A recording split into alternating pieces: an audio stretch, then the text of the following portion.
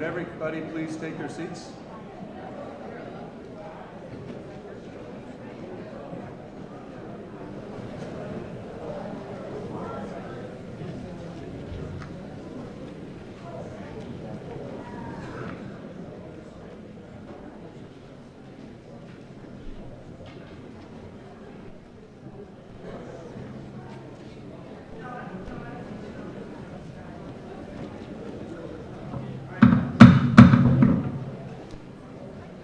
If everybody could take a seat, that'd be great. Thank you.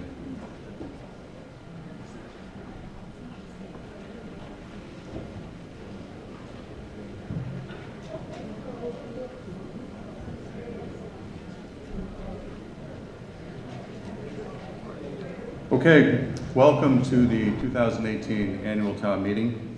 The constables have confirmed that the warrant for this annual town meeting has been properly posted. The town clerk has informed me there is a quorum present. Therefore, this annual town meeting of the town of Hamilton is now open. My name is Jeff Mielek. I'm the town moderator. And thank you all for coming, particularly for taking time off your Saturday morning. There are a number of people who volunteered and worked hard to put together the physical facilities and lighting to make this meeting possible today. And I'd like to take a moment to thank each one of them. And there are more, but these are some of the people. They're high school students who are here today. Justin Lee, Xander Fabaza, Emily Benak, Sam Cassell, Thompson Tanch, and Caden Clark. I'd like to thank each one of those for being here today.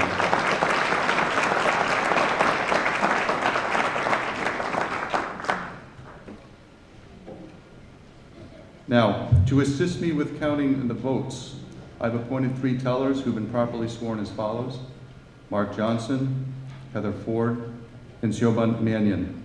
I'd like to thank each of them for doing this for me. I've also appointed Bill Bowler as special town moderator in the overflow room. I'd like to thank him.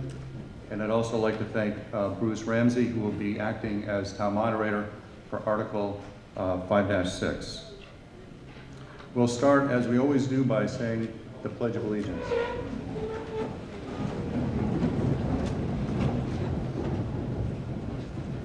I pledge allegiance to the flag of the United States of America and to the republic for which it stands, one nation, under God, indivisible, with liberty and justice for all.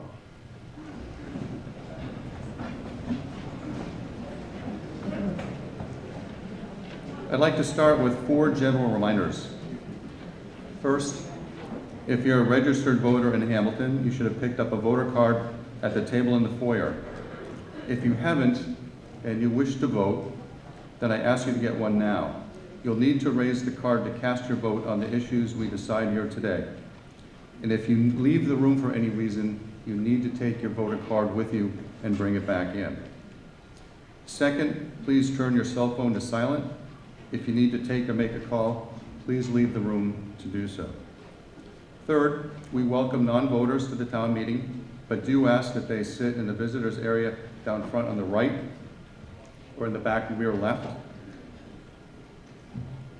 The people down on the right here are probably people who are going to be speaking at town meeting, but non-voters and non-residents also may speak here as well.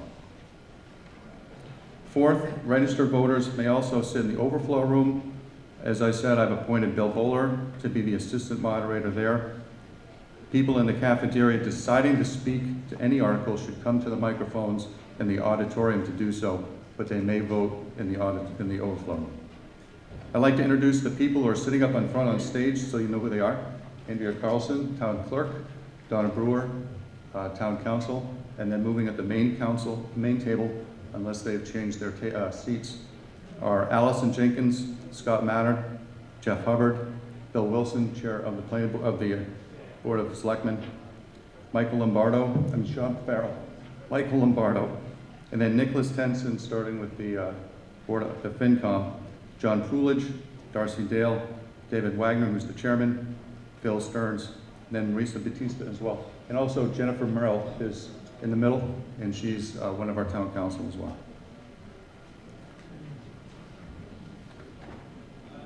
We'll begin with brief reports by Bill Wilson and David Wanger, and then we'll review some rules of conduct for the town meeting and proceed with the meeting's business. Bill Wilson.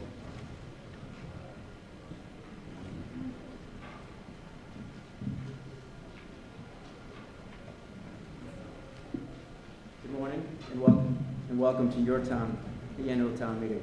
I'll start with just a quick announcement before I get into my opening remarks.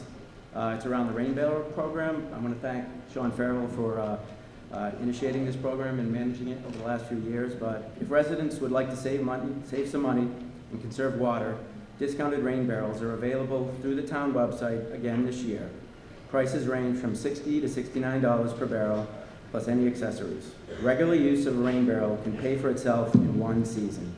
1/10 of an inch of rain on a 1,000 square foot roof with only about 25 minutes of moderate rainfall will fill a 60-gallon rain barrel. New England typically receives 17 inches of rain during the growing season from May through September. This provides enough water to fill 170 rain barrels, and at 2 cents a gallon, homeowners can expect to save around $204 annually worth of water. Deadline for purchase is May 13th at midnight, and you can pick them up behind the DPW on May 19th between 8 and 12 noon. So let's get to it. Town meeting is one of the oldest and purest forms of democracy, intended to ensure policy decisions are made in the best interest of the public. I encourage all of you to take this opportunity to respectfully voice and debate your opinions, sharing your thoughts with your neighbors as we cast votes on very important warrant articles. By all accounts, the town of Hamilton has continued the trend of delivering excellent services in a cost-effective manner.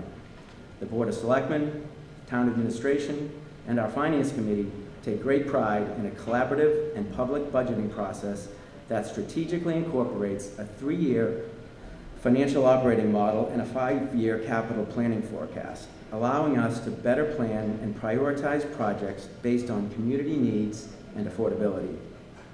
This, in part, has contributed to an FY18 tax rate of $16.22. We've seen great improvement in our tax rate in the last 2 years. Going forward with a conservative budgeting approach, partnering closely with our schools who are here today, and I thank them for coming, we will strive for continued improvements in our tax rate while providing the best services possible. I'm excited to say the town of Hamilton has maintained a Standard & Poor's AAA bond rating. It's the highest achievable ranking. This is noting strong budgetary flexibility, strong liquidity, and good financial management. The town also received a clean bill of health through the annual financial audit process. We are proud of our bond rating and successful audits. Combined, they demonstrate good working financial controls and management. However, we do have opportunities to strengthen our internal controls and improve the efficiencies of our operation. And this will be a focus in 2018 as we rewrite all of our financial policies. I hope over the last year you've noticed an improvement in community communications, as it was a focus for the Board of Selectmen. A key accomplishment was the redesign of our town website that was recognized by the MMA as the best in Massachusetts for towns our size. In addition, use of social media to communicate to the community has increased.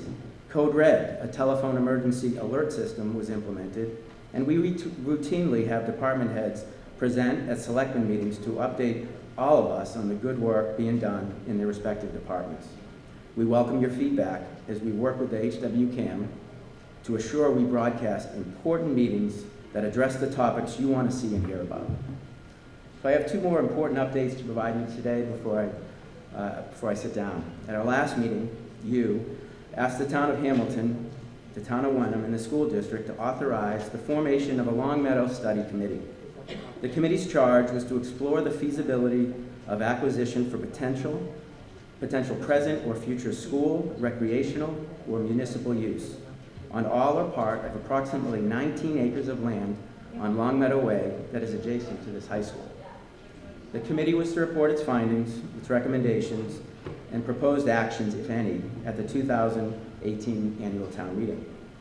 Here we are at the committee's full report is available to you on the tables in the back room.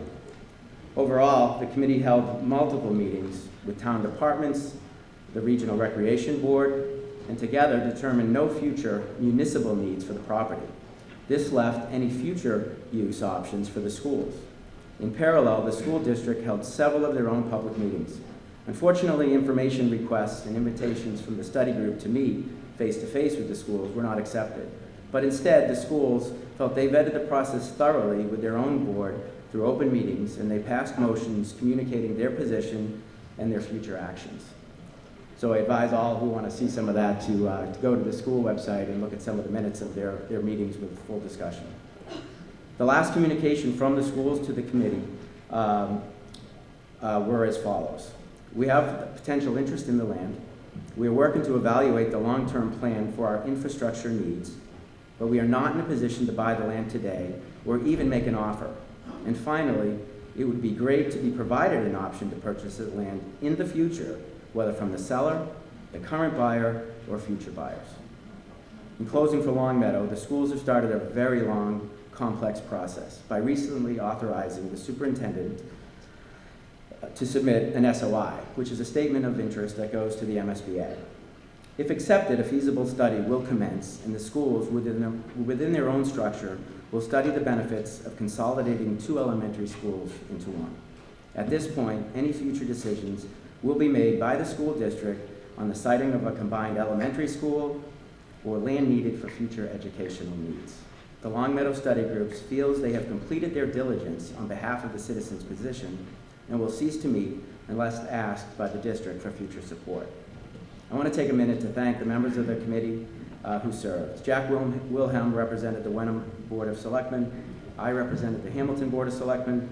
Janice Bertrand and Carrie Gertz represented the school committee. John Casalito represented the Joint Recreation Board.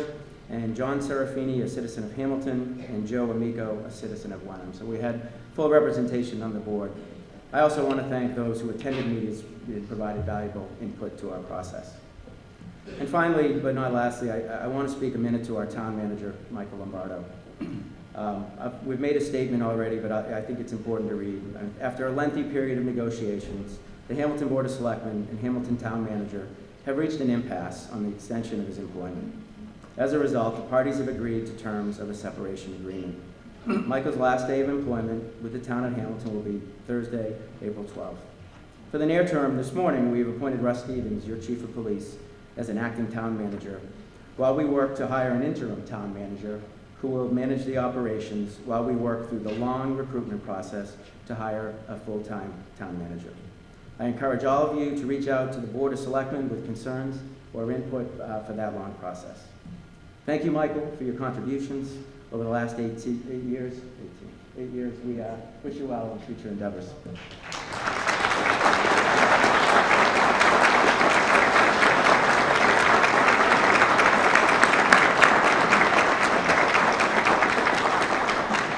And thank you all for attending today and for your continued contributions to this community.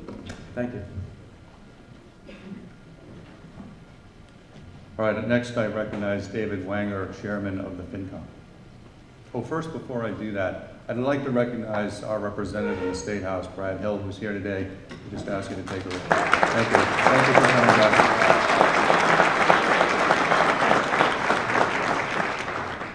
Mr. Wanger. Good morning. Welcome to town meeting. As you recall, I tend to be long-winded and I've been put on a short leash, so I am going to try to meet those time limits while retaining my voice. To that end, this entire text is out in front on the table. I hope you've got a copy of it.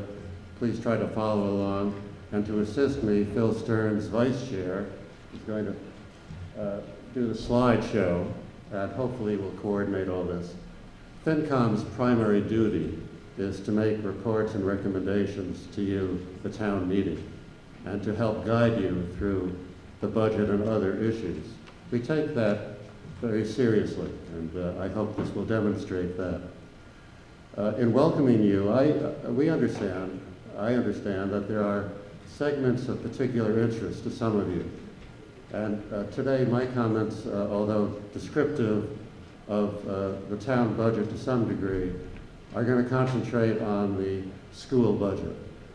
The school budget constitutes almost 2/3 of our town budget and we contribute about 65% of the entire school budget. So it's a significant item that we have to deal with, and I hope to provide you with some of our thoughts and guidance in that regard. For those of you who have this immediate interest in the health and budget of the schools, I'd respectfully remind you that once your personal involvement with the schools ends upon graduation, you'll have other priorities in your life. You'll need other objectives for expenditures, but the budget and the tax rate that is determined and set will be ongoing. And although it may satisfy your priorities today, it won't necessarily be consistent with your priorities in the future. And there'll be, of course, other parents coming along who will, at that point, share your interest and seek to have budget increases and tax increases accordingly.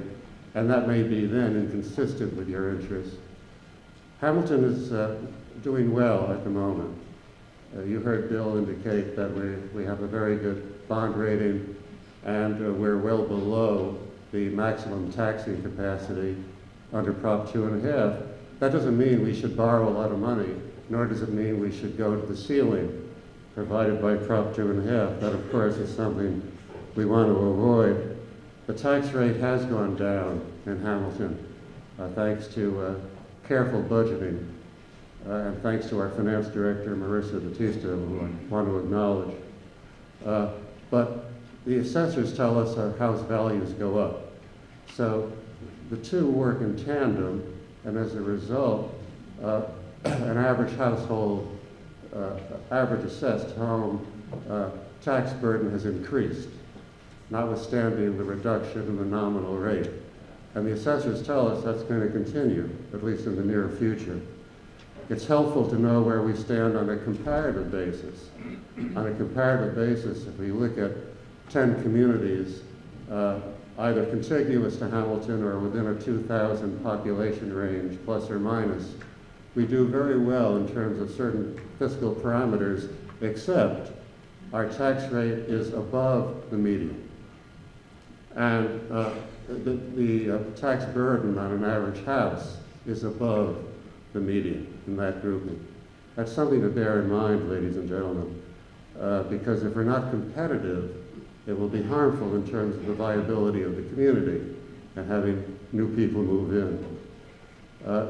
So turning to the town side budget, we're again seeking a level service budget with as little appropriation, close to level funding as possible. We think we've done that.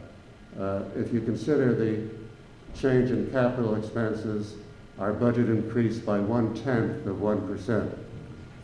If you add in the capital, without capital that is, it's 2.8%. And this is a result not just of what we try to do, but it's a result of the town manager, the management of town departments, and town employees, and all of those contributions should be acknowledged. In terms of personnel that constitute perhaps 2/3 of our cost, over the years, full-time equivalent positions on the town side have gone down. And that's another effort to maintain level services while reducing costs or stabilizing costs. And again, town employees are to be acknowledged. With regard to the school district budget, we're presenting you with 4 articles. The first one is for approximately 3.3% increase. So we're recommending that, and that's above what we're recommending on the town side. We want you to appreciate that. The second one, 2.5, deals with an additional amount of about $408,000. We are not recommending that, and we'll explain why. The next 2 deal with debt. The first one, Article 2.6, deals with a sprinkler system at Winthrop School, and the fire department tells us we have to do that. 2.7 deals with a whole bunch of issues which will be addressed. We're not recommending that at the moment. We'll try to explain why. The level service label is important, but it has to be given substance. We've told you what we've done in that regard, the 0.1%, including capital change. The schools are well above that for what they claim to be a level service.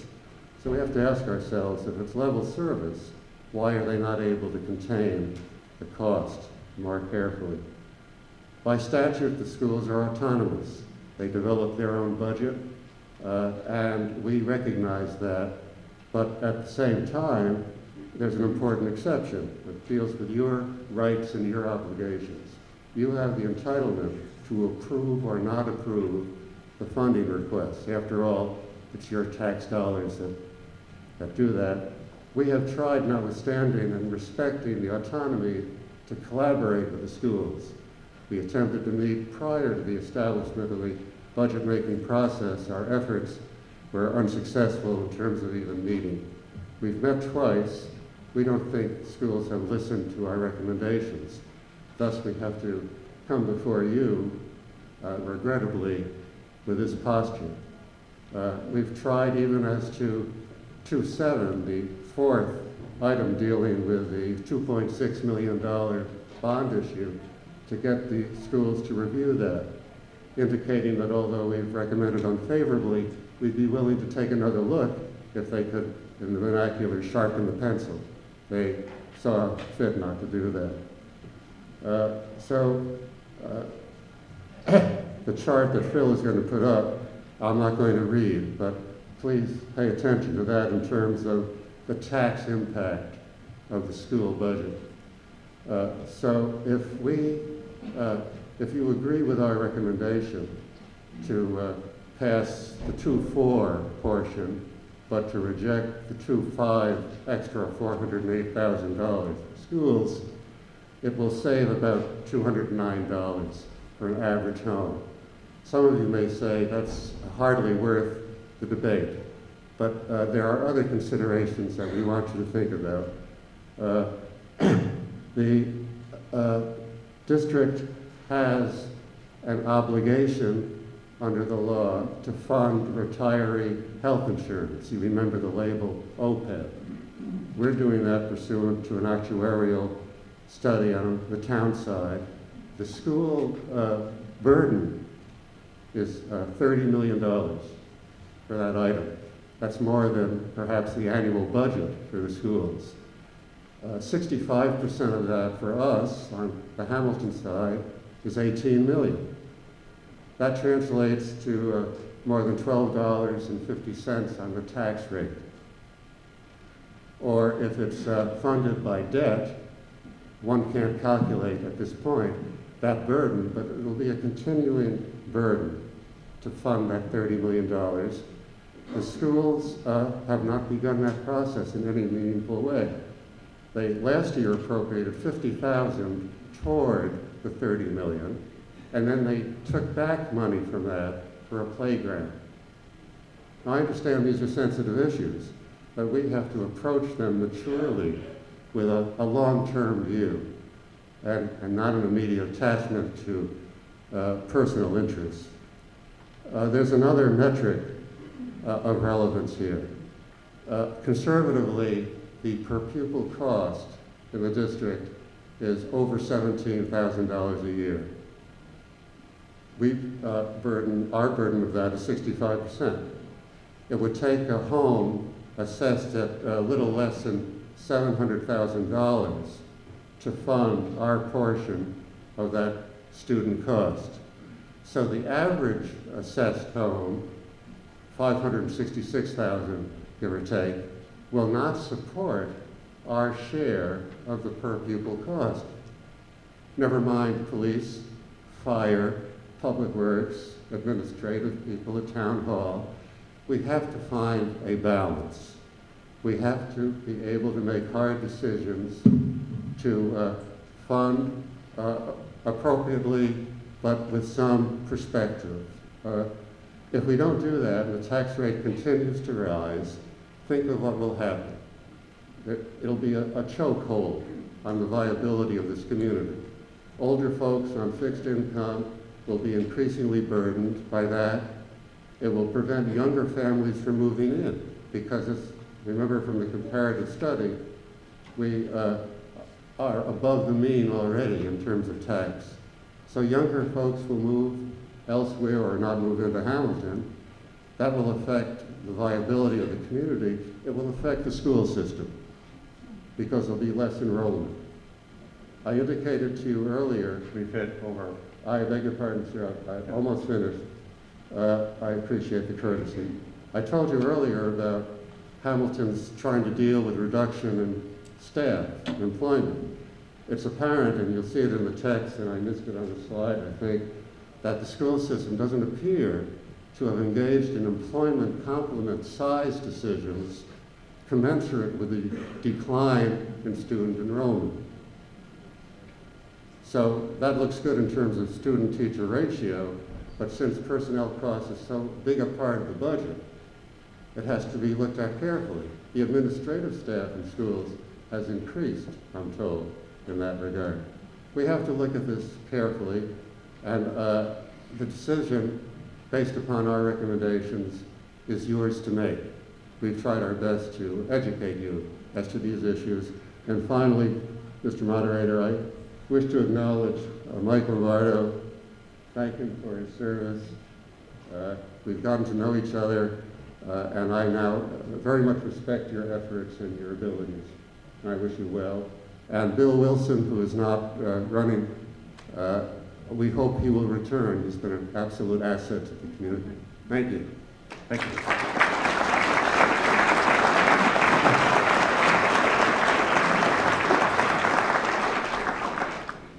Thank you.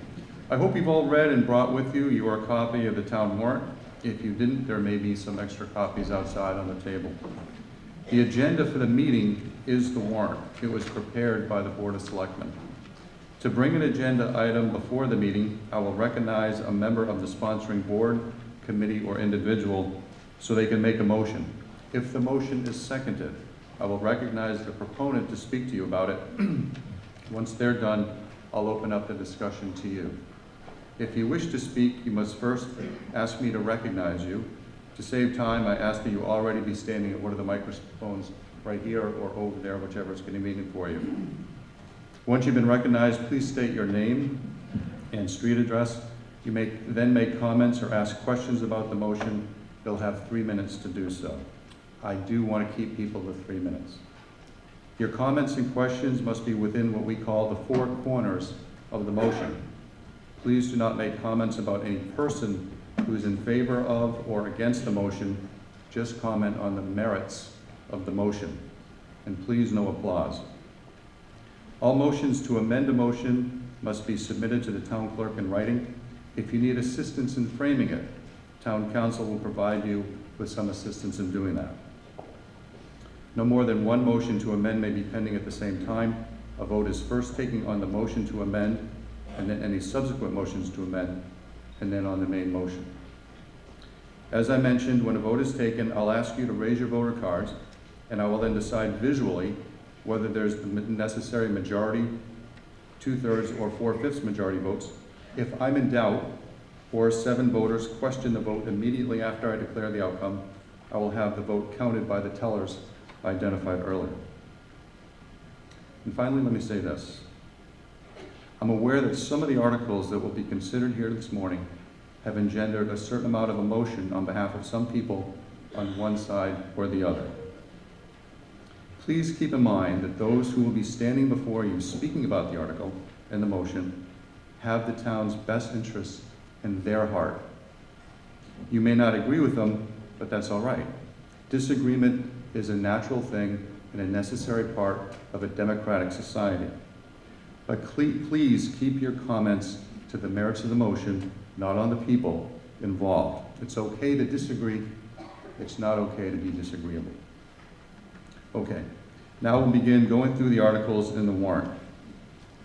Article 1, to elect the following town and school district officers at the annual election on Thursday, April 12, 2018, from 7 a.m. to 8 p.m. at the Hamilton Wenham Recreation Gymnasium.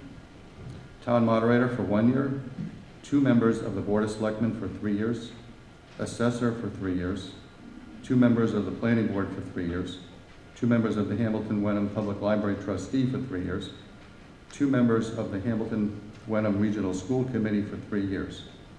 The vote on Article 1 is by ballot on Thursday, April 12th, 2018, at the Hamilton Wenham Recreation Gymnasium. Remember, that's the place, not one of the schools. The polls will open at 8 a.m. and close at 8 p.m.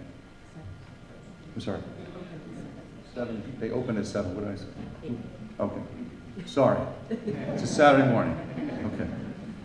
All right. Article 1-2, to hear reports of town officers and selected committees and to take action thereon or relative thereto. Reports will appear in the town report for the calendar year 2017. I recognize Bill Wilson.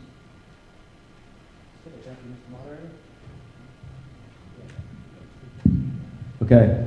I move that the reports of town officers and committees be received and placed on file. I've heard a second. Is there any discussion? None. Any other discussion? All those in favor of the motion, please raise your voting card. Thank you. All those opposed to the motion, please raise your voting cards. Okay, the motion carries. Article 1-3, to see if the town will consolidate in one consent motion containing the motion for those articles that, in the opinion of the moderator, are not controversial and can be passed without debate or take any action thereon or relative thereto. I will now read the list of articles to be taken up and voted on as one motion. Shout out hold as the list is read. Any article motion for which there's an accepted hold will be deleted from the consent motion and taken up and considered according to its place on the warrant. So if you want to hold it, shout it out. I'll ask your name and address. The motion for articles numbers 2-2, compensation / classification table, 2-8, water enterprise budget, 2-9, annual financial actions, 2-11, annual budget for revolving funds, 2-12, unused borrowing authorization, 2-13, Hamilton Development Corporation. Hold. Okay, who was that, please? Gary Fallon, 38 Beacon Street. Thank you. 2-14, OPEB Trust Fund. And 4-3, renumber department revolving fund bylaw. I recognize Bill Wilson. Okay, thank you. I move that the numbered motions as set forth in proposed consent motions list for the 2018 annual town meeting, a copy of which has been delivered to the town clerk to be filed with the minutes of this meeting, with copies made available to voters in attendance, be approved by one vote, each motion to be deemed a separate action under the warrant article, having the same corresponding number, excepting Article 2-2, unused borrowing authorization. Oh, I'm sorry. Accepting 2-13, Hamilton Development in Court. Is that okay? Okay. There's been a second. Any discussion? All right, all those in favor of the motion, please raise your voting cards. Thank you. All those against, please raise your voting cards. All right, the motion passes. Just give me a moment here, if you would.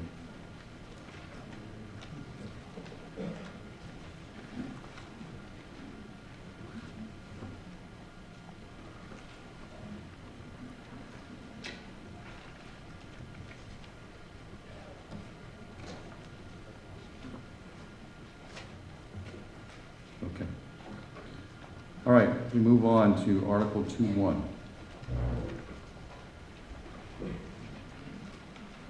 To see if the town will raise an appropriate transfer from available funds or borrow pursuant to any applicable statute a sum of money to pay any unpaid bills incurred in prior years or take any action thereon or relative thereto. Recognize Phil Stearns.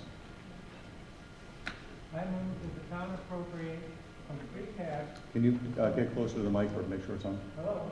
Nope, not on. Look for, Phil, look for the on and off button on it.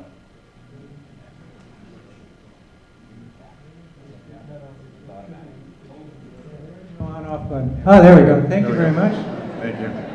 There's no button on this one. Okay. So I move that the town appropriate from free cash the sum of $360 to pay for unpaid bills of prior fiscal years in accordance with the provisions of Massachusetts General Law, Chapter 44, Section 64. Is there a second? Is there a second? Second. Thank you. Discussion, Mr. Stearns. Okay, this is essentially a housekeeping article that we do every year. In this case, the bill is for a $360 gas inspection that was done as part of a police investigation that happened in fiscal year 2017. And it was presented for payment in 2018, which, as you know, started January 1st fiscal year. We need to approve paying the prior bill in this fiscal year. Any other discussion? This requires a 4/5 vote. I'll try that visually. Okay. If it's not unanimous, we have to count the 4/5. Okay? All right. Those in favor of the motion, please raise your voting cards. Thank you. Those opposed, please raise your voting cards. There are no voting cards. It's unanimous. Motion passes. Oh, I'm sorry. 1 second.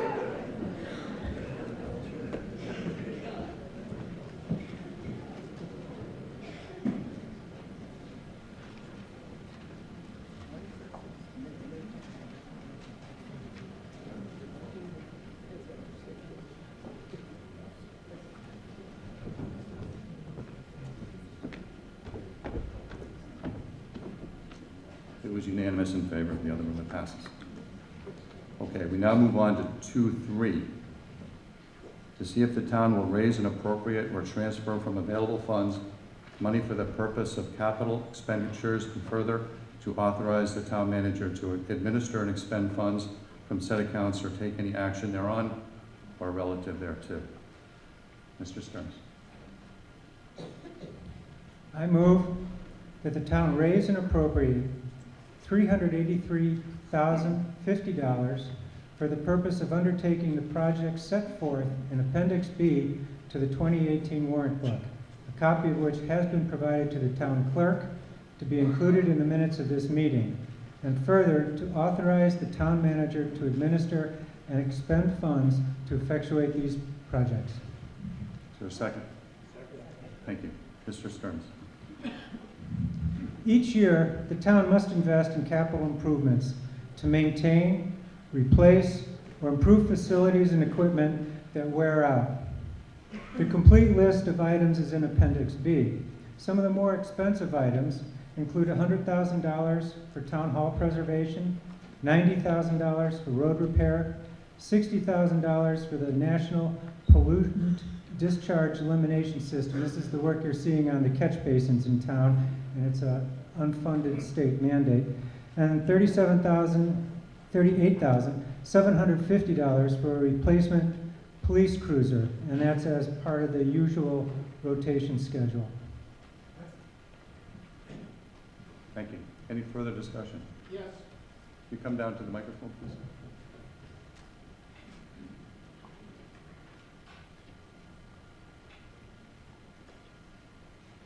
Thank you. Jack Hauk, East Hamilton. It says there authorized by the town manager. We don't have a town manager anywhere. Who will authorize the expenditure? Yeah, Mr. Lombardo. Presently, we still do have a town manager, and there is one who will be on an interim basis, so there will be somebody in an acting capacity until the position is more permanently filled. Russ Stevens was put in that position starting the 13th this morning. The Board of Selectmen voted, and my understanding is that they're going to undertake a process to have somebody in that position on a longer-term basis as soon as they can get that squared away. So the position will not be vacant. Thank you. Excellent choice. Okay. Any further discussion? All right, all those in favor, please raise your voting cards. Thank you. All those against, please raise your voting cards. All right, now I got to check with Bill.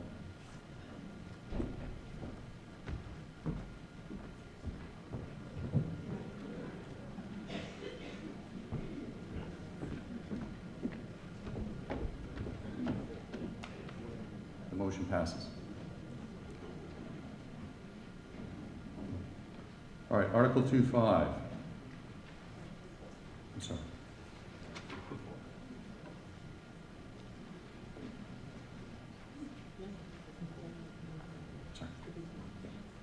To see if the town will raise, this is 2.4, to see if the town will raise and appropriate or transfer from available funds money to defray the expenses of schools and all other town expenses for the fiscal year beginning July 1, 2018, or take any action thereon or relative thereto.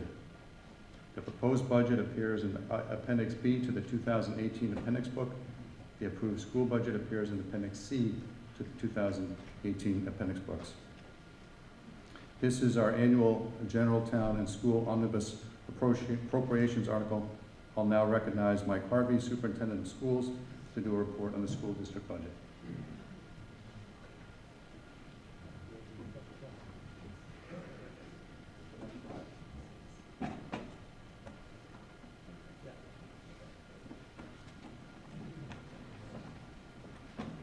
Thank you. Good morning. I want to thank the Board of Selectmen, the Finance Committee, the residents who are assembled here today, and the school committee for their work in putting together the FY 2019 school district budget. We work every year to continue to educate students who are of good character and who demonstrate the mastery of the knowledge and skills needed to be successful members of our global economy and engaged citizens of our 21st century. It's impossible to do a presentation in the time allotted on all the great things that are going on in our schools, but please allow me to indulge in a few minutes of highlights. First, these are some of the highlights of the graduating class of 2017 from last June. AP stands for Advanced Placement. Advanced Placement is a program run by the College Board that sets of coursework that actually have an exam at the end of the course that go along with the coursework. And a 3 or better on an advanced placement exam signifies college level ready work. And many of our students go on who earn 3s or higher and are actually placed ahead in advanced standing in college when they get there. And so you can see there, we had 191 students take advanced placement courses last year. Those 191 students took almost a little over 2 exams each, almost 2 exams each for 414 exams. And you can see 80% of our scores, 3 or higher. It's pretty remarkable for the number of students and the number of tests that we've had. And as you can see there, we actually had 5 students who were named National Advanced Placement Scholars. And that means they averaged on their tests over a 4.61 or higher. We also are continuing to do well on the Massachusetts Comprehensive Assessment System, or the MCAS test. As you can see here are some of the highlights from our 10th grade test. That's actually a requirement. Passing this test is a requirement for a high school diploma in Massachusetts. You can see there for English Language Arts, which is the top graph, 97% of our students were advanced or proficient. Those are the 2 highest categories on that test. And 90% of our students were advanced or proficient in mathematics. And again, very well ahead of the state averages on both of those tests. We also have students who are excelling in the arts. And this is a gold key photography submission from the Boston Globe Scholastic Art Awards by high school student Annabelle Howley. She actually received 2 gold keys this year from the Boston Globe Scholastic Art Awards. Also, we have Nora Sullivan Turner, who also received the gold key, and I'll show you her submission in a minute. And we had 3 other students who received honorable mentions in the Globe Art Awards. And there's Nora Sullivan Horner's submission, What Remains. For excellence in writing, Raquel Souza was awarded a gold key in critical essay through the Globe Writing Awards. And Luce Brandt and Nora Sullivan Horner also received a silver key for personal essay, so multi-talented Nora this year. 6 members of the school's Distributive Education Clubs of America, or DECA team, qualified to compete at the organization's International Career Development Conference that's coming up next month in Atlanta, Georgia. And today, as we speak, 36 students from the middle and high schools are participating in the National History Day contest at the state level. I believe that's out in Boston today. Another highlight I wanted to talk about, and some of you may have been here for this back in January. This actually, I found this had actually reached international news back in January during a performance of James and the Giant Peach, which was our middle school play this year. We had the lights go out. Shocker for this year, huh? And really kind of an amazing story. Right in the middle of the show, kids kept going. Parents pulled out cell phones and lit the stage for the rest of the performance. As I said, it actually, I've seen it in newspapers in Texas. I saw one from London. Really a great story about our community, but I also think it's a great metaphor for what we do. We light the way for this future generation. That's what we do. We show them the way. We show them how to be successful. We do this as a school district, and we also do it as a community. Students, our students excel in the classroom, in the theater, on the playing fields, and we really make sure that they are well prepared for their future. So on to the nitty-gritty. The FY19 school committee budget is based on a level service model, plus identified enhancements that are critical to maintain the high quality of educational services that the taxpayers of Hamilton and Wenham have come to expect.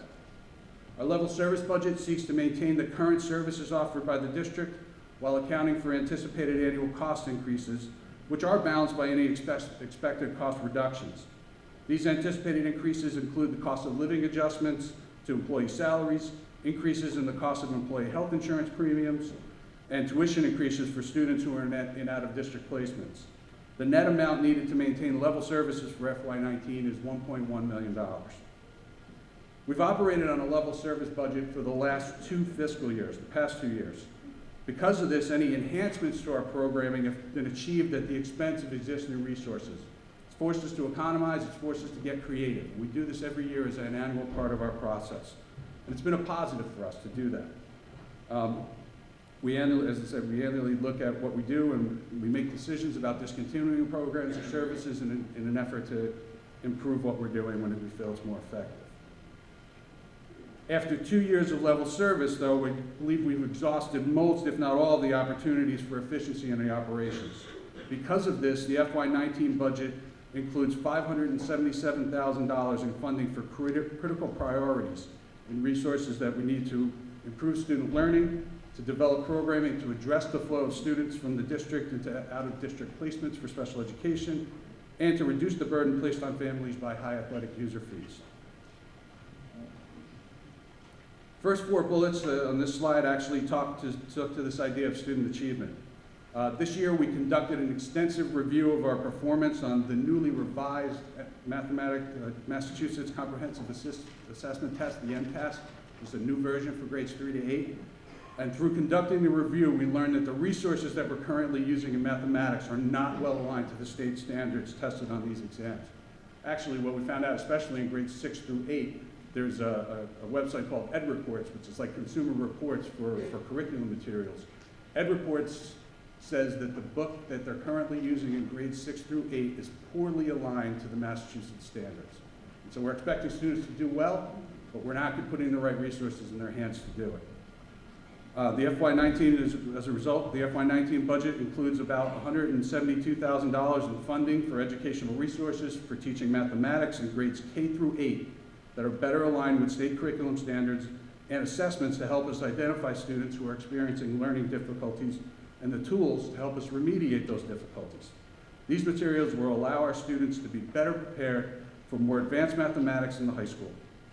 Through making this investment, the district will be able to ensure students are using the most up-to-date learning materials and receiving the best preparation possible for the future. Bullet 9 on this list talks directly to user fees. Athletics, as I think many of us, and I would personally attest, athletics are an integral part of a student's high school experience. Statement's even truer for students at Hamilton Wenham Regional High School, where over 70% of the student body participated in one sport in the 16-17 school year. Another more unfortunate truth of participation at Hamilton Wenham Regional High School in athletics is that the student athletes and their families pay some of the highest user fees in the state. Current user fees range from around $1,600 per season for ice hockey to over $400 for cross country, and we don't provide the sneakers. In the FY18 budget, user fees accounted for 48% of the $707 $127,000 needed to fund the entire athletic budget. After listening to the concerns of the members of the community during the budget review process, the school committee decided to add $177,000 to the FY19 budget.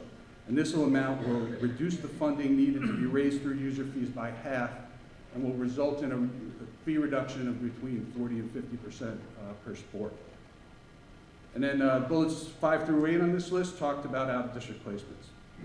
Tuition and related transportation costs for students in special education programming that is outside of the Hamilton-Wenham Regional School District continues to be one of our fastest growing expenses.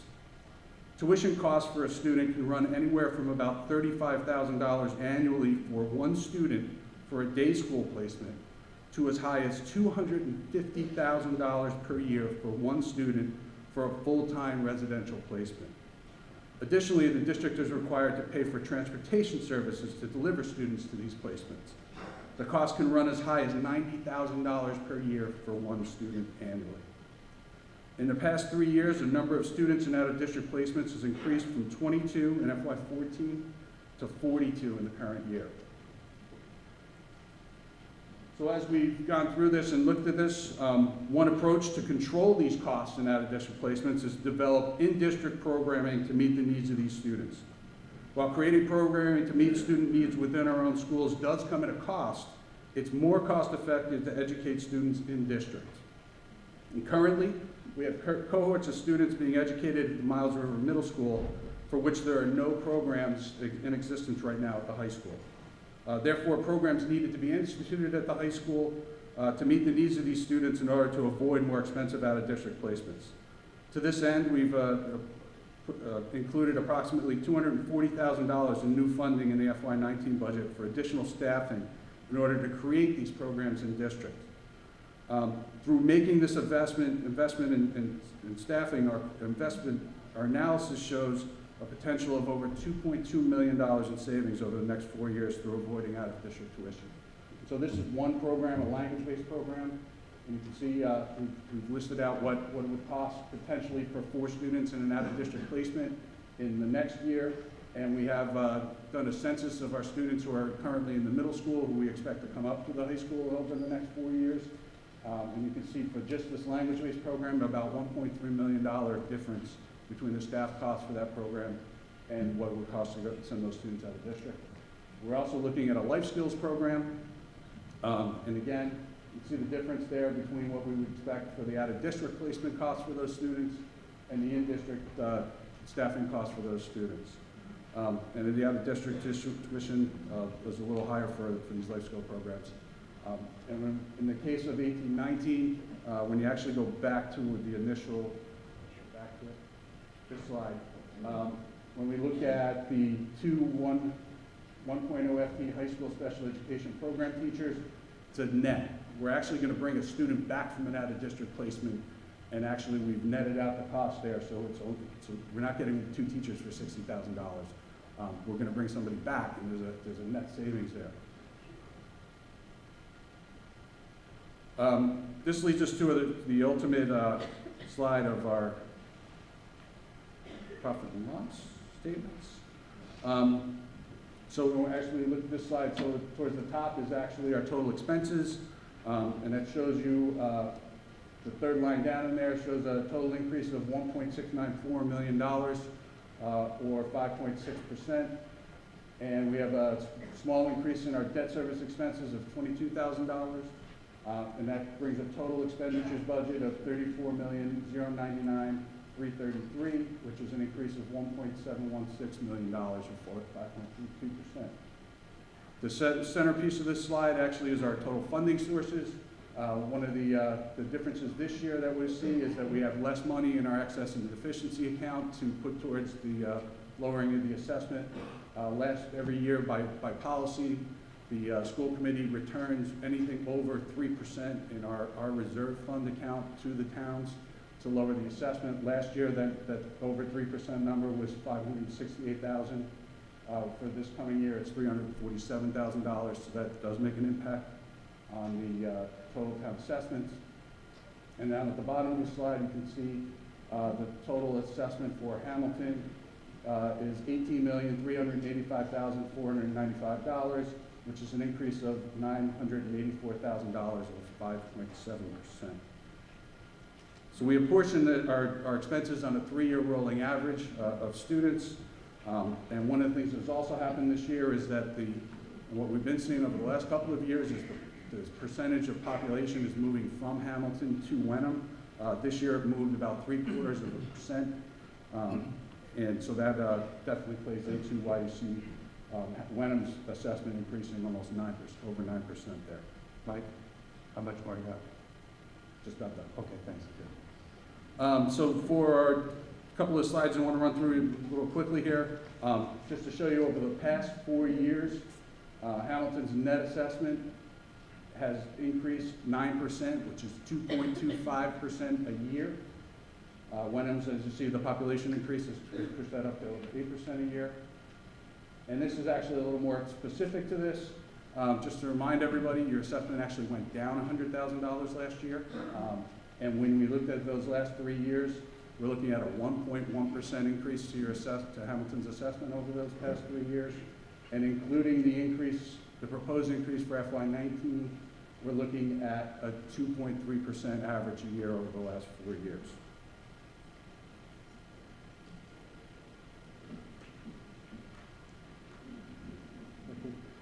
One of the things that we're going to talk about today, when you're going to hear this, is that Articles 2.4 include part of the budget, and 2.5 includes the rest of the budget. I want to make this clear. If either or both of those articles fail, we have what we call the failed school budget, and the school committee would then have to follow the process outlined in Mass General Law, Chapter 71, Section 16B, which then would give the school committee 30 days to reconsider and resubmit a budget. And then 45 days later, after that, the town could call a town meeting to re-vote on that budget. I also want to make sure I point out that 2.4 does not provide a level service budget for the district. It's actually about $35,000 short of that.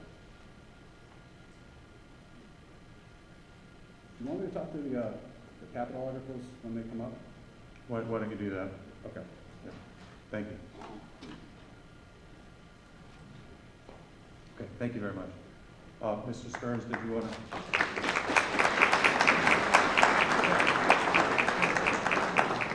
Mr. Stearns, did you want to speak? If you'd like to now, it's up to you.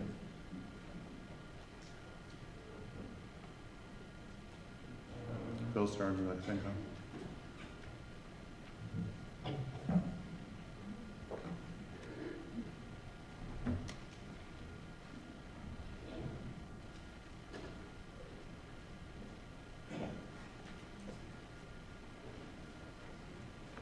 So the school budget, I'm going to give you a lot of numbers now, and I apologize for that up front. I hope I don't end up sounding like the end of an automobile ad on TV where they hit you with all those disclosures so fast you can't understand. But I don't want to take too much of your time to do this. So I will go through the slides somewhat quickly. There is a lot more information in your packet in the different appendices. And this is an overview of the fiscal 19 budget. You just heard a very nice presentation from Michael about the schools. If I can get this thing to work. So we'll start with the budget highlights for Hamilton. Bottom line is we're talking about a $30,512,125 budget for the town of Hamilton, and that's an increase of 3.4%. This includes both Articles 2.4 and 2.5 from the school budget because we needed to prepare the budget based on the numbers submitted by the schools. So that's an all-inclusive number. It does not include the debt articles that you'll be voting on in Articles 2.6 and 2.7. The general budget for the town, excluding the schools, totals $12,126,360, and that represents an increase of only 0.1%. The key items in that budget are all the town operation costs, projected salary increases that you already voted on in 2.2, capital budget decrease of 40.5%, which you voted on in 2.3, general fund debt service, the town's contribution to the Essex Regional Retirement System, The town's contribution to OPEB, which David already mentioned, you will be voting on that in Article 2-14.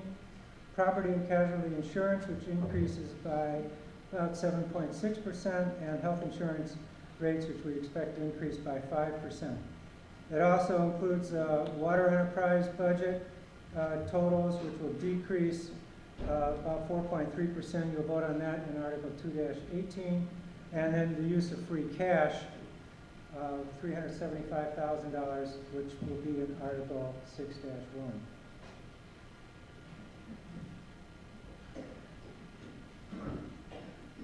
This slide gives you the overview. I just talked to you a little bit about the operating budget. The capital budget on this slide is slightly different from what you already voted on. You voted on $383,000. This shows $449,000. And that's because this includes $66,433 for a new fire truck that you will have a chance to vote on in Article 2-6. The other interesting point on this slide is the capital budget that went down about 40.5%. And I noted on the bottom of this slide, you can see what's in the capital budget in Appendix B.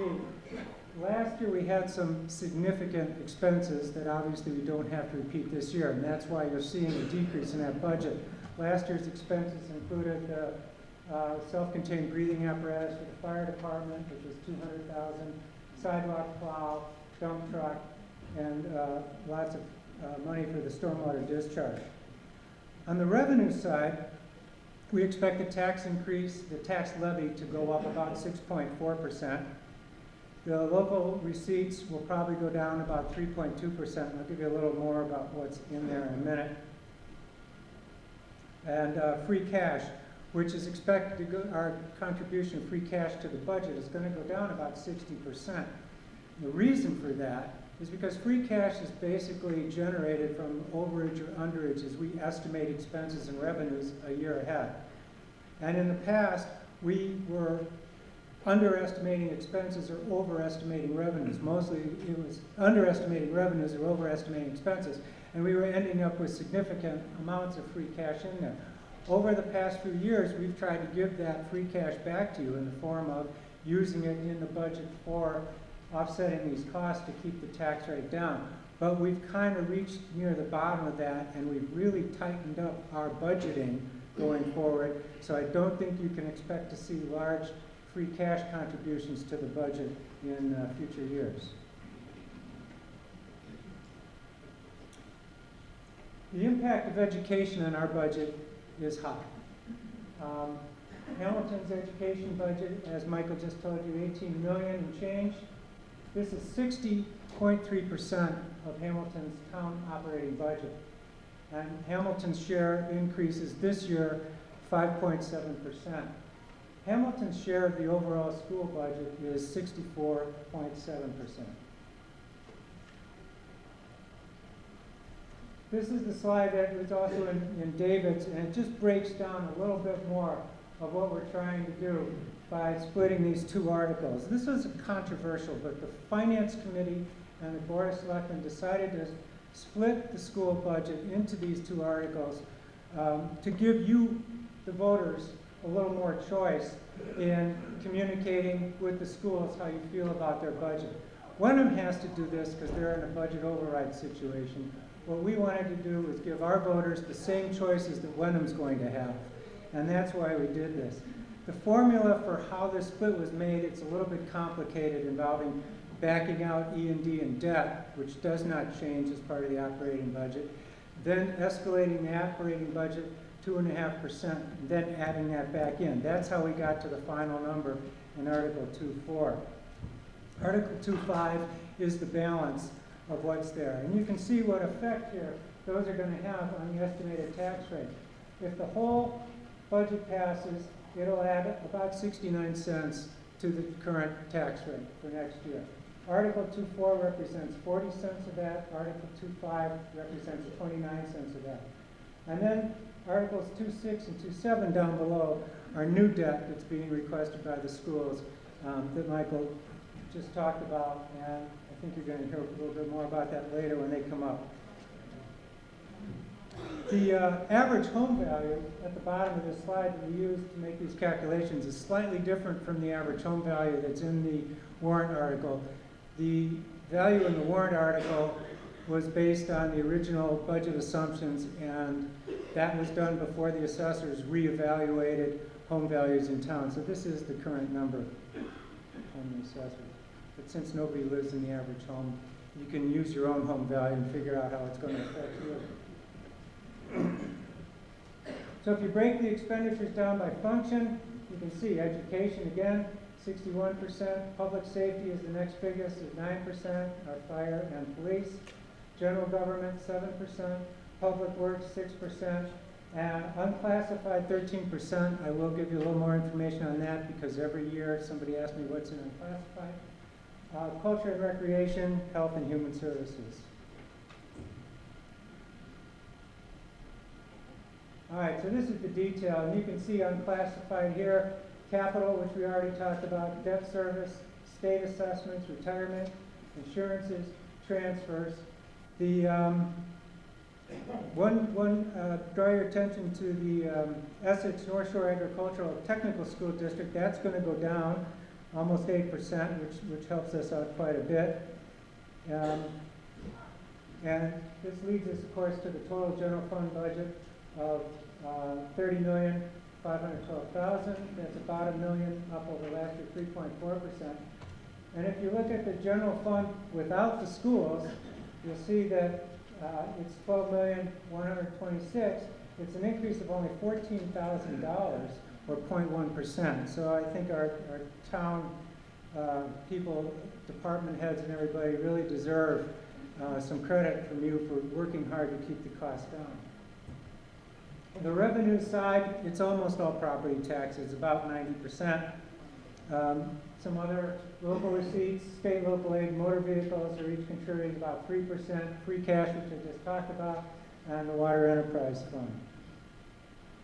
And some of the detail for that, you can see local receipts include meals taxes, licenses, and permits, which are going up a little bit.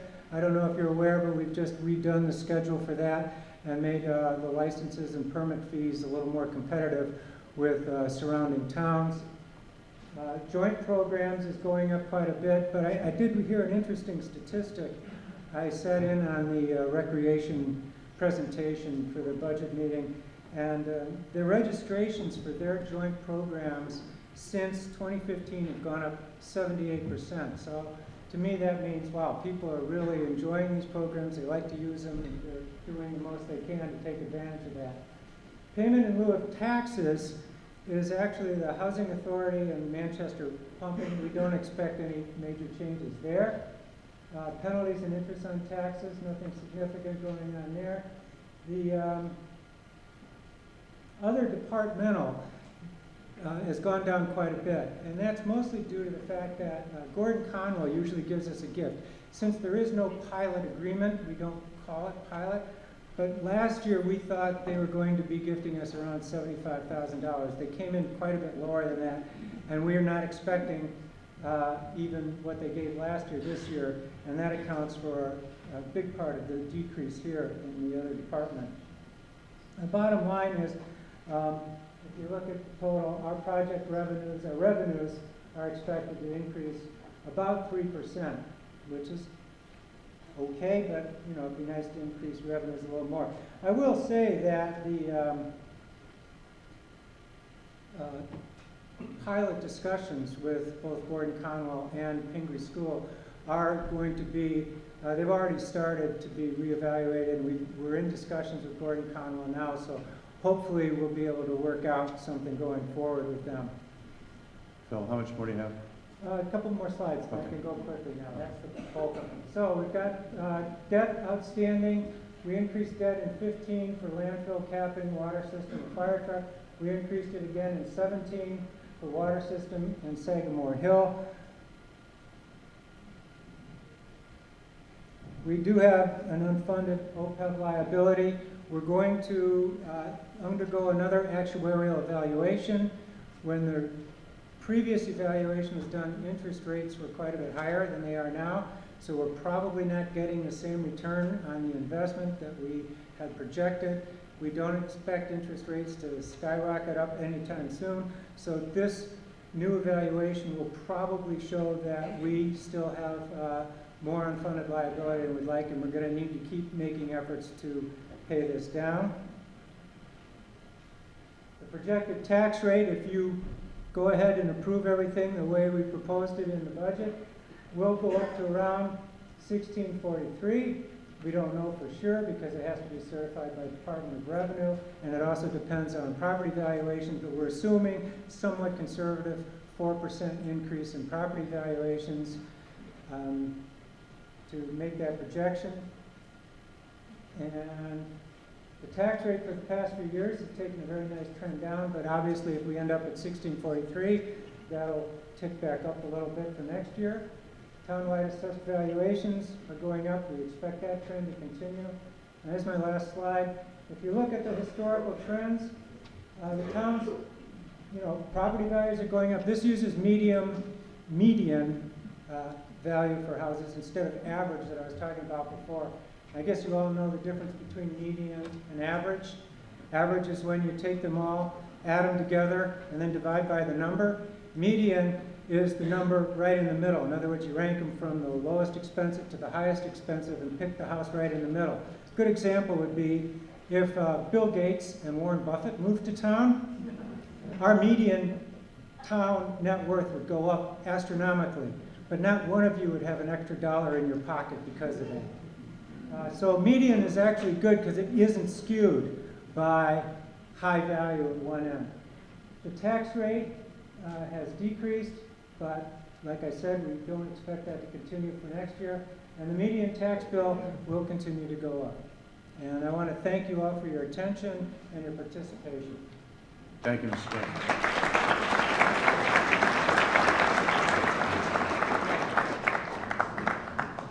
All right, I'll now read each appropriation, and for any item a voter would like to discuss separately, please shout out hold.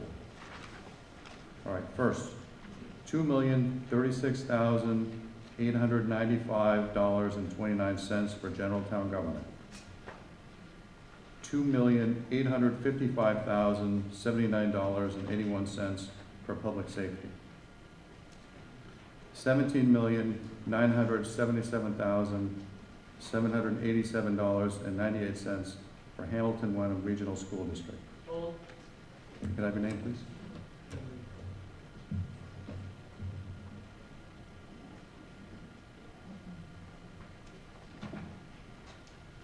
$212,956 for Essex North Shore Agricultural and Technical School District. $1,835,295.27 for Department of Public Works. $315,577.28 for Health and Human Services. $945,159.08 for Culture and Recreation. $3,286,184.68 for unclassified. Okay, I recognize Phil Stearns. I move that the town raise and appropriate the sums read by the moderator for schools and all other town expenses which are set forth in the 2019 fiscal year budget in Appendix B of the 2018 Appendix Book and Appendix C of the 2018 Appendix Book with the corrections read by the monitor, accepting the $17 million for the Hamilton Wenham Regional School District. Is there a second? Okay, second. Further discussion? All right. All those in favor of that motion, please raise your voting cards. Thank you. All those against, please raise your voting cards. All right, 1 second, please.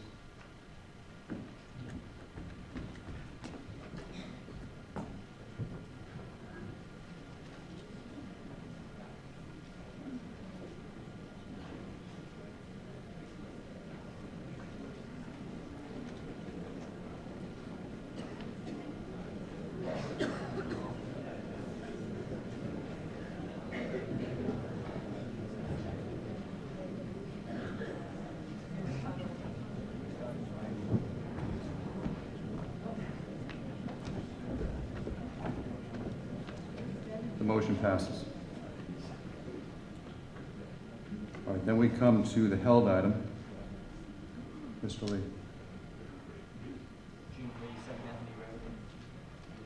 You can turn that and speak to the people if you wish.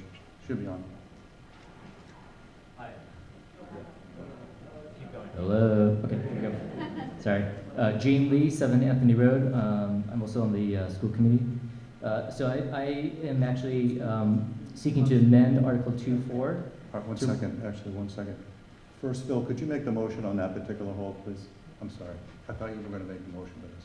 I move that the town raise and appropriate $17,977,787.98 for the Hamilton Wenham Regional School District. Is there a second?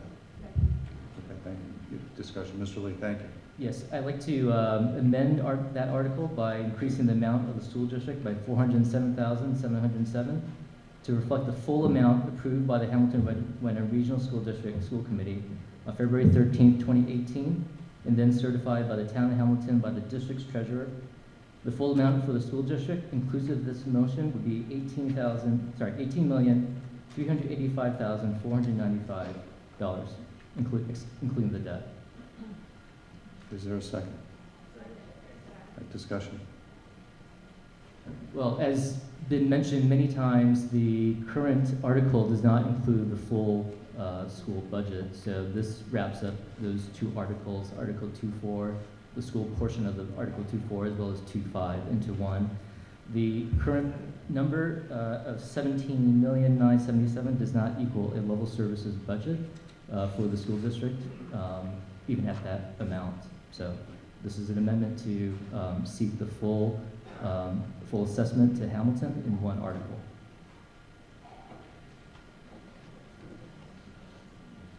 Further discussion? Yes. Say your name and address, please. Josh Lebo, 24 Burnham Road. I live in Wenham, so please no booing. I actually lived in Hamilton for 3 years. I'm the chairman of the school board. There's been a lot of numbers presented, a lot of good discussion over the last 5 months. A lot goes into the budget process. I think Mike outlined it pretty well. I don't think it did it justice, though, in terms of the amount of time spent on reviewing every line item that goes into it. There's a lot of time that goes into it, a lot of consideration. I think what we try to present every year is something that is fiscally responsible, but also very good from an educational standpoint. Piggybacking off of some of the presentation slides that Mr. Wanger presented, it is true the tax amounts are higher than the average across the state. I would also say that the quality of the school system is also above average. We stay, depending on what rankings you look at, top quartile for the most part across the board over the last several years. And that really results in higher home prices, which as presented are also above the median. All of this is tied together. Any cut in level services is going to be a cut in programs. When enrollment goes down and class size goes from 20 to 18, you can't cut a teacher from 1 to 0 in a classroom. You just can't. And so that means it's a cut in programs, it's a cut in the amount of classes offered, it's a cut in the amount of AP classes offered. All of that's considered. So it's very important, and that drives the home value. So it's not just for the parents and the students across the town here. It really benefits everyone in the town in terms of the home values, the long-term view for the community. When you start cutting programs, you can really spiral out of control in terms of the quality that is produced. I think you can see that across the nation with some districts that have done that. It's very important to continue to support the schools, and it ultimately supports the town.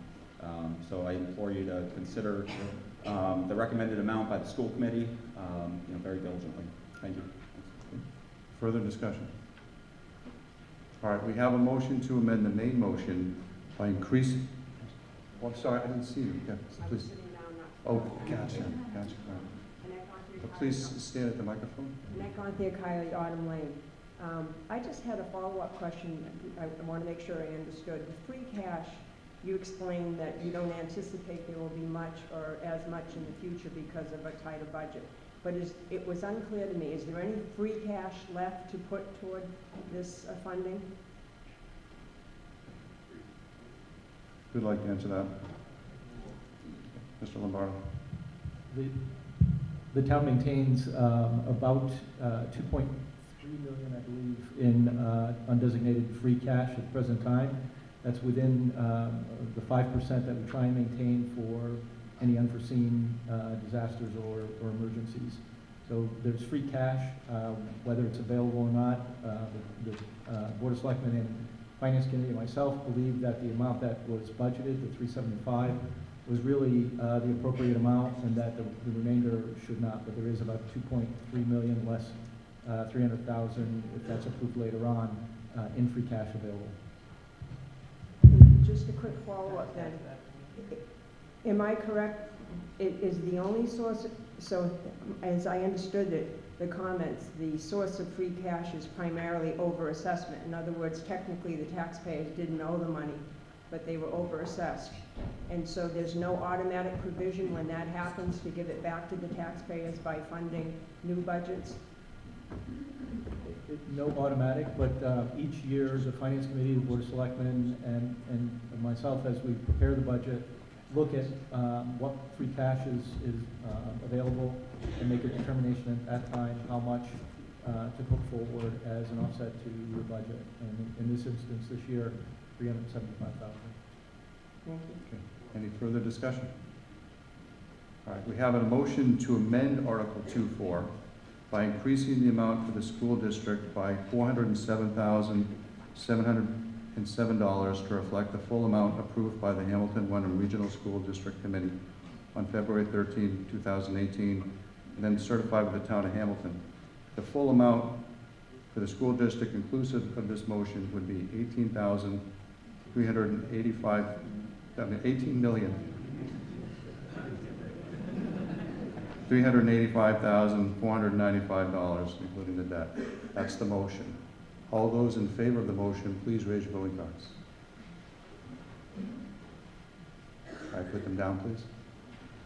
All those against, please raise your voting cards. Okay, put them down, please. I'm in doubt. We're gonna count this. Would the tellers please take their positions? We have a teller for this side, the middle, and the far side. And there, do you have a piece of paper? Do you need? Here.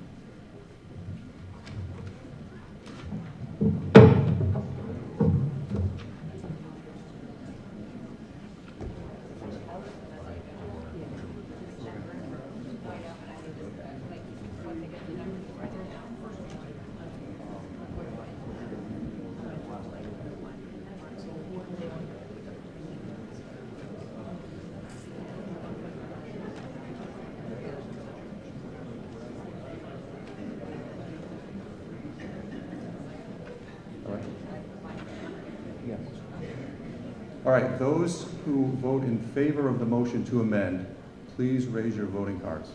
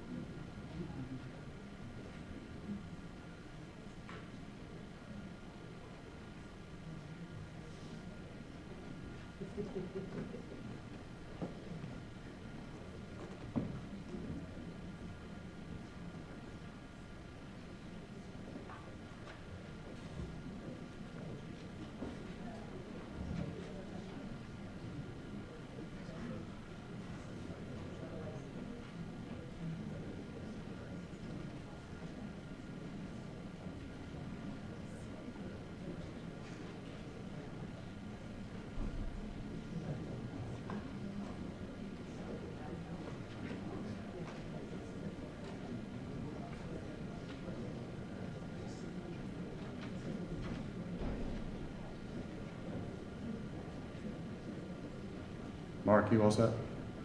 Okay, and then we're going to count the votes up here on the front. Mark, if you could count those, please. Vote, if you vote in favor of this at the table up front, please raise your voting cards. Okay, all right. All voting cards down. Now we're going to count the no votes. All those against the motion to amend, please raise your voting cards.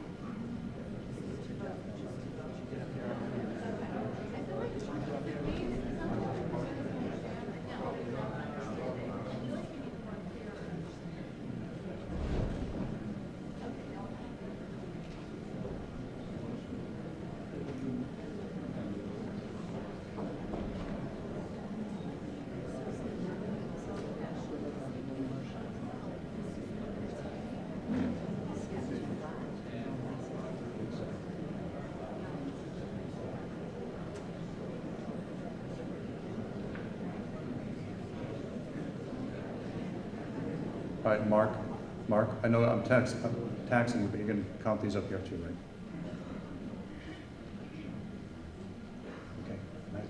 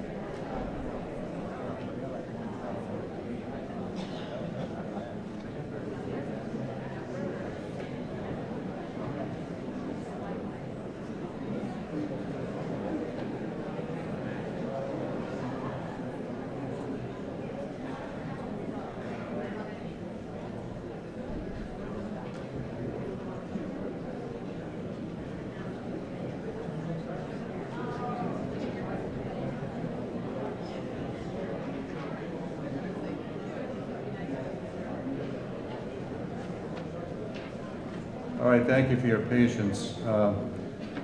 The motion passes 184 to 143. So now The motion has been amended. Now we come to the amended main motion. All those in favor of the amended main motion, please raise your voting cards. All right, please put them down. All those against the amended motion, please raise your voting cards.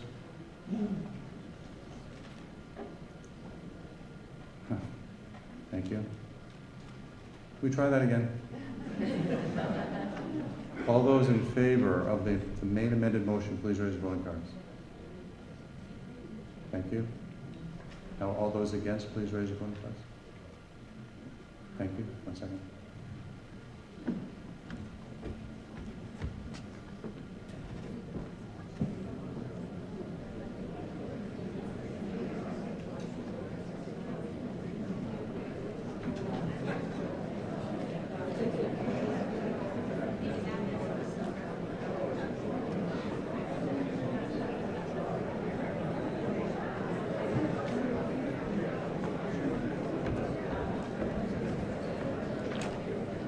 The motion passes.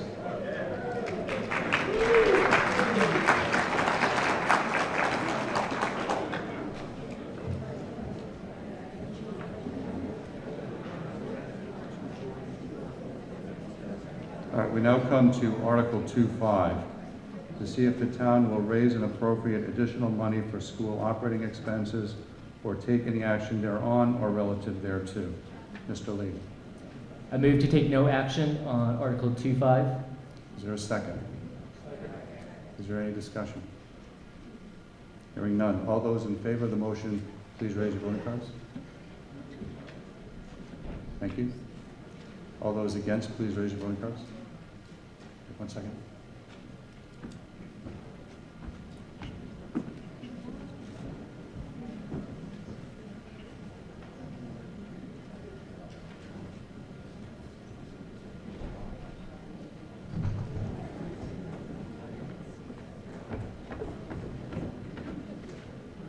The motion passes.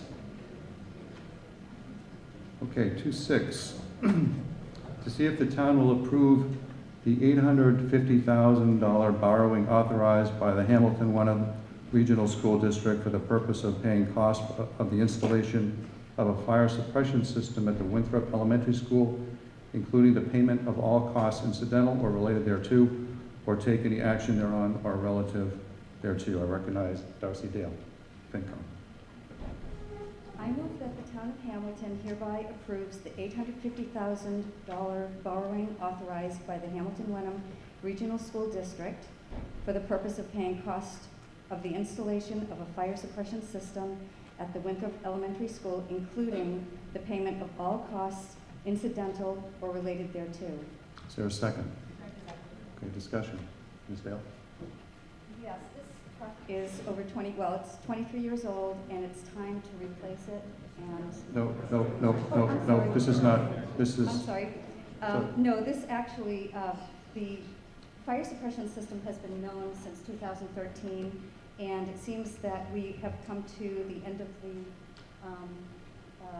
time where we can put it off, and so we really need to get this done. It's a state law, and if we do not get this done, we will lose our occupancy permit for the building.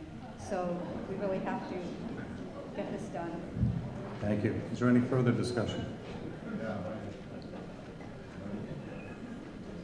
All right, hearing none. All those in favor of the motion, please raise your voting cards. Thank you. All those against, please raise your voting cards.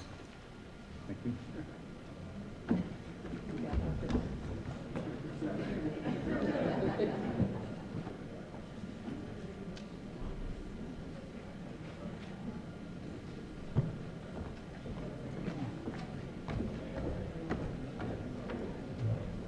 The motion passes. I'll add that there aren't many people out there, but I actually do have to go out there and check it. It's good exercise anyway.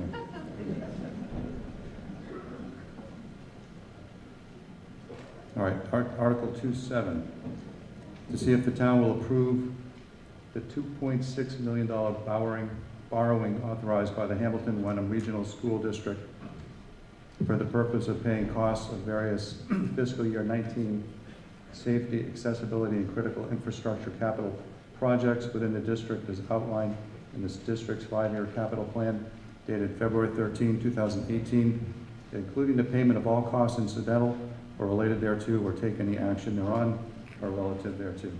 Jean Lee, member of the school committee. I move that the town hereby approve the $2,600,000 borrowing authorized by the Hamilton Wenham Regional School District for the purpose of paying costs of various FY19 safety, accessibility, and critical infrastructure capital projects within the district as outlined in the district's 5-year capital plan dated February 13, 2018, including the payment of all costs incidental or related thereto. Is there a second? Discussion. Mr. Lee. So I've been on the school committee for a little over a year now, and this, when I first stepped on, this was a growing list of concerns, and it's been an ongoing issue. So the items that we are asking for, the $2.6 million, include several items related to ADA requirements. So some of this stuff is required by law that we need to put in place. Some of the other items also include safety issues. Cameras on the outside of buildings, for example, pass card system for exteriors of the buildings. Also accessibility in terms of safety of sidewalks and entranceways. And the other item is critical infrastructure. So the idea behind the critical infrastructure is what will maintain continuity of operations for the school district. And in this amount is a significant number of IT equipment that is needed to maintain and ensure that the district can continue to operate. Not classroom computers, but stuff in the server side, or the network side, for example. As many of you may know, schools are not, when I taught school over 20 years ago, it was mostly through pen and paper. That's not the case these days. Attendance is done on computers, and most of the servers, I understand, are at their end of life and need to be replaced. So these items have been thoughtfully considered over a number of years, honestly. But since I came on board, through 6 specific budget meetings, 2 public hearings, these items have been in discussion all throughout the budget process, and that's what the $2.6 million includes. I don't know if Dr. Harvey, if you had anything specific to say about the items. Mr. Harvey. Gene actually took a lot of my thunder there, so I just want to add a couple of pieces that they missed. One of the big pieces of this is actually classroom furniture across all of our schools. It's about $800,000 worth. We've actually been able to get seed money from the Ed Fund over the last 2 years to put in some demonstration classrooms, but one of the things we're moving towards is furniture that supports the type of teaching and learning that we're doing. And those good old traditional sled desks with the basket underneath that all of us probably sat through in school aren't the way we teach and learn anymore. Students are working together in groups. We need things to be mobile and be flexible. I asked this of the faculty a couple of weeks ago. The thought is that the desks that are actually in existence in this building are older than the renovation, more than 20 years old. And that goes for the middle school as well. And so what we're also seeing is quite a number of those desks are actually starting to fail. And so every couple of months, the principal of the high school sends me a picture of one of those desks where the welds have failed and the thing is folded up on us. It's time to do that. It's big, and as I said, that's about $800,000 of the $2.6 million is for classroom furniture. So, thank you. Any other discussion? Mr. Wanger, Chairman of FinCom. Thank you, sir. The combined borrowing cost for both the sprinkler system, which you've approved, and this one, should you approve it, will add 12 cents, our portion, to the tax rate. I would respectfully ask you to look at Appendix C, ladies and gentlemen. Some of this material, absolutely, we understand is desirable and appropriate, but others are more questionable. We'd ask you to use your good discretion. For example, there's a minimal amount here for a generator. The generator is for the Buford School. We've been told that the generator is here in case Bucher School needs to be used as a shelter for Wenham residents. That is, if there's a power outage, it suggests there's a storm or other condition, so there'll be no school. So we're told this is really to supplement shelter facilities at Bucher. So we have asked the schools, having rejected this initially, to sharpen their pencils a bit, reduce the 2.6 million somewhat. They've absolutely refused to do that. That is why I think both the Board of Selectmen and FinCom are recommending unfavorably as to this. Thank you. Mr. Derry. William Derry, 356 Tobacco Road, and like the gentleman here, I have 4 years on the school committee. The elegant presentation by the chair of the FinCom at the beginning of this meeting is reflecting a conundrum. There are items on this list which are real and I believe should be put in. However, there are a number of items which I don't have time to go through that aren't. They have a tendency to replace everything completely when a small repair would suffice. And I'm talking about $250,000 to $300,000 of items that I could redline immediately right now. I don't know what to do about this. I think probably the best thing is that you vote this down and ask the school committee to come back and take a more realistic look at what their real needs are. Again, I could address a whole mess of these things. The chair addressed the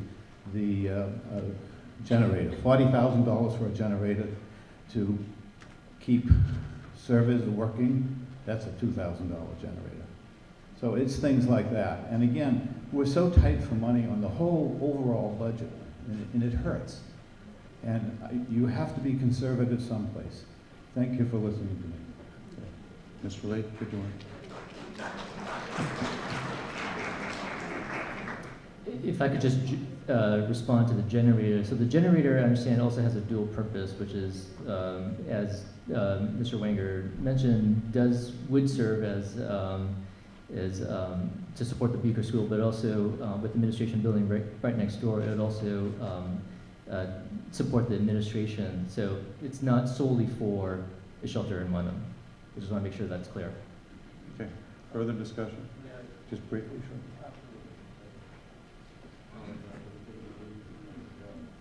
It's not, can't hear you.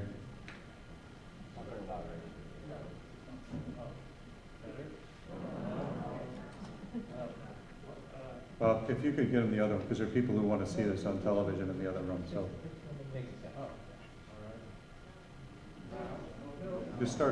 Just start counting or something, I don't know.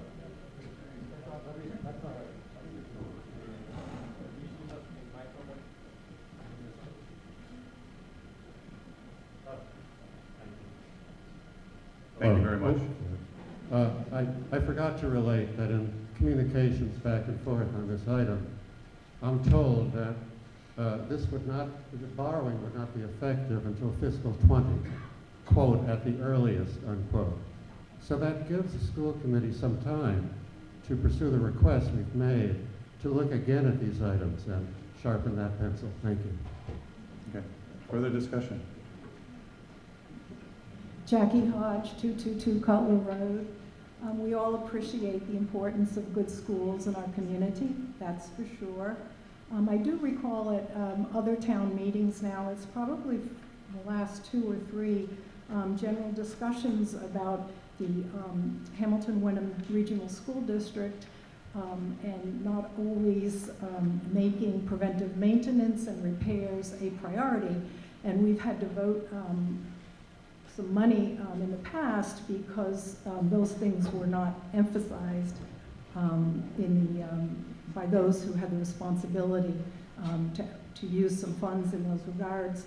I saw a slide today that talked a little bit about declining enrollment. We do have 3 elementary schools. That's a lot of duplication. I noticed in surrounding towns, many of them, they have consolidated or even built new buildings. I haven't really heard a lot of discussion about that except the opportunity to have a parcel adjacent to this campus. Our Finance Committee and our Board of Selectmen have worked very long and hard, and they are recommending an unfavorable action. They also packaged Article 4 and 5 for us in 2 pieces, and that has been rescinded and combined this morning. So I would encourage you to follow the good advice of the FinCom, and let's sharpen our pencils a little bit more. I'm sure we can get to fund the things that are absolutely required. Thank you. Actually, she was on her way down, then to you. Okay, thanks. Lori Johnson, 23 Highland Street. I'd just like to say, this comment about the generators being in Wenham and being for Wenham residents. My child goes to Hamilton Wenham Regional High School. If there were a storm or a disaster, I live closer to Wenham. That's where I'd be. And that's how this town operates. That's what we're proud of. Our kids know that, look at this town as a regional, not one town over the other. So in my opinion, taking $40,000 out and saying that's for the Wenham residents is very short-sighted. I'll also say that you trip walking into the middle school doors regularly. Schools are falling apart. Spend a day in these schools.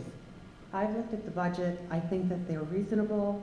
I've spent more time in the schools than many of the people here. As the president of Friends, I recommend supporting this budget. Okay. Mr. Wilson? All right, we're going to try to hold the applause. Thank you.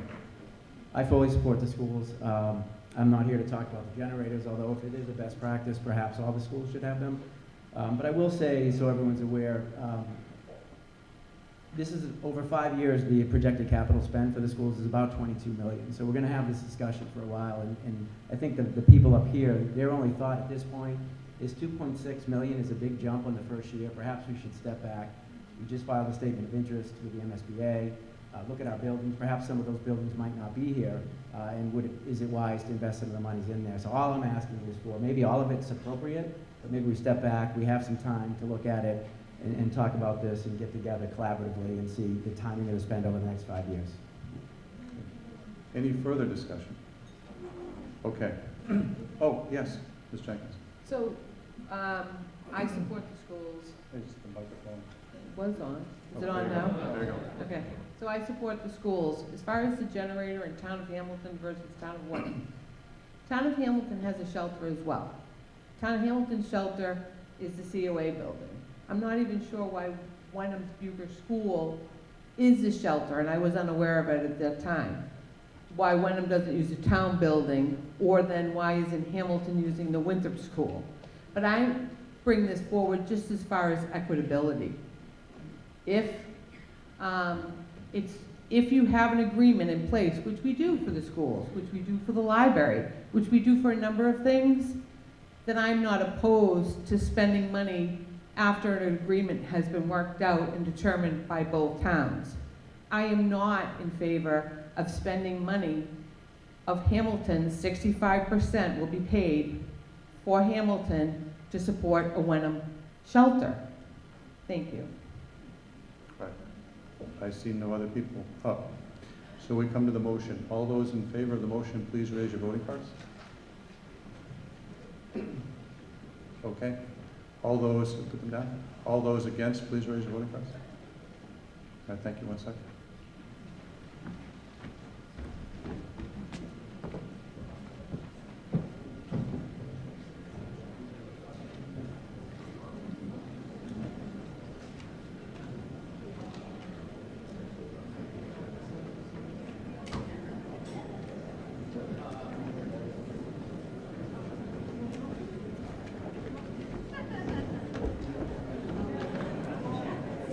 The motion fails.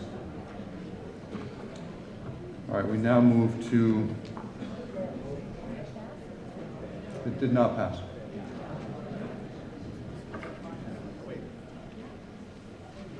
Now we go to Article 210.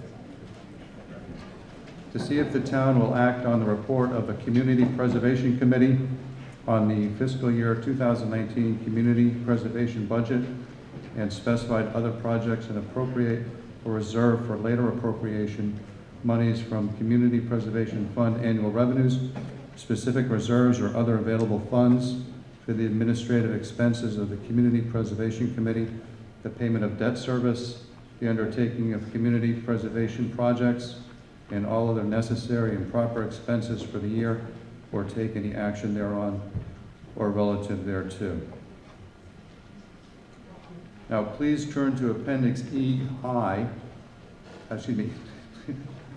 Please turn to Appendix E. I will now read the recommendations of the Community Preservation Committee. Shout out a hold for any item which you would like separate discussion. The proposed financial actions are as follows. 1, appropriate $42,400 from the Community Preservation Fund balance to fund the debt service for the Donovan acquisition. 2, appropriate $114,000, $67,000 from the Community Preservation Fund balance and $47,000 from the fiscal year 19 Community Preservation revenues to fund the debt service for the Sagamore Hill Conservation Project. 3, appropriate $200,000, $150,000 from the Community Preservation Fund balance and $47,000 from the fiscal year 19 Community Preservation Fund revenues as requested by the town manager for the Hamilton Department of Public Works to fund the restoration/renovation of the Patton Homestead with the condition that if required by the nature of the restoration, architect's stamp plans are submitted to the Hamilton Building Department and/or in the case of work not requiring architectural plans, building permits are issued which cannot be renewed by July 1, 2020. That's a hold. And who held that, please? Thank you. Mr. Trees.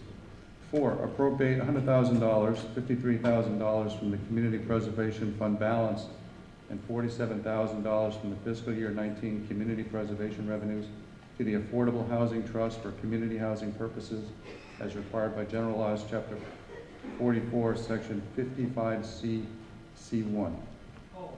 Hold. And who is that, please? Thank you.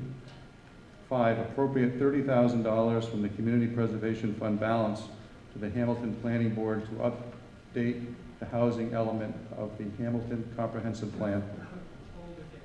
Is that Doug? Who? Sorry? Okay, thank you.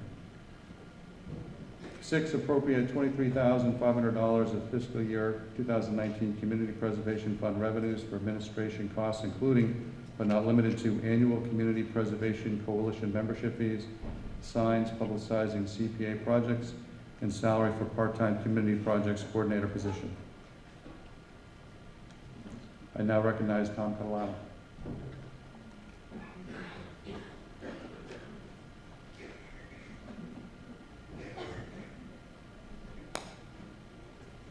Thank you, Mr. Moderator. As you know, we've had the CPA in Hamilton So you're going to make a motion first? Oh, sorry. I will read the motion. I move that the town appropriate or reserve for future appropriation monies from Community Preservation Fund annual revenues, specific reserves or other available funds for the administrative expenses of the Community Preservation Committee, the payment of debt service, the undertaking of community preservation projects, and all other necessary and proper expenses for the year as read by the moderator, accepting those items held, with each item to be considered a separate appropriation, and further that the town authorize the Board of Selectmen to execute agreements on terms acceptable to the board to the extent necessary to effectuate the public benefits of such projects. Is there a second? All right, Mr. Catalano. Thank you. As you know, we've had the CPA in Hamilton for approximately 10 years. We have revenues this year of approximately $468,000. Our assessment is twofold. We have a 2% surcharge on your taxes, which nets us the majority of the funds. We receive a match from the state. The match, unfortunately, has been going down year by year as more and more communities have adopted the CPA. I believe there are 174 communities in Massachusetts now that have adopted the CPA. And so we're seeing as the pool As the pool increases, our share goes down. We're looking at a match for the next fiscal year as projected of only 11%. So if you look at our fund balances, they've been going down, and it's really mainly attributable to a decrease in the share from the state.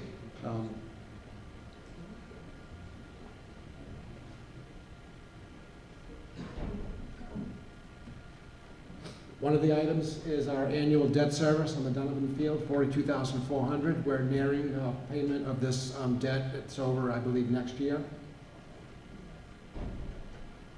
2 years ago, we voted to fund the acquisition of Sagamore Hill. Our annual debt service is $114,000.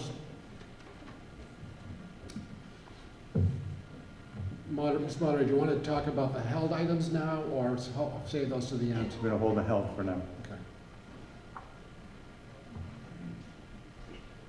And then lastly, we are on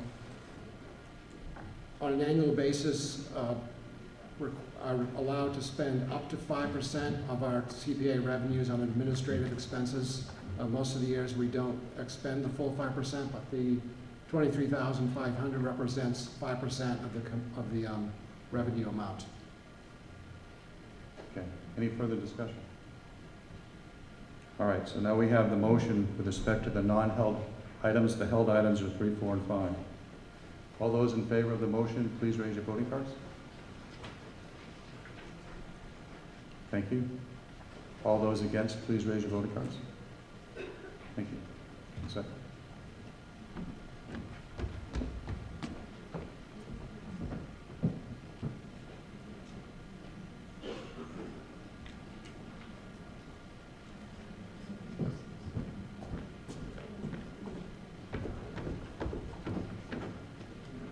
Motion passes.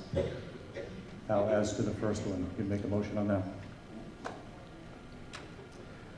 I move that the town appropriate $200,000 from the Community Preservation Fund balance, No, which, start again because you missed 155. I'm sorry, $253,000 from the Community Preservation Fund balance and $47,000 from the fiscal year 19 Community Preservation Fund reserves, as requested by the town manager for the Hamilton Department of Public Works to fund the restoration, renovation of the Patton Homestead, with the condition that if required by the nature of the restoration, architect's stamp plans are to be submitted to the Hamilton Building Department, and/or, in the case of work not requiring architectural plans, building permits are issued by July 1, 2020.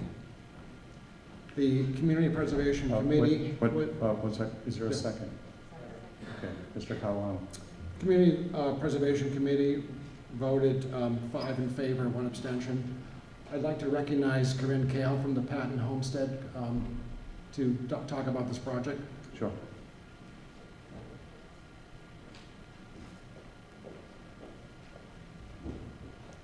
Thank you, Tom. Corinne Kale, President of the Patton Homestead Board of Incorporators, and quite honestly, I feel like I'm one of the most fortunate people in the room today to be part of this incredibly exciting initiative that this town has been taking on.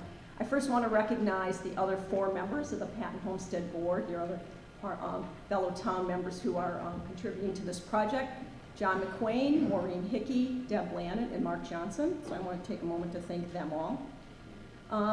For those who don't know a lot about the property, I thought I'd give a little bit of context and background and then jump right into the CPC item. The homestead was a gift from Mrs. Joanne Patton in 2012. The homestead and 27 acres. As most of us know, it was the home of General George S. Patton and later his son, Major General George S. Patton, and his wife, Joanne. It was built in 1786, one of the most historic properties in our town, and belonged to the Patton family since 1928. No funds were required to acquire the property. At the time, it was appraised at $2.1 million, so that was a $2.1 million gift to the town. The gift did allow for the sale of 4 acres of land for some moderately priced housing, so-called Patton Ridge, which brought $1 million to the town and an additional $156,000 to affordable housing, which was then dedicated to the 2 units on Asbury Street. The 12 units that were built in the back bring the town $145,000 a year in tax revenue annually. Mrs. Patton, when she was there, paid $34,000. So it brings down the average tax bill for all of us in town, even after you net out the small costs of running the property. The Patton Homestead Board of Incorporators is a legal 501c3 nonprofit that was created in 2015 to assist the town in this endeavor, to help raise funds. That was probably one of the main reasons that it was identified that it would be great to have a nonprofit to move forward with this project. So there are 5 members now that will be expanded in the future. The Patton Family Archives, some have said, are they going to stay on site? What's the deal with those? The Patton Family Archives are staying on site and are now managed by the Wenham Museum. That was huge news not too long ago. So we are now in this tremendous partnership between the town of Hamilton, Patton Homestead Board, and the Wenham Museum around the overall success of that project. Gordon College had been managing those in the past, but now it is the Wenham Museum.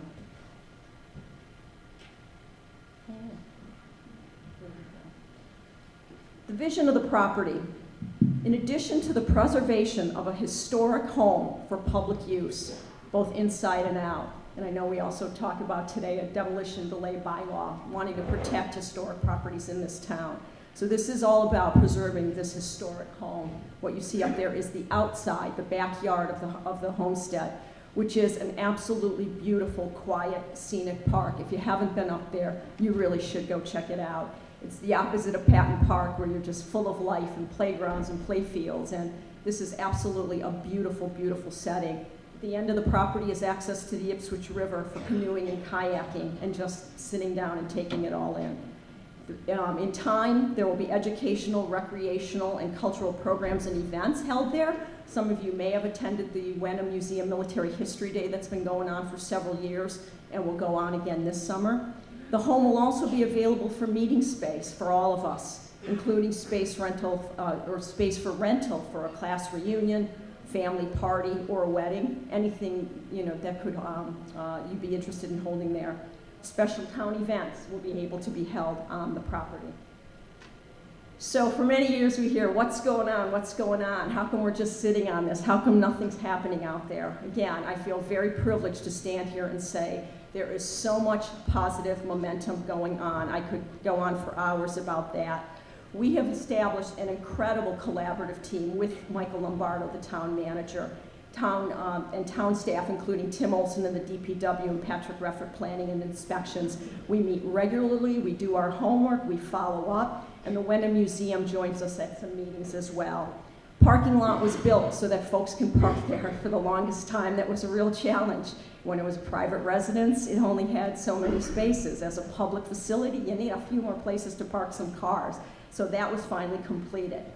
We have brought on Spencer and Voigt Architect Preservation, passionate about historic properties. I could listen to Lynn Spencer for hours. She's absolutely fantastic. She's been brought on board to design the improvements to the homestead, including important things like ADA accessibility, electric and plumbing upgrades, fire sprinklers, and emergency lighting. Overall, they're looking at structural, mechanical, and landscape recommendations so that this property can be used by all of us. We have written and submitted a $225,000 matching grant. There are some funds that the town has from the sale of the property that are sitting there ready to be the matching funds for this grant for capital improvements. It's not a lot of state grants for capital improvements, but this is one. In June, we will know the outcome of that. We are working Great. How much longer you got? Oh, I know, about 3 more slides. Okay. We're working with Rep. Hill and Senator Tarr for more funds through the state. Danvers got $1 million through the MassWorks project to renovate an unused barn. We're kicking off a capital campaign. The planning's going to begin within the next couple of weeks. In the end of February, we held a snow day there where over 100 people showed up to take advantage of the outside of the property.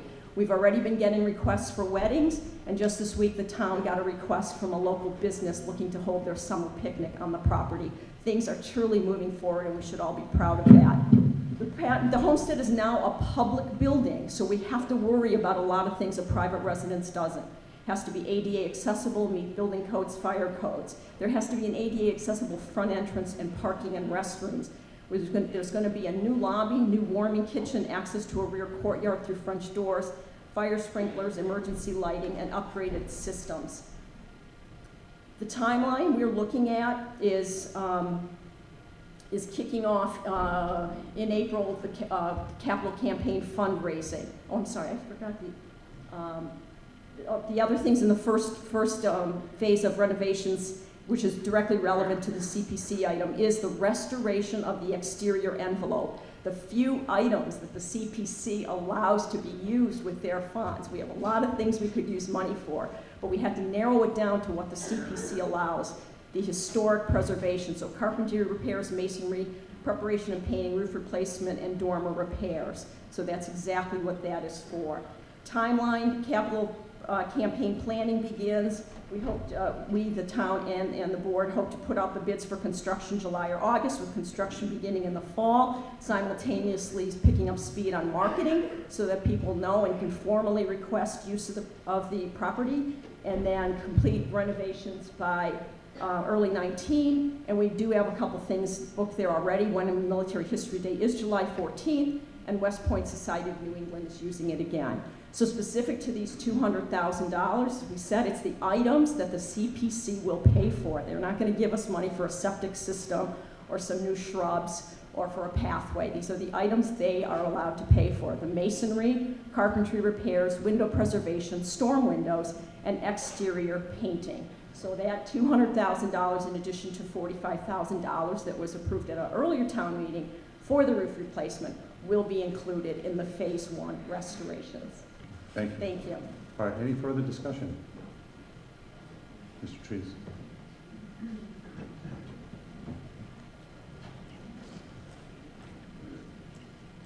Doug Trees, 557 Bay Road. I've called hold on these 3 items from the community preservation budget. We're just going to talk about this one first, though, okay? Let's just talk about number 3 first. Yes. Okay. And so my purpose here is simply to bring decisions like this back under the control of town meeting.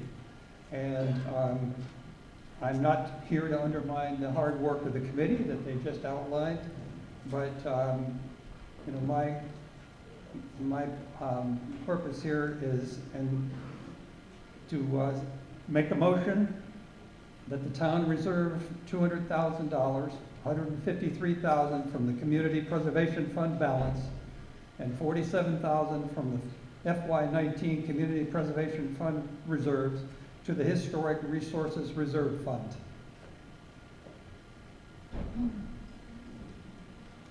Is there a second? Okay.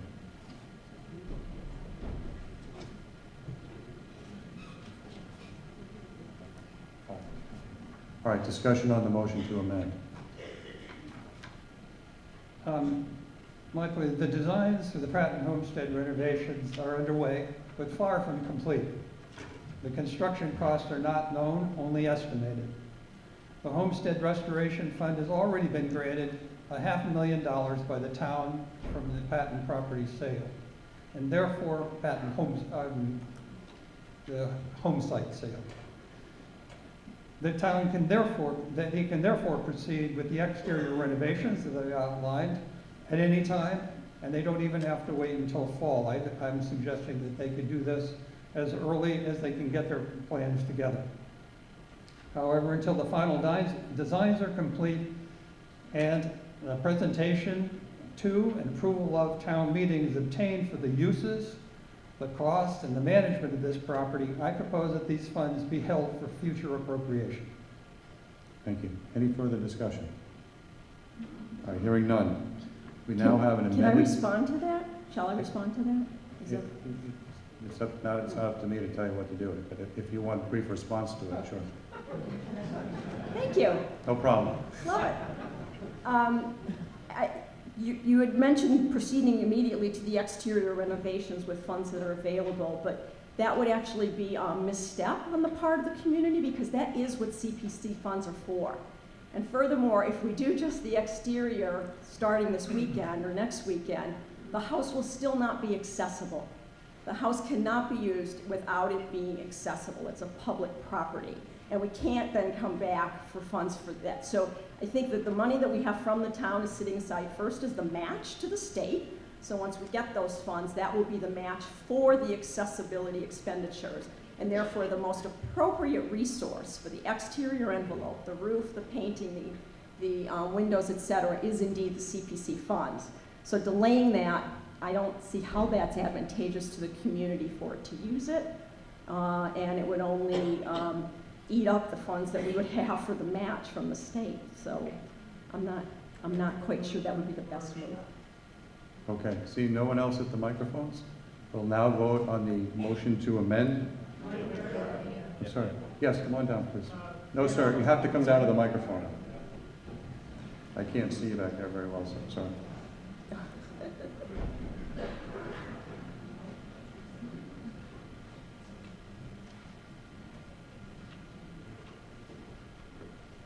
Dan Ellison, North Street. For a couple of concerning things. You're talking about hiring a couple of people part-time, one for the CPC, one for the Patton property. And CPC's telling me their money is dwindling because of the state is not giving them as much money. Doesn't make a whole lot of sense. Then I'm hearing that the Patton property already has a sizable chunk of money to cover most or at least the outside of this, till you come up with a plan with a fixed cost and you're not going to use it for whatever reason. This doesn't make sense to me. The place has been sitting there for 6 years and nothing has been done. Now all of a sudden we want more money. A, use what you got to protect the property, or B, give it back to Mrs. Patton. We're not in the property business. Okay, thank you. Oh, Mr. Catalano? Yes, I'd like to answer that. First of all, we're not hiring an administrator. We've had an administrator in place for several years. We share a part-time administrator with the planning department, and the 5%, which if you follow has actually gone down year over year, is to pay for the CPC share of the cost for the part-time administrator. We're not hiring anybody to do this. The other thing I think people don't understand is that the CPA funds can only be used for historic preservation. The majority of the work that is going to happen on the Patton Homestead is not historic preservation. So if they were to use the funds they have now for historic preservation, that would mean there would be no way for the CPA monies to be spent on the historic preservation aspect of this. It would take funds away from the potential for state matching grants.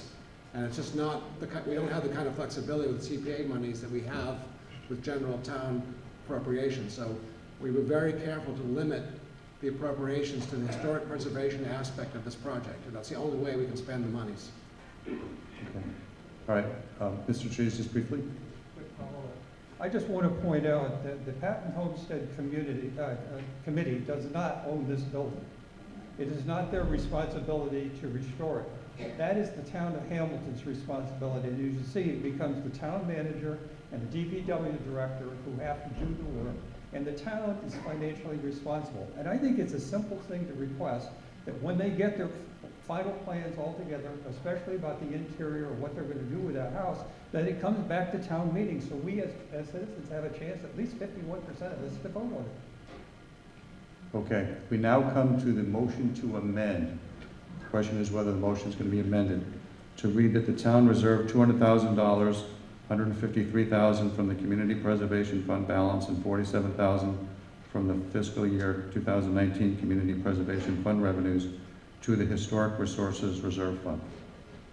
All right, all those in favor of that motion to amend the main motion, please raise your voting cards. And thank you. And please put them down.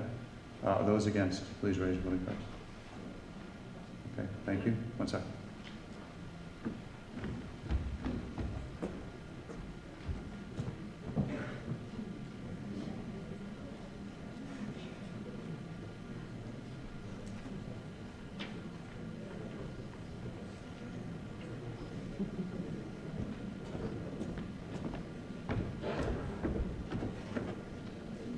Okay, the motion to amend fails. Now we come to the vote on the main motion. On the held item, All those in favor of the main motion, please raise your voting cards. Thank you. All those against the main motion, please raise your voting cards. Thank you.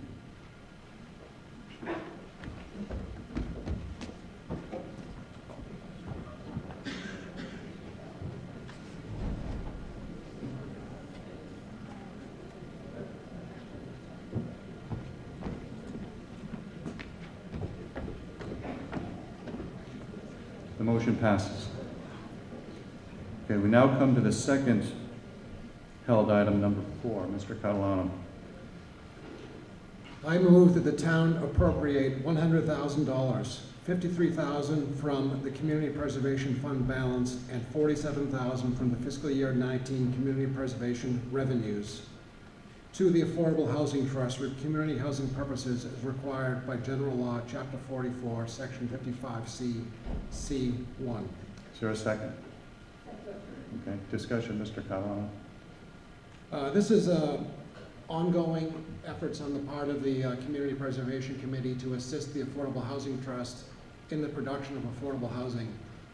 You know, for those of you who know, we are well below our balance. We have a very low affordable housing stock in Hamilton, and we're trying to augment the stock, and we're trying to have a reasonable housing production plan, and this is a very small contribution towards that. Any further discussion? Mr. Trees. I move that the town reserve $100,000, $53,000 from the Community Preservation Fund balance and $47,000 from the FY19 Community Preservation Fund revenues to the Community Housing Reserve Fund. Is there a second? Did I hear a second? I could hear. Okay, Mr. Trees, would you like to speak to that? Pardon? Do you want to speak to it? I do. Okay. The town meeting last year at this time, I objected to the granting of CPA funds to the Affordable Housing Trust, specifically because the Affordable Housing Trust had been granted $200,000 the previous year in 2016, and now we're making a request for $400,000 more without any identified use of the project in which to provide the money. The $400,000 was nonetheless granted, despite there being no specific project or use. And now it seems to me that my concerns have proved to be well-founded. The 5-member Affordable Housing Trust Board voted to pass $300,000 to the Hamilton Development Corporation to subsidize that board's already hefty investment of $600,000 to purchase the Max Shoe Willow Street property, with the intent that it would become age-restricted affordable housing. They also voted to have an additional $300,000 of their unencumbered funds allocated to the necessary companion project to be comprised of affordable family housing. This currently proposed to be on Long Meadow Way. In a June 30 letter to the Hamilton Development Corporation, Andrew DeFranz of Harbor Lights, the only respondent to the Hamilton Development Corporation's request for proposals, stated that the $600,000 would be used for due diligence work as a buffer against the long-term effort these projects require.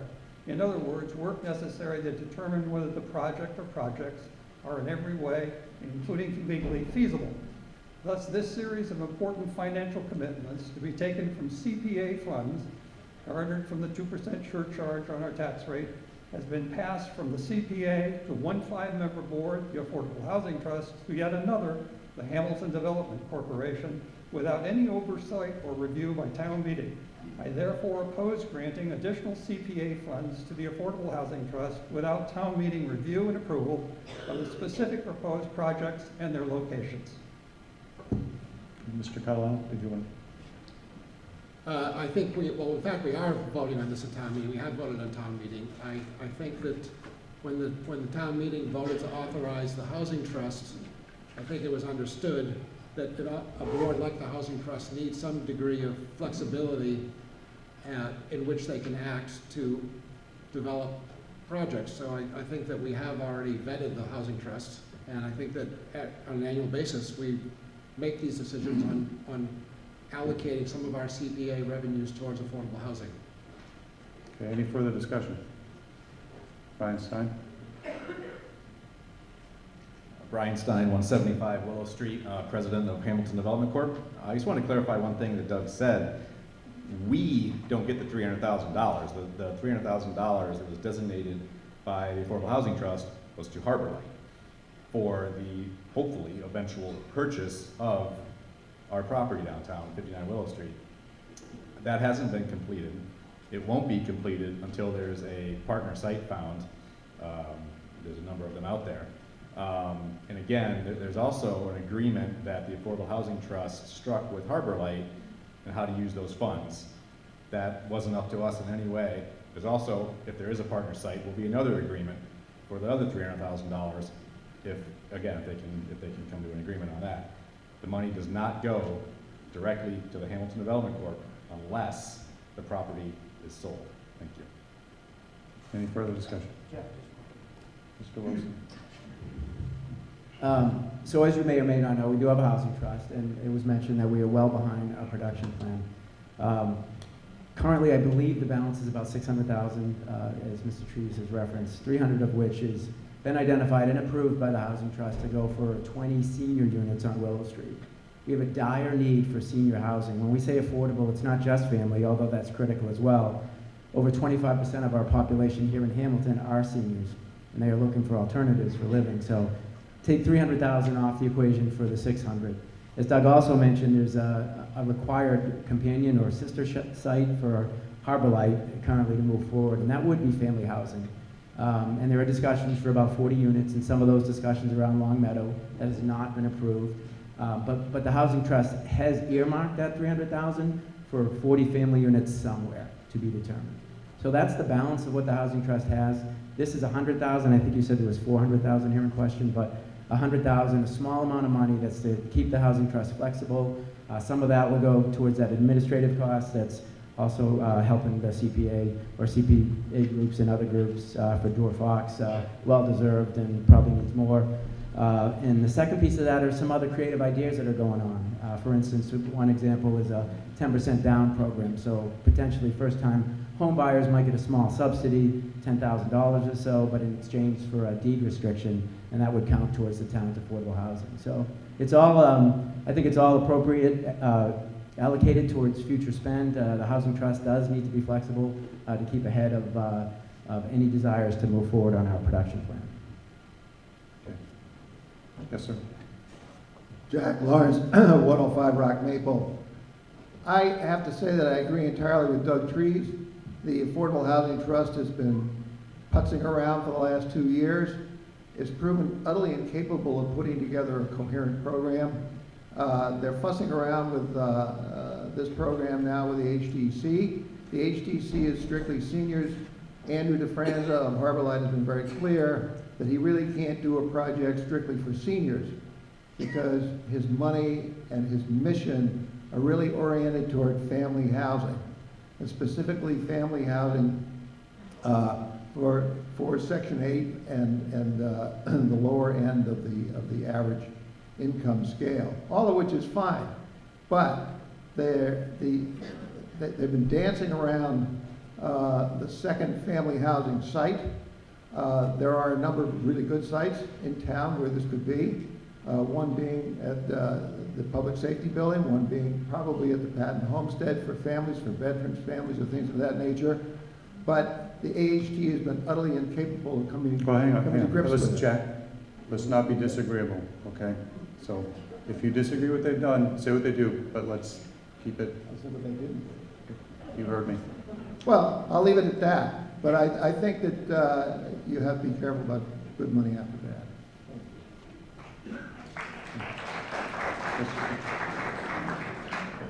Mr. Johnson. Art Johnson, Patton Drive, one of the 5 people that have been putzing around for the past 2 years, fighting and having deep, process-driven, open, highly well-attended meetings as we have been taking original plans and pivoting to accommodate direction from the selectmen and going back and working with the community to come up with a plan. So while you may not like where we are, it is a fully transparent process that has been working very openly, trying to advance our housing goals. And I appreciate your actually, I don't know. Anyway, thank you. That's all I have. Mr. Mitchell. Rick Mitchell, 36 Rock Maple Ave. I'm on the planning board and the HTC. This really is about, we're not talking about Long Meadow, we're not talking about Willow Street. Those are things that are in process. They're asking for $100,000 for additional flexibility, as we just talked about, 10% down. That's what we're talking about. Those other issues are just meant to confuse you. This is about moving forward in a coherent, thoughtful fashion to continue to address the fact that we only have 3% of affordable housing in this town. And until we get to 10%, we're going to have 40Bs. And that means we lose control of any zoning decisions we make. So it's important that we continue the progress. And the Affordable Housing Trust has been in existence 10 years. There have been dozens and dozens of people that have worked very hard on this. And I don't appreciate the criticism. They're doing a very good job, and they should get the additional funds requested. All right, so let's hold this off. Yes, sir? Jerry Fallon, 38 Goodhue Street. I'm about to get up here in a couple of minutes to address another warrant article, which deals pretty much directly with what we're talking about here.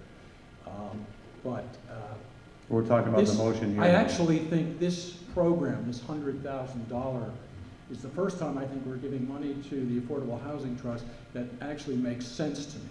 Because I think we have a lot of houses in town that, but for the fact that they don't have a deed restriction on them and they're not actually marketed as affordable, we could actually get those houses possibly into the program, and I actually think this is a good idea.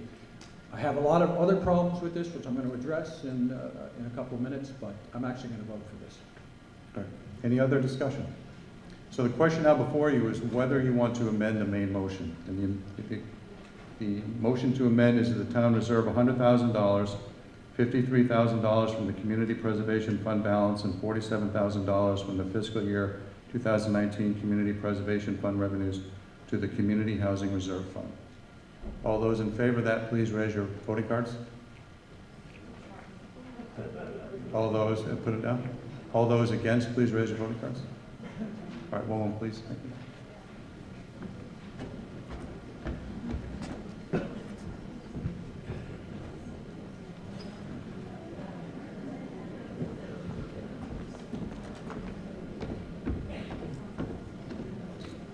Okay, the motion to amend fails. We come now to the main motion. No further discussion. So all those in favor of the main motion, please raise your voting cards. Thank you. All those against the main motion, please raise your voting cards. Thank you.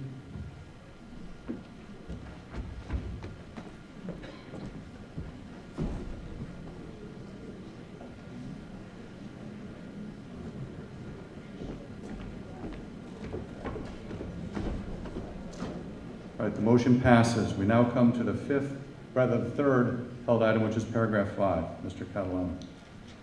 I move to appropriate $30,000 from the Community Preservation Fund balance to the Hamilton Planning Board to update the housing element of the Hamilton Comprehensive Plan. Is there a second? Okay, Mr. Catalano.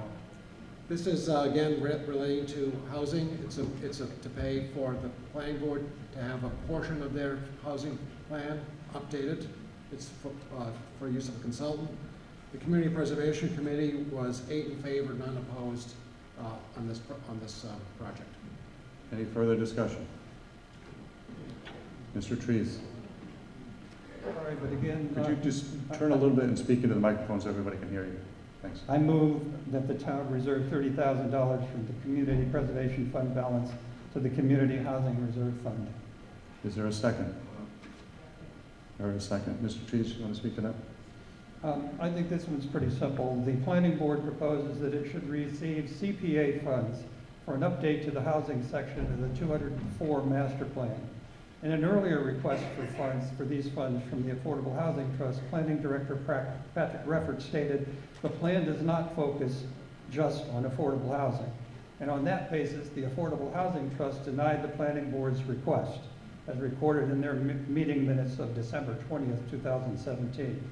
Therefore, I believe that this is an improper request for the Community Preservation Act funds. I believe that the planning board should make any planning project requests directly to town meeting. Any further discussion? Yeah, Mr. Madden? Good morning. If you all remember last fall's town meeting, we went through some bylaws. Everybody said no to most of those things. Those are actually in the current housing, the current master plan of the planning board. So they were trying to implement stuff, even though we don't want it to happen. So if we don't give them this money to go update this plan and do all the analysis and assessment, we're not gonna have a new plan that gets the housing needs reflected that we actually voted for or we've not allowed happening at our last town meeting.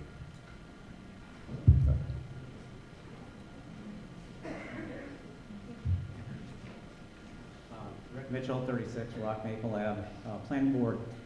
I think this is a great time for this discussion because we've heard a number of items going on here. One of it, I think, is critical is housing. 90% of our tax revenue comes from housing in this town. And what we've heard is we've got increasing demands on that tax base, and we've got to find ways to increase our tax base. This is no way looking at the exclusive issue of affordable housing that we were just talking about. This is we decided after last town meeting that we really needed to step back and engage the public in an open, long-term discussion about what the people of this town want in terms of different housing options, and that we would get objective, independent information, use a consultant to engage all the townspeople in a collaborative effort to discuss, how the housing impacts our finances of our town, how it impacts the environment of our town, how it impacts our ability to support the services of our town, and what are the options that people would like to see in this town and fit appropriately so the master plan would actually reflect what the people of Hamilton want to see happen in their town. So this is an attempt to be really open, honest, and engage all of you and everybody in town in a town-wide discussion so we get it right. Thank you. Okay, so I don't see any other people. So again, you're deciding whether to amend the main motion to read that the town reserved $30,000 from the Community Preservation Fund balance to the Community Housing Reserve Fund. All those in favor of the motion to amend the motion, please raise your voting cards. Thank you. All against, please raise your voting cards. Thank you.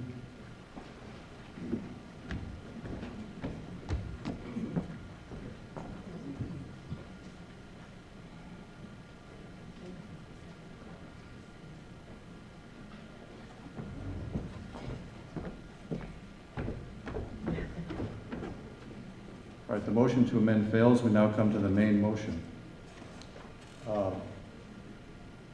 Did you want to say more to it, or? No. Okay. All those in favor of the main motion, please raise your voting cards. Thank you. All those opposed, please raise your voting cards. Thank you.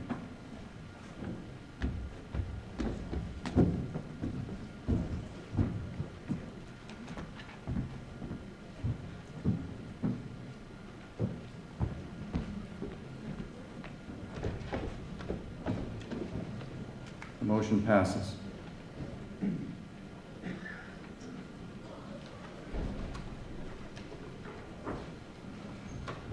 We now come to Article 213. To see if the town will raise or appropriate or transfer from available funds a sum of money to the Hamilton Development Corporation or take any action thereon or relative thereto. Brian Stein. I move that the town raise and appropriate $65,000 to the Hamilton Development Corporation. Is there a second? Discussion. Thank you, Jeff. As you know, about 7 years ago, the town voted to adopt the Hamilton Development Corporation to promote economic development downtown, beautify downtown, and so forth. Could you actually put the next slide up? I think there's another one.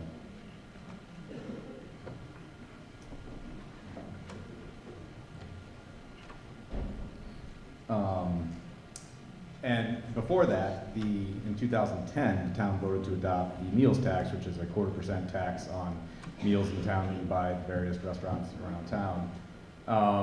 And it was adopted to use that money, again, for the purposes I just stated. Next slide, please.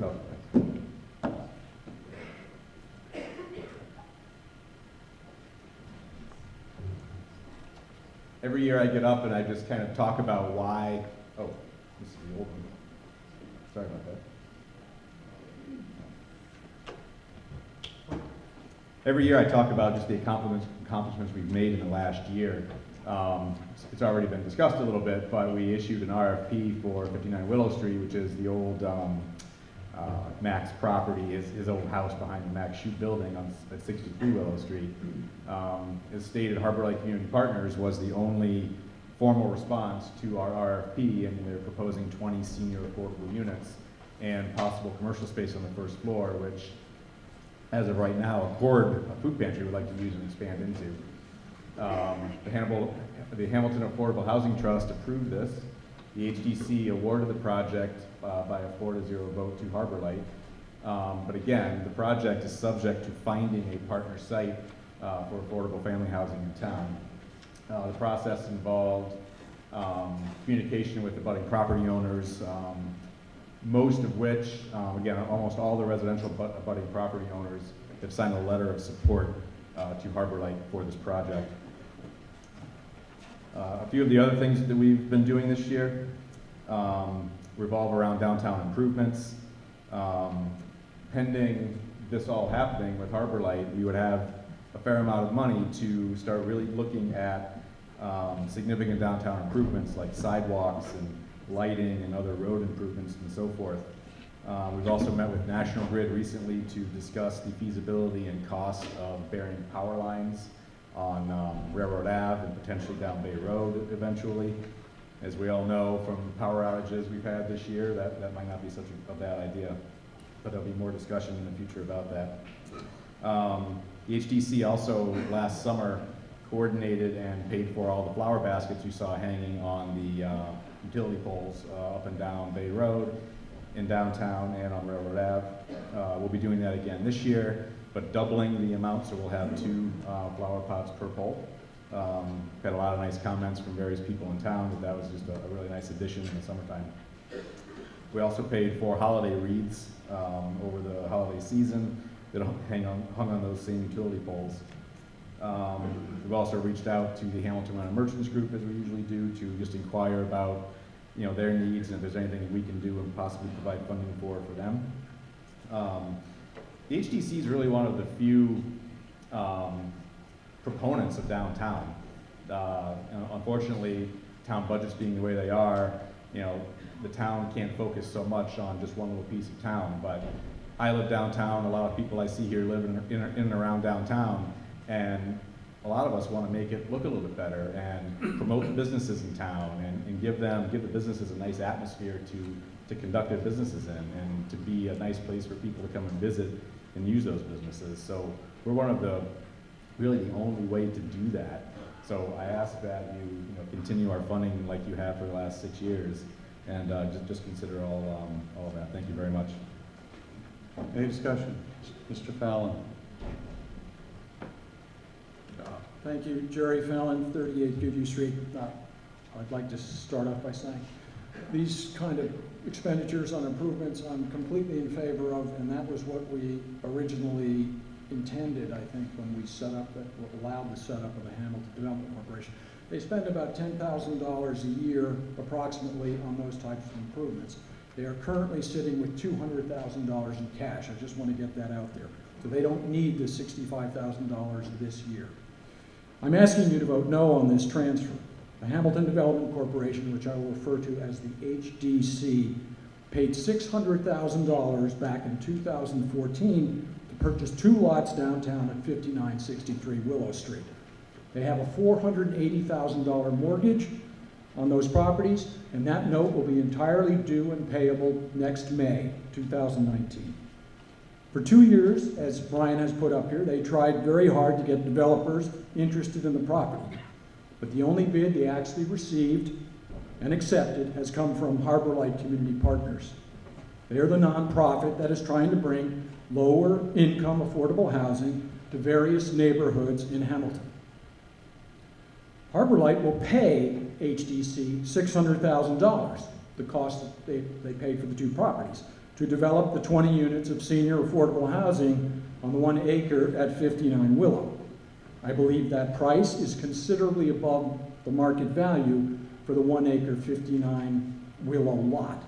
But in order to get that commitment, Harbor Light conditioned the Willow Street development on doing a dense 30 to 40 unit lower income family development at Longmeadow, located next to our high school. That linkage of the 2 developments is a devil's bargain that has turned the HDC, and in particular their spokesman, Rick Mitchell, into a tireless advocate for affordable housing in this town. If it wasn't Longmeadow, but it's some other residential neighborhood that's going to be offered up for affordable housing, the HDC would be relentlessly advocating for that project as well.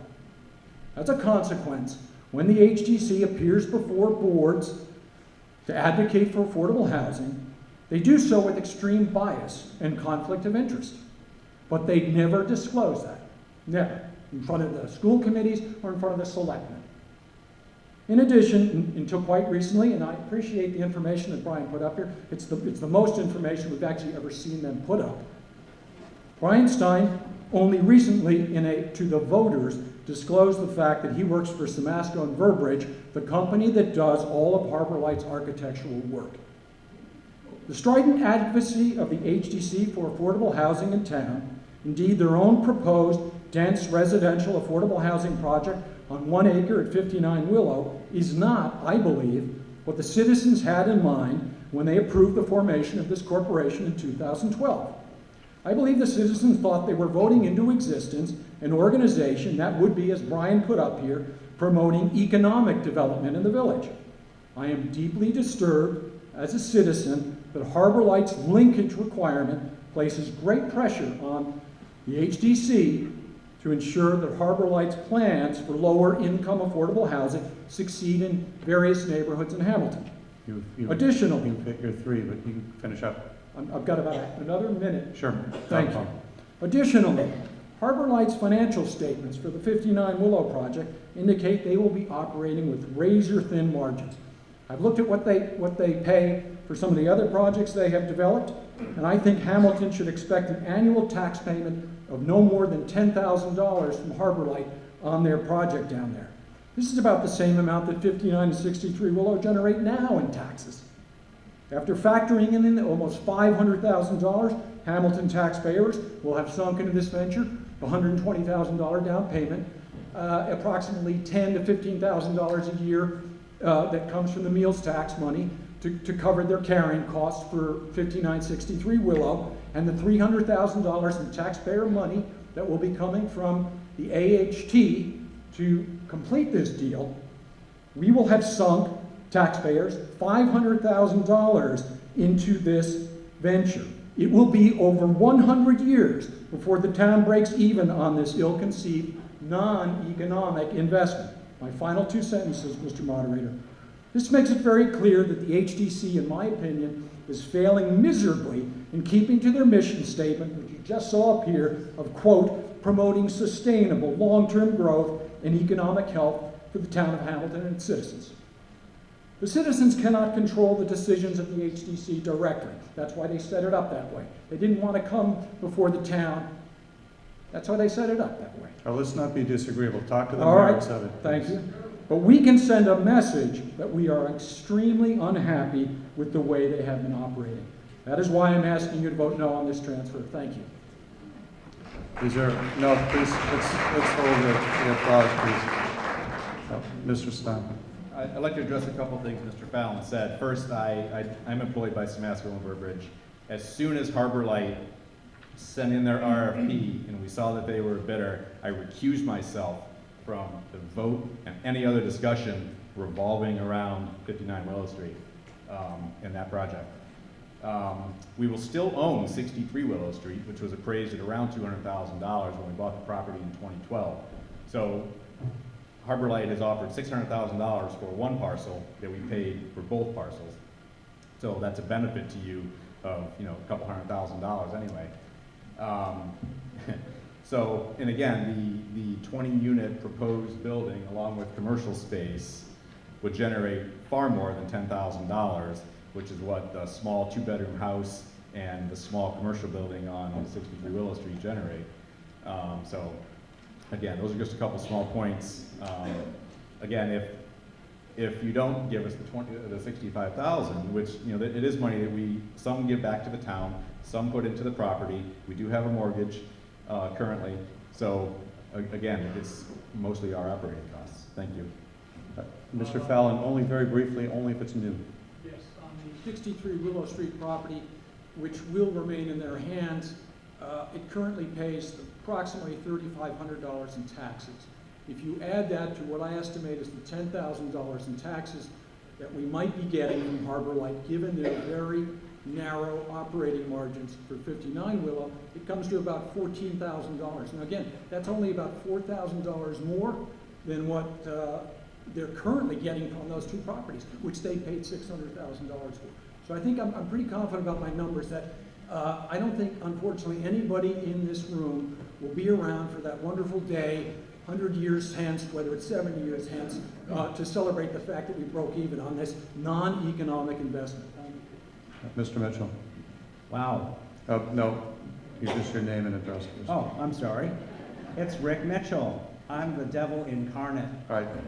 So. Well, let's No. Let's talk to the. I understand, but let's just talk to the. That was the joke. That's a joke. Come on. We have to enjoy the public process. You have to enjoy being in part of this.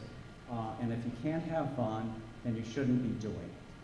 So I'd like to try and unravel this grand conspiracy that Mr. Fallon has involved me in. And as I guess I'm the chief architect of this, I'd like at least a few moments to unravel this.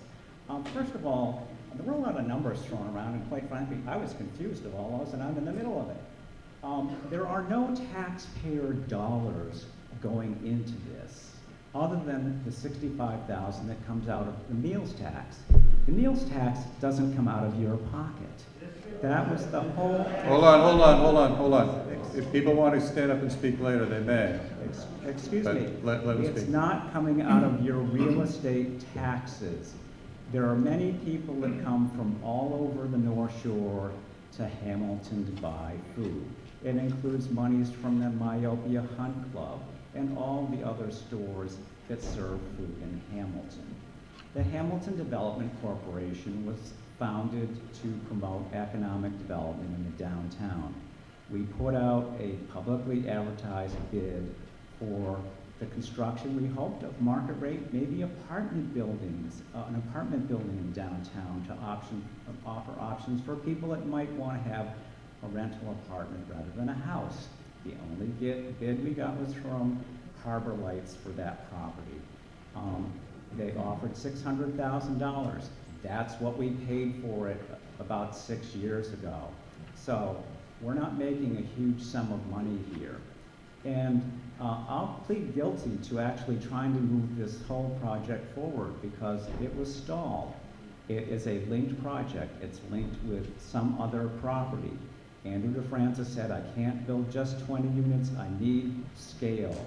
So he's looking to place something else, up to 40 units. So we're all sitting around waiting, going, well, nothing's happening. We'd like to sell the property, move on, and really start investing time and energy in the downtown, doing other things. We got sucked into this, and we figured, all right, this is a proposal before us. Let's get it moving forward.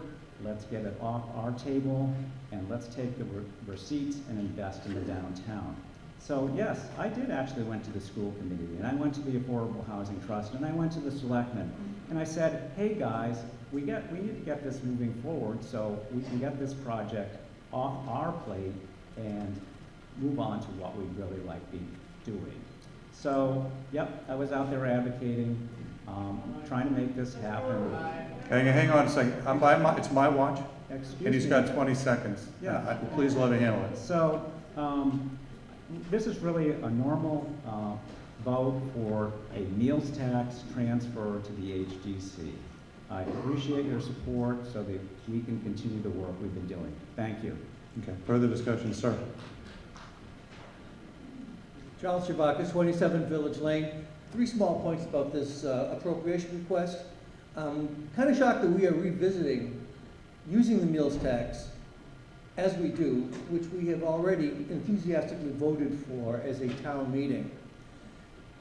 The other thing I'd like to say is that there was something indicating that putting some housing downtown isn't related to the economic development of the downtown. Well, I can't think of any other greater way to increase business activity downtown than by having people live there. That's part of the whole definition of smart growth. Someone can walk to the train, and oh, by the way, they stop at CVS. The undertow here, though, we have to admit, is this dog whistle surrounding the prospect of family housing. Here's what affordable housing is. It's housing for people that cannot otherwise afford housing. Right. So you're not going to be getting doctors and lawyers and consultants for this housing when we build it. That's the point. And so, yes, we may get some people moving in here that might not preserve Hamilton, as some people are suggesting. I think formaldehyde, when someone uses that word, or perhaps a bug in amber. But these things are all connected. First of all, let's just get this $65,000 appropriation out of the way without having to revisit from the very beginning what the HDC does, what the Affordable Trust does. These are both functions that the town meetings, more than once, have endorsed with high percentages. And yes, their function is very appropriate for these funds to be used, including for residential development downtown. Thank you. Okay. All right. Have you spoken on the chat or no? Did you want to speak? Yes. Okay. Mr. Mitchell's statement that no taxpayer money is being used on this project is a connection to what the points I brought up earlier about CPA funds. Harbor Lights' proposal is conditioned upon the fact that they get $600,000 of CPA money. $300,000 for this purchase. So to say that they're offering $600,000 for this property is not true. They're being subsidized by $300,000 of what I call taxpayer money, even though it's CPA money that came from something that's already been in the tax rate. Okay. Seeing no further discussion, we come to the main motion. All those in favor, please raise your voting cards. All right, thank you. All those opposed, please raise your voting cards. Wow. We try that again? We're voting on the main motion that the town raise and appropriate $65,000 to the Hamilton Development Corporation. Those in favor, please raise your voting cards. All right, those against, please raise your voting cards. I'm in doubt, so we're going to count this. Please have the tellers. Have the tellers.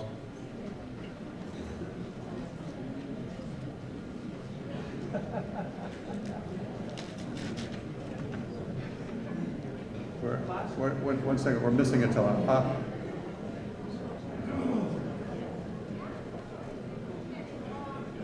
All right, during this process, if you leave the room, you will not be permitted to come back in once the voting is started. So if people want to leave, we're going to close that door. Okay. Those who wish to vote in favor of the motion, please raise your voting cards.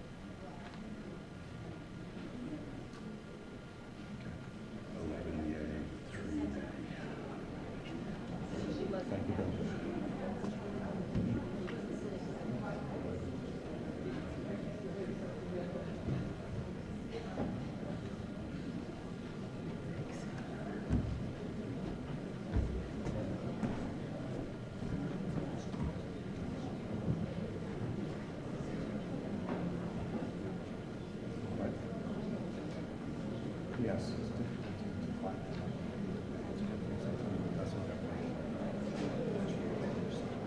It's just difficult to know how many seats are going to include.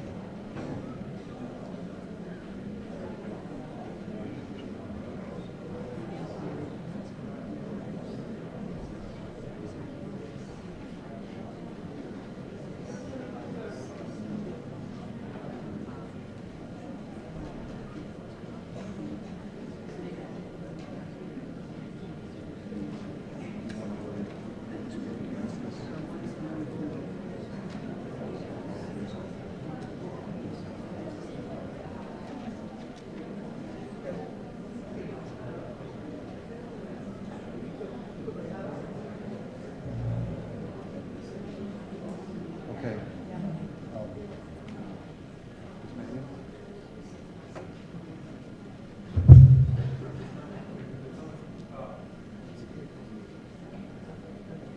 All set? You got all these? All right. Now those against the motion, please raise your voting cards.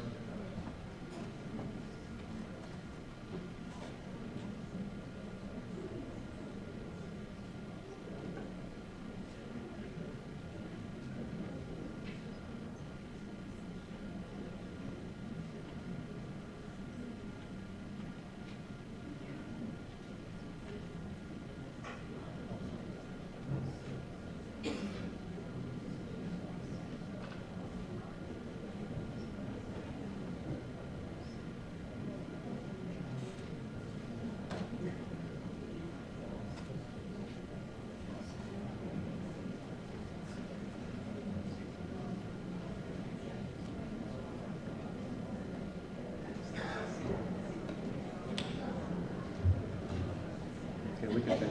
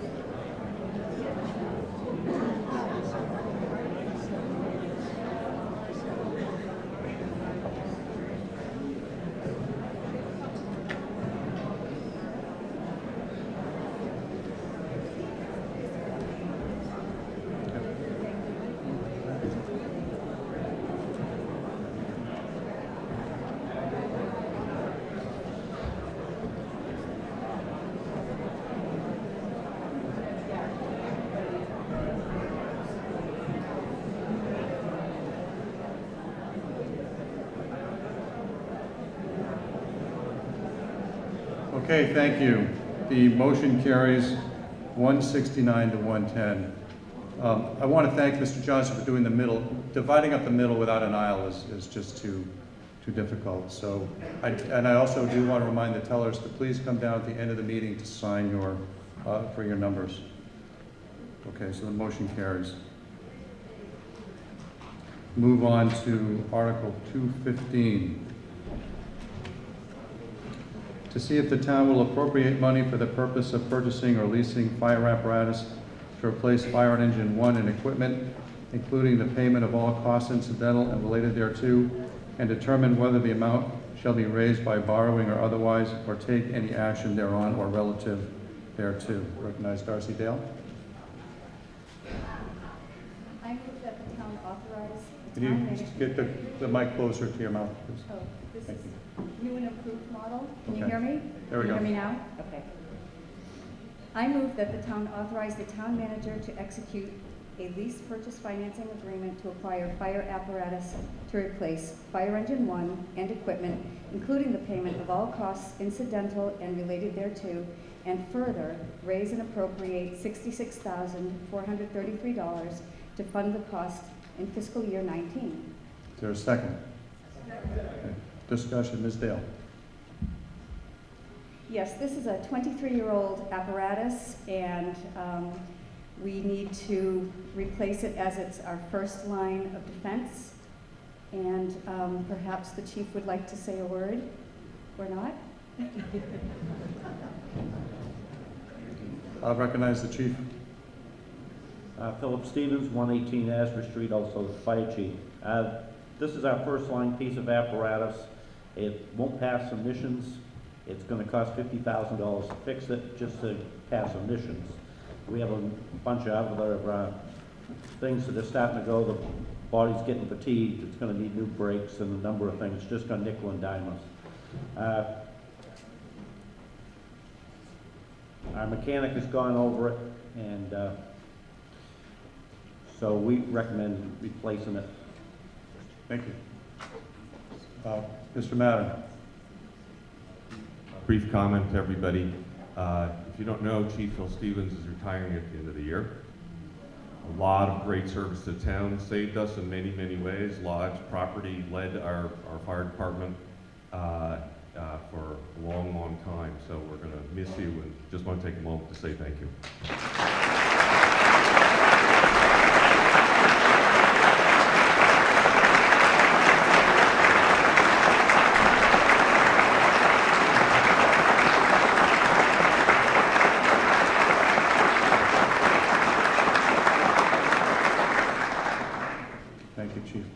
This, see no other discussion. This vote requires a 2/3 majority. All those in favor, please raise your voting cards. Thank you. All those against, please raise your voting cards.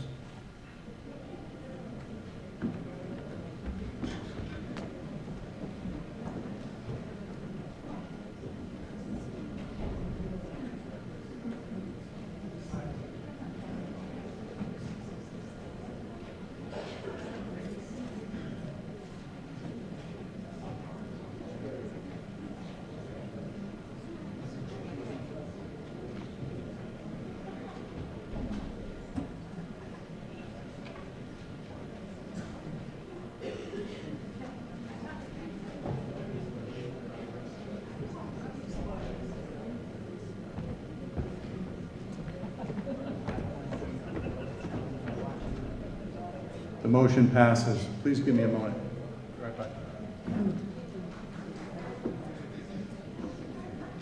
All right. I declare it a 2/3 majority.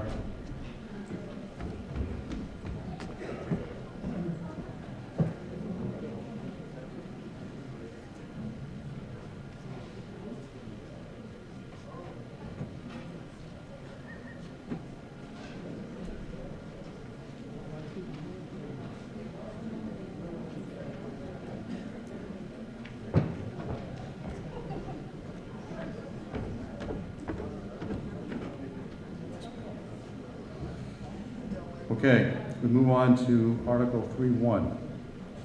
To see if the town will amend the zoning bylaws by deleting Section 9.3 Conservancy District or take any action thereon or relative thereto. I recognize Allison Jenkins.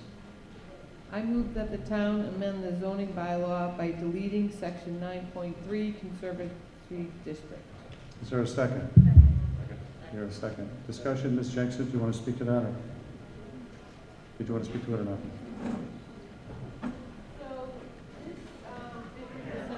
It was working a second ago. Thank you. This district was set up a number of years ago before we even had conservatory districts for water and other things to protect our land. I think that when it was set up, they had tremendous foresight to do so. But since that time, the laws have changed, and the Board of Selectmen have been informed by two attorneys, one being the town council, that is written today. The way it's written, the conservatory district is actually illegal. So we would like to delete it from our bylaws. There are some that would like to keep it and amend it so that it would become a legal bylaw. And we're requesting that you delete it based on it being illegal today. And then any proponents who wanted to keep parts of the bylaw, bring a bylaw forward at the fall town meeting, that would be legal for the town. Thank you. Mrs. Clark. Yes, Gradle Clark, 823 Bay Road. And just at your request, I'm going to give you 4 minutes instead of 3. Thank you very much. Right. My speech may not be totally clear to you because I've had a stroke a few months ago and it's quite a challenge. However, I'm going to move that you vote to take no action on this item, and I'll try to explain to you why. And I think that the Board of Selectmen and the Finance Committee were mistaken when they voted against it. On March 6th, the Planning Board held a public hearing on the Conservancy District.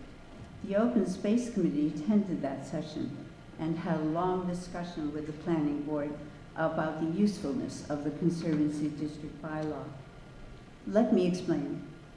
The Conservancy District, as Allison has said, was established some 50 years ago when there was no protection of wetlands, recharge areas, habitat for vernal pools, etc. Since then, the State Wetlands Protection Act was increased, addressing many of the stated purposes of our older CD. And I'm going to call it that from now on for the sake of brevity. The Planning Board felt that Hamilton's Conservancy District needed more clarity of purpose, perhaps apart from the current Wetlands Protection Act's boundary of 100 feet from wetlands. With the climate changing landscape so rapidly, we all agree that there is a need to redraw the borders with re-articulated purposes in mind. The hearing ended with the Planning Board voting unanimously to ask the Open Space Committee, of which I am chair, to research, review, and propose edits to the bylaw by fall town meeting. Let me explain. Conservancy districts, and ours included, is not illegal. They are not illegal.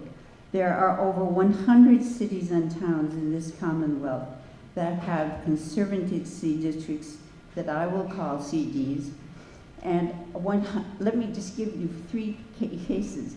134 towns have CDs that have given additional protection to vernal pools.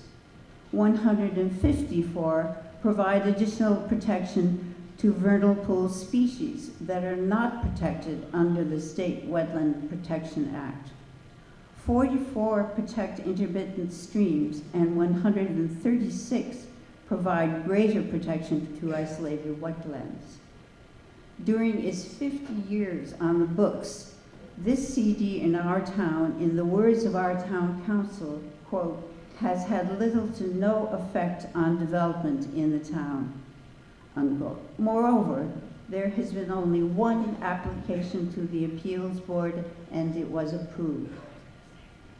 Mr. Bobrovsky, who was hired to work with the planning board when revising our bylaws recently, questioned the intent of the law and recommended eliminating it. But he did not say it was illegal. In fact, our town council, in her December 18 memo on the CD to Mr. Reffitt and the town manager, never stated Hamilton's CD was illegal. She reported only that the Attorney General had approved the formatting changes to all of our zoning bylaws that were adopted in town meeting in 2016, and that included the Conservancy District.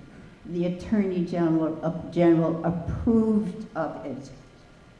She wrote only in her words that the Attorney General had cautioned that our CD could not regulate pesticides or defoliants that are more strictly allowed, that are more strict than allowed by the State Pesticide Control Act. However, please note, she never claimed it illegal, as Mr. Reffitt explained to these two committees erroneously. Nonetheless, when asked by these boards when they were considering how to vote for this article for town meeting, Mr. Reffitt told them the town council had advised him that RCD was illegal. The document he based that statement on did not say that. Okay, Gradle, you take The it boss, forward. I'm almost done. Okay, good. The Board of Selectmen and the FinCom were misled, not having participated in the planning board's hearing, and knew nothing of the discussion that took place at that time. They ignored the planning board's unanimous endorsement of the value of having the Open Space Committee update Hamilton's CD with clear, perhaps alternate guidelines and specific boundaries. My last statement is, our Conservancy is not illegal. It just needs revising and updating. Don't throw out the baby with the bathwater. Let it sit another few months, and we will allow us to come back to the planning board this fall with a stronger, clearer set of guidelines and boundaries to our town's natural world that we know will benefit us and our wildlife neighbors. Thank you very much. Okay, please, so, I know it's hard. Ms. Jenkins, please. So I want to say that the Board of Selectmen and FinCom made their decisions based upon what they interpreted the attorneys to be telling us. We weren't misinformed in that. We read their letters the same. Not everyone interprets what they're reading in the same way. That's all I'm gathering out of this. I'm also fully aware, as is the Board of Selectmen, of the vote that the Planning Board took. This bylaw was actually moved forward by the Board of Selectmen because the first letter informing the Planning Board to alter or remove this bylaw was over 2 years ago, and they never even informed the Board of Selectmen or Town Council of what that letter said. So that's why the Board of Selectmen moved it forward. I understand then that the Open Space Committee came forward. I did not attend the meeting, which I don't attend a lot of them, but I watch all of them. So I watched the meeting and am actually fully informed of the decision that I'm making. But I would like to recognize our town council, Donna Brewer, to answer any questions as far as what you're saying. Right now, there is no delineation, if I can say this correctly, on what the use is for that bylaw. Everyone wants to protect vernal pools. Everyone wants to protect our environment. And I applaud you for using those terms to ask people to come forward. But the reality is, there is no delineation in the Conservative District as it stands today. And to say that it's never come up as a problem with the town, it was just used by a developer to do over on Maple Street that he was working within the terms of the Conservative District. No developer has fought you on it and brought it forward as a fight. That does not mean that the developers or people building on their own private properties have not been affected by this bylaw. It just means that no one has come forward and sued the town for the bylaw. Okay. Donna, did you want to discuss this? Donna Brewer, Town Council and resident. My opinion is that the Conservancy District, as it exists today, is not illegal, could not be enforced, and a decision denying a special permit under it could not be defended. Let me give you a few reasons why, just briefly. Some of you may not know what the Conservancy District says. Specifically, it says that the Zoning Board of Appeals has to give a special permit to people who are trying to develop within the Conservancy District. The only exceptions to those uses that don't need a special permit are those limited uses that are protected by state law, i.e. things like agriculture. The case law says you can't have a valid bylaw that limits your uses to special permits for everything except what is specifically permitted as of right by state law. So that's one problem with it. A second problem with it is that it gives the Zoning Board of Appeals no guidance as to how to give a special permit and when it may deny it. Again, case law says you cannot have that kind of unfettered discretion. And third, we already, as has been mentioned, we have a Wetlands Protection Act, a Wetlands Protection Bylaw that is more restrictive than the State Wetlands Protection Act. I think all of us would agree that judgments about the appropriateness of development near vernal pools, the effect on endangered species in those areas, development near water rights, that is better left in the hands of the Conservation Commission, which under the Conservancy District does not grant the special permit. It gives advice and counsel to the Zoning Board of Appeals, but the Zoning Board of Appeals makes the final decision, and it frankly is not in the position to make the judgment that the Conservation Commission is better placed to do. Okay, further discussion? Brian Stein. Hi, Brian Stein, Planning Board Chair. As Gretel mentioned, we did vote unanimously to work with them over the next 6 months or so, if they can come back to us with a revised bylaw that addresses some of the things that Donna just mentioned. I'd ask you to take no action like Gretel asked, as we again voted unanimously. We'd like to keep our deal with them, and hopefully they keep our deal with us. Thank you. Any further discussion? I think she was here first, and then I'll have the team. Oh, she was, all right, go ahead. Is this on? Okay. My name's Heidi Clark. I live at 38 Porter Lane. I'm standing here before you today because I live across from a property that is imminently going to be developed, on which there are 4 certified vernal pools, in which the forest surrounding it live an entire population of amphibian species that are not, that make no mistake, are not protected by our town Conservation Commission, which only gives 100 feet of protection from the water's edge. I have brought a 50-second sound sample, I've brought some pictures, and then I have a statement.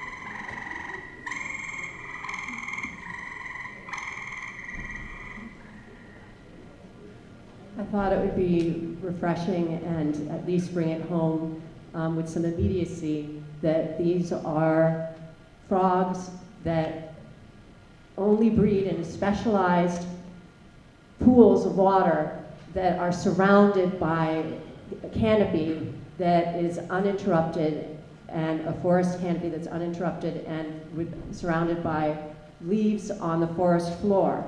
Not only are those species that you heard, but also all these species are on the forest floor there. Our own Hamilton Vernal Pool bylaw, which protects only, as I said, 100 feet from the wetland edge, states, studies have shown that removal of vegetation or disturbance of these areas, which range from 750 to 1,200 feet from the vernal pool, can wipe out the vernal pool populations. The Hamilton Conservancy District, which you have heard, is not illegal. In some areas of Hamilton, affords greater protection to local wildlife than our Wetlands Protection Act. Now, you may ask yourself, why should I care about frogs and salamanders living in the leaves in the forest? For some, the answer may be because you care about the environment. For others, you may feel an educational responsibility to help the next generation know our local fauna. Okay, you figure 3 if you just wrap it up. I am right now. Okay, thanks. And yet for others, I argue it is of economic importance because it is what makes Hamilton special. It is what makes people want to live here. The more we are able to preserve special places like the uplands around vernal pools, the more we add monetary value to our homes. So I urge you to take no action on the Conservancy District today, so that the Open Space Committee can study it and other towns' conservancy districts to make our conservancy district work effectively for us and the wildlife it is meant to protect. Thank you. Okay, yes. All right, yes, ma'am?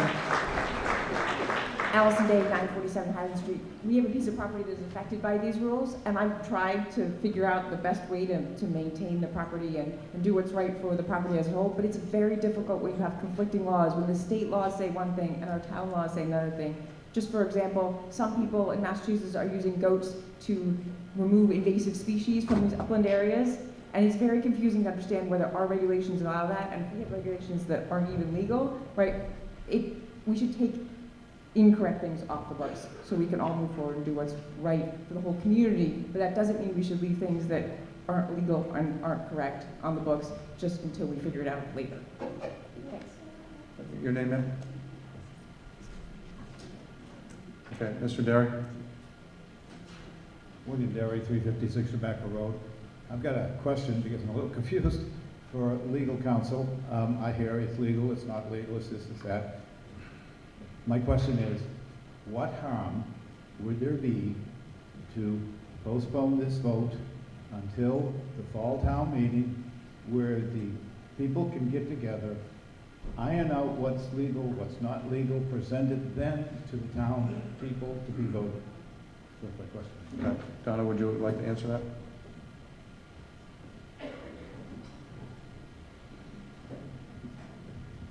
The potential harm would be if the Zoning Board of Appeals denied a special permit under the Conservancy District and the town got sued over that denial. Okay. Ms. Jenkins. I'd also like to say that, Bradel, I respect that you're on the Open Space Committee and you're very active and you've been a phenomenal volunteer for the town of Hamilton. But your personal properties are also within this district, which results in the high school not being able to expand in that area. So I think that's a direct conflict to, without stating to the audience that you have that conflict. Okay. No further discussion?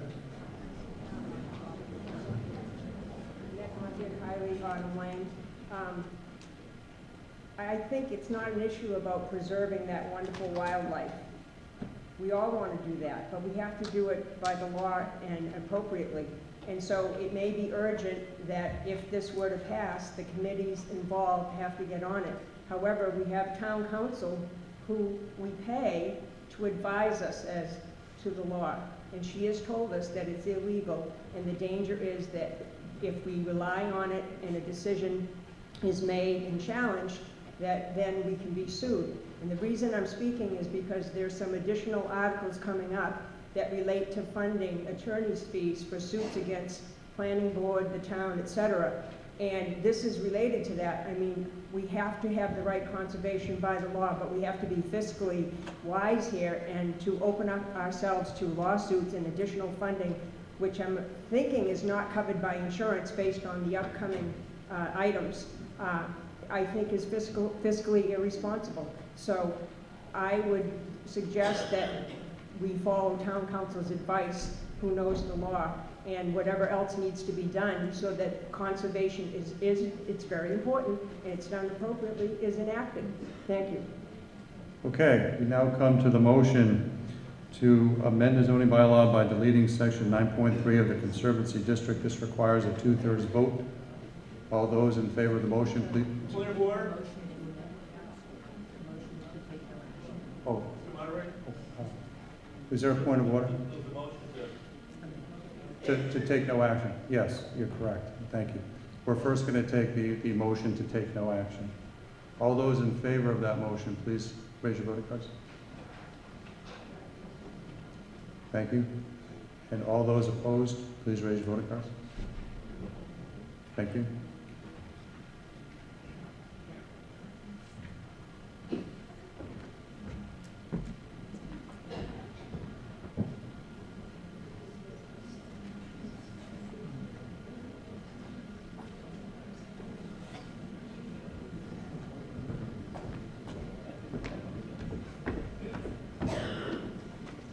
The motion carries. Now that was the motion to amend it. Now we vote on the main motion, which is now to take no action. All those in favor of the motion? Yes, we do. We voted to amend the motion so that it would be to take no action. The motion has now been amended, and the vote is now to take. Yes.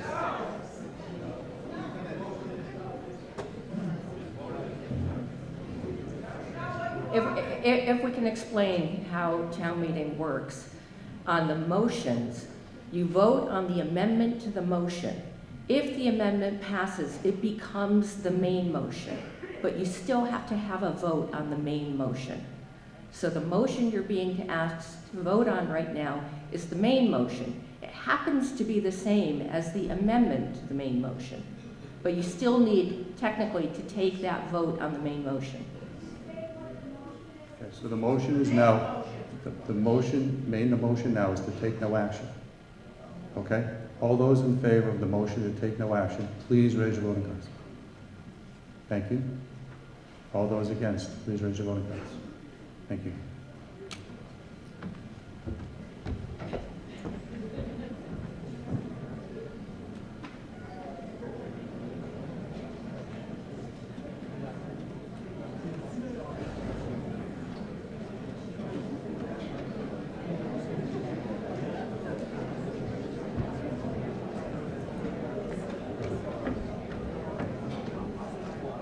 The motion passes.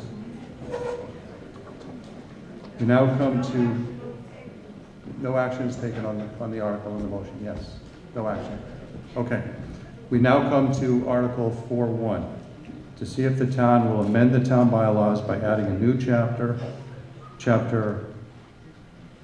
Roman numeral 37, bylaw for the improvement of blighted or unsafe structures or property and maintenance of vacant buildings, or take any action thereon relative thereto. Recognize David Smith. I move that the town amend the town bylaws by adding a new chapter 37, quote, bylaw for the improvement of blighted or unsafe structures or property and the maintenance of vacant buildings, unquote, or take any action thereon or relative thereto. Is there a second? Right. Mr. Smith. Oh, I'm sorry. No, you know what? I was looking away when you did that. David, what you need to read is the motion in the dark. Do you see it? The bolded. Do you have the script? If you look up there, You'll see the motion. I'm sorry. All right, sorry. I move that the town amend the town bylaws by adding a new chapter 37, bylaw for the improvement of blighted or unsafe structures or property and the maintenance of vacant buildings, by adopting the language set forth in Appendix F to the 2018 Appendix Book, a copy of which has been provided to the town clerk for inclusion in the minutes of this meeting. Is there a second? Okay, Mr. Smith. Okay. I have 10 minutes. Is that correct? You do? In 10 minutes, I'm going to try to answer 4 questions. But by the way, first, just so you know, the answer to this is, as my wife put it succinctly recently, what were we thinking when we brought home that puppy a couple months ago? And end of story. Why do we need this bylaw? Over the past, an incident, I should have introduced myself. David Smith, I live at 27 Home Street. I'm chairman of the Town Board of Health. Over the past several years, many homeowners in our town have communicated to the Board of Selectmen, the town manager, the Board of Health, concerns about blighted or unsafe or, as I call them, abandoned properties that they abut or in their neighborhood. And invariably, to the extent that the town has responded at all, it has been, we'd love to help you, but I'm really sorry, we just simply do not have the legal means to do so. So I'm sorry, we can't help you. We don't have the tools available to respond to your concerns. That left these people, needless to say, disappointed, frustrated, concerned. And then, as it turns out, about 16 months ago, I was one of 6 people who co-signed a letter to the Board of Selectmen expressing our concern about, I call it it's either vacant or abandoned property in downtown. Well, the Board of Selectmen were kind enough to have actually asked Patrick Reffett, our Director of Planning and Inspection, to respond in a letter in which he said basically that. I'm sorry, we don't have any legal means to help you, but perhaps what you'd like to do is think about bringing to town meeting next year a bylaw, a nuisance bylaw so-called, that would give us the legal means to do something about these kinds of properties. So I took up the challenge, and it has, as I said, it started with that request. See if you can bring a nuisance bylaw at a town meeting. That's how this process got started.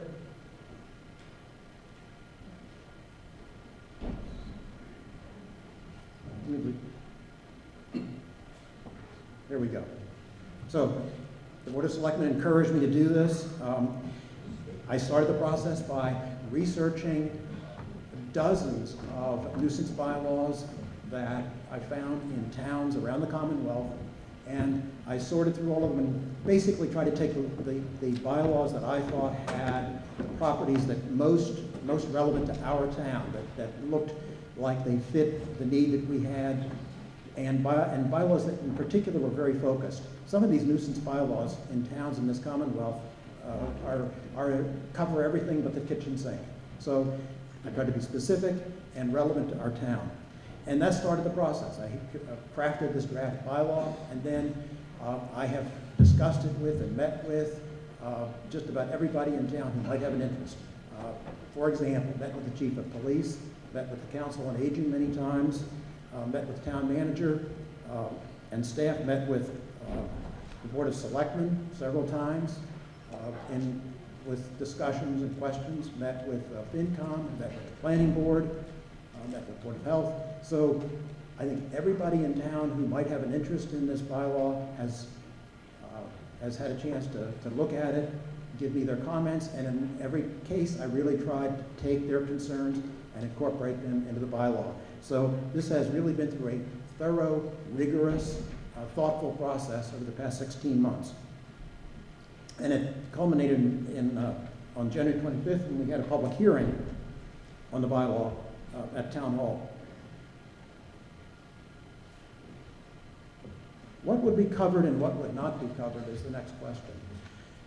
What would be covered is the common interest of the general public in decent, safe, and sanitary structures and property. And I'll tell you what would not be covered, and a lot of people express this concern. What would not be covered, and what you could not do under this bylaw, is take an individual's interest against another property owner. So that if you, for example, didn't like the color that your neighbor painted their front door, you could not use this bylaw to do something about that. If you didn't like the way they maintained their landscaping, this bylaw is not going to help you. If you thought, that house is overdue for a coat of paint, this bylaw is not going to help you. Those are the individual interests that the bylaw does not cover.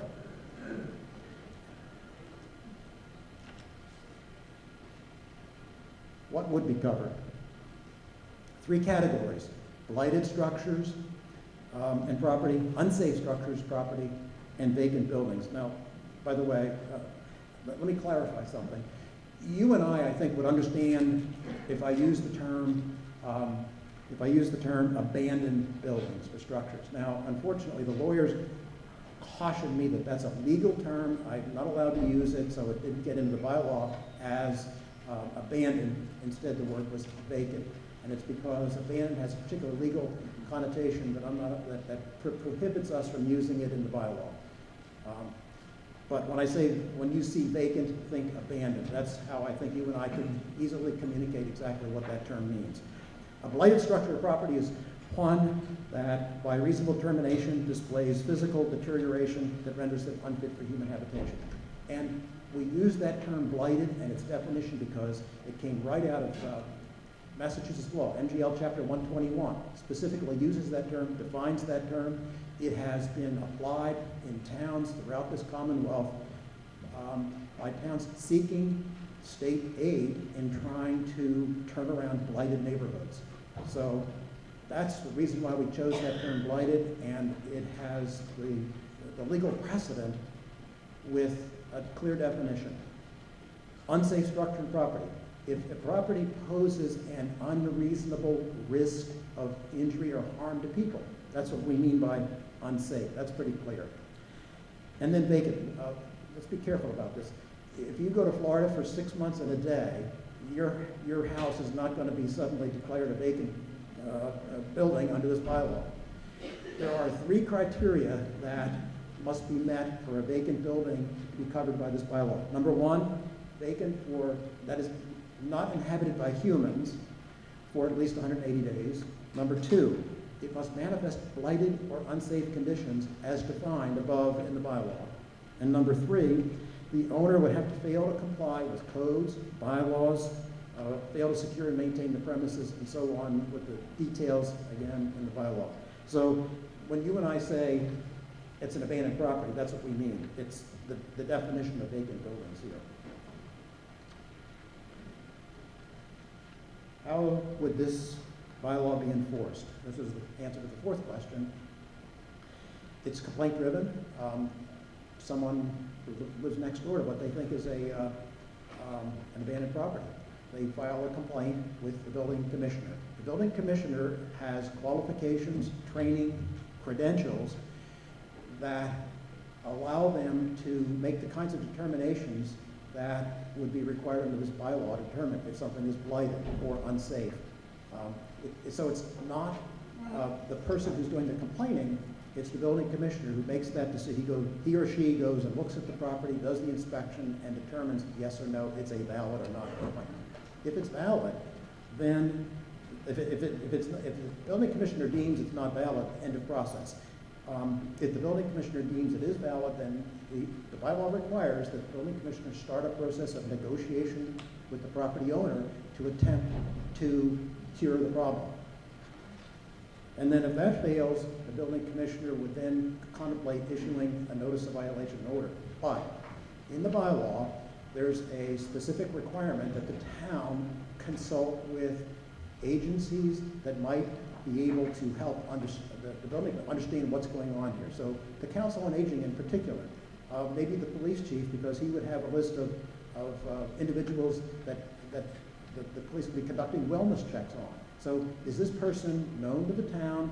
Do they have particular issues that might make for special consideration here?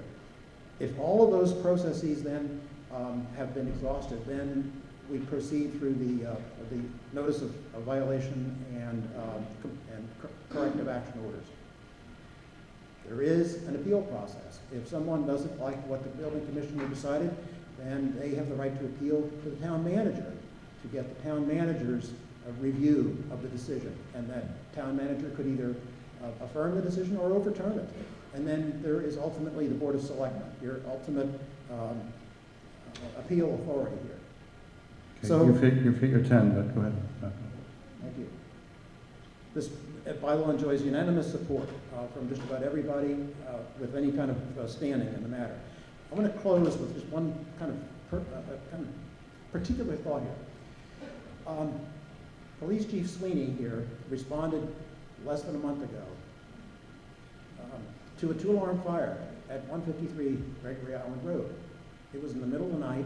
It was the house was fully engulfed, and thank God the firemen were able to put the fire down. But he did say he was seriously concerned that some of the houses on abutting properties might actually have might caught fire as a result of this house burning down. That's a pretty scary thought, waking up in the middle of the night, seeing your next door neighbor's house burning down. And that, thank God, no fireman was injured and that no other property was hurt. I went to the National Fire Protection Association information on this.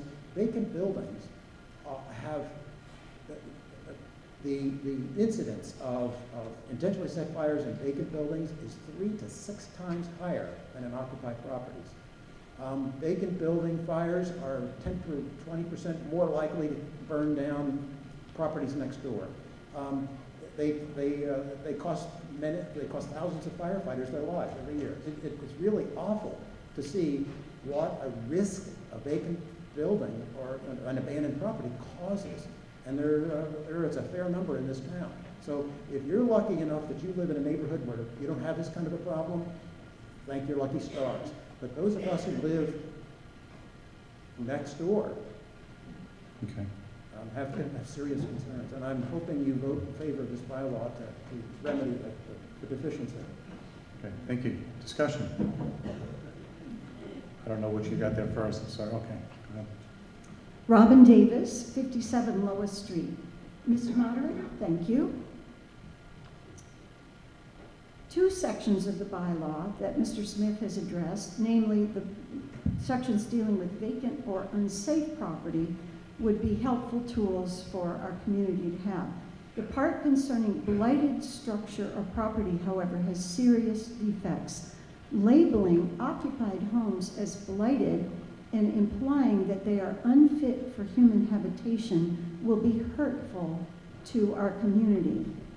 I want you to know the unintended consequences that the draft of this bylaw has already had on one Hamilton resident who was specifically targeted.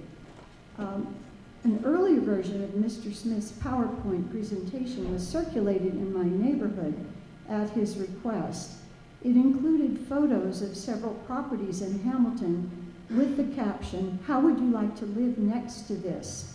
I was stunned to see my neighbor's home pictured. Thank you, Mr. Smith, for deleting the pictures today. I am now speaking here with my neighbor's permission. She and I hope that her distressing experience with this bylaw proposal can help persuade the town to take a different approach toward occupied homes in needing of repair. So, to repeat, the vacant and unsafe portions of this bylaw are good.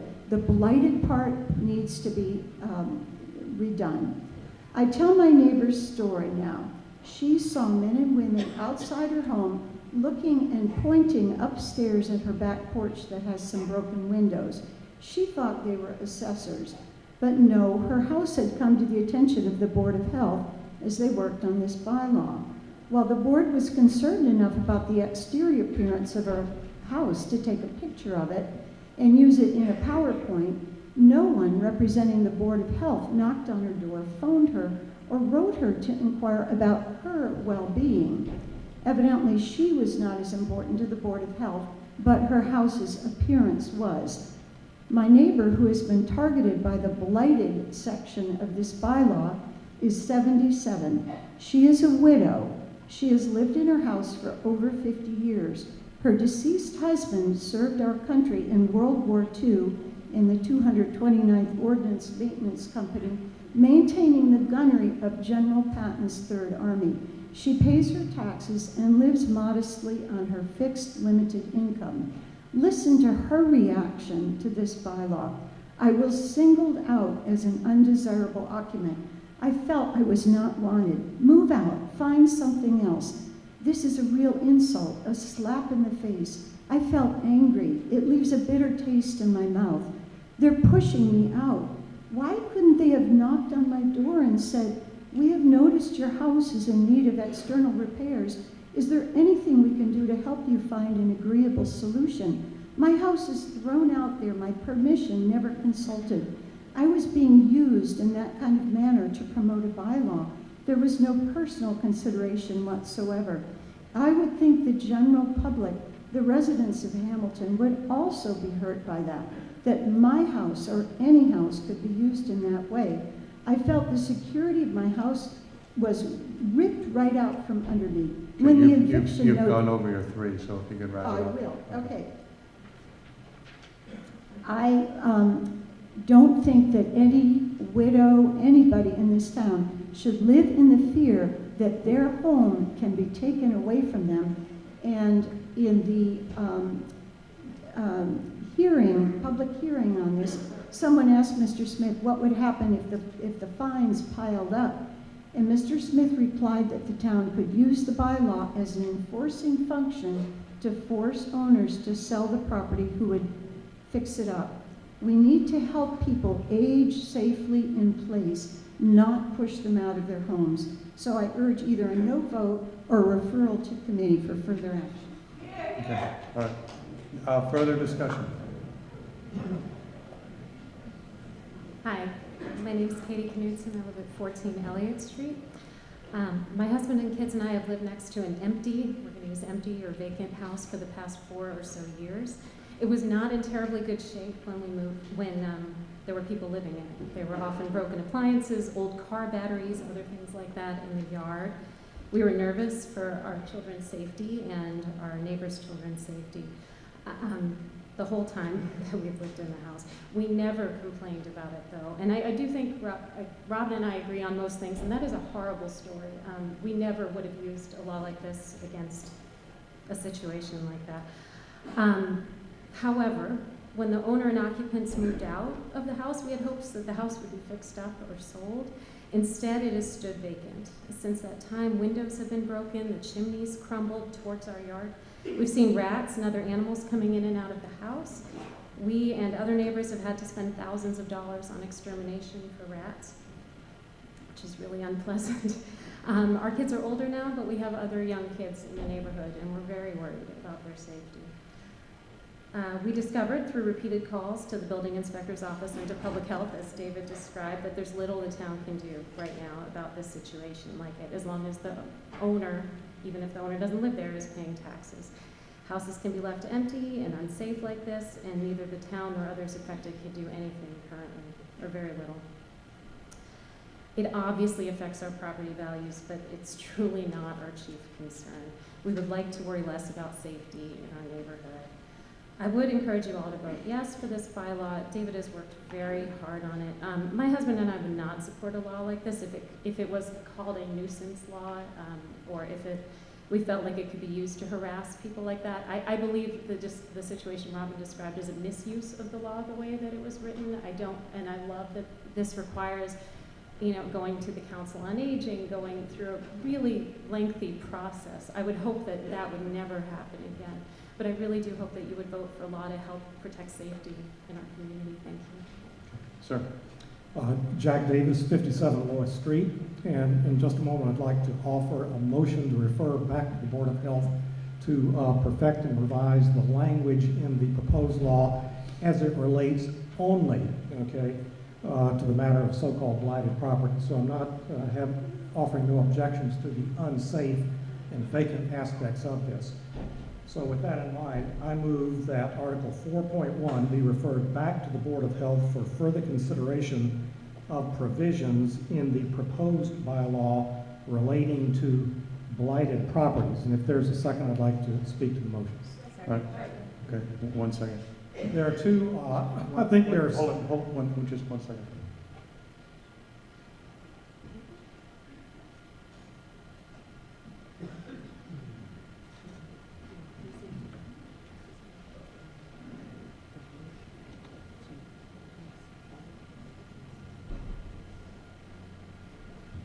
Go ahead. Yes, sir. So this would be a motion to refer to perfect language concerning blighted properties. I think there are two serious flaws in the language of the bylaw as proposed, and some of you may not have the full language in Appendix F of this, but two serious flaws. Number one, vagueness in the definition of blighted. Now, I noticed here that in Mr. Smith's PowerPoint slide, the full definition of blighted, which is actually contained in the language of the proposed bylaw, is not quoted. And that the full paragraph speaks about properties which, quote, unreasonably interfere with the common interest in maintaining decent, safe, and sanitary structures. There's also a reference to rubbish. Now, what constitutes an unreasonable interference with the common interest, or what constitutes an indecent appearance in someone's property or structure? For example, what about a rusty motorcycle in the backyard?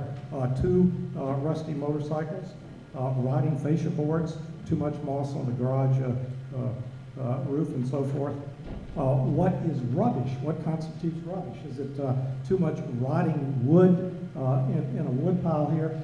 I think the danger is if these key terms are vaguely defined, it may be that the Board of Selectmen are going to be facing with adjudicating frivolous complaints, and I think there's a better use of their time.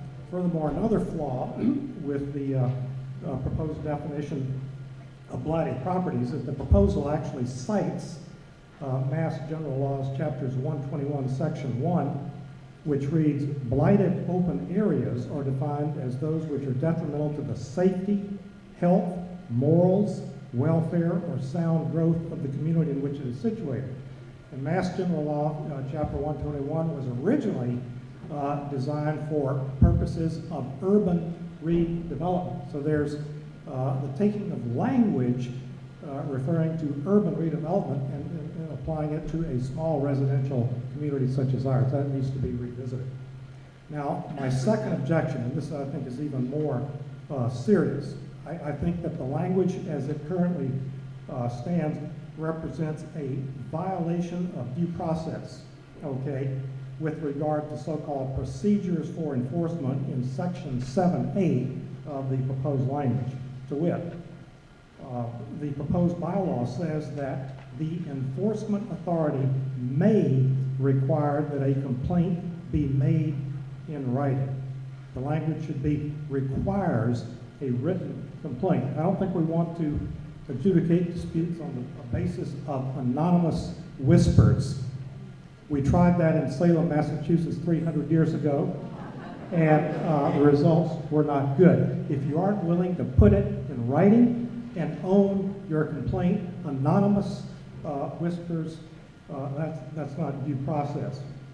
Furthermore, the proposed language says, and I quote, the enforcement authority may seek relief in court, quote, without first holding a hearing and without requiring the disclosure of the identity of the complainant. That's a violation of fundamental due process. And the Sixth Amendment of the U.S. Constitution gives people a right, certainly it's in criminal cases, we're talking about civil here, but I would hope that Hamilton would operate with a high standard, not a low standard of due process. You have a right, I have a right to know who's complaining against me and try to settle it apart from due process. Okay, it violates my right to know the identity of those who are initiating legal action against me. And so my closing statement would be that this bylaw, properly revised, should properly safeguard the rights of both aggrieved abutters and the property owner who is accused of having a blighted property. Thank you. Further discussion, sir? Did you want to speak? George Tarr, 640 Essex Street. I will be brief. If you have mice in your woodshed or chipmunks in your retaining wall, you would be in violation of this bylaw. I suggest it's overly inclusive and needs to be rewritten. Further discussion? Yes, ma'am. Hi, I'm Kathy Carlin, and I'm a 4 Horseshoe Lane in Hamilton. I'm up here just reminding folks, would you want to live next door to something that's actually attracting nuisance? In our instance, we have a person who has many motorcycles, many rusted things, many open cans of viscous dark liquid on his property in the driveway. And we have asked, we have written, we have requested to have somebody do something about it, because we're on wetland and all of this stuff, Pennzoil bottles and 5-gallon water bottles that are full of this dark liquid is on the property, not counting 3 of these snow shovels, and it's all right in the driveway. To me, that's, for anybody in this state, it would be definitely an attractive nuisance, which is something that you can use, and that's been already into the state laws. I'm just asking that you think clearly about it, and if we do readjust the terms in it, the fact of the matter is nobody is going to take your home away. And David laid out the steps that we would go through. It's quite lengthy to go through. And getting help. There's always 2 sides to a story. Maybe the lady would not answer the door as my person won't answer the door that I am complaining about. Thank you very much. Further discussion? Yes, ma'am.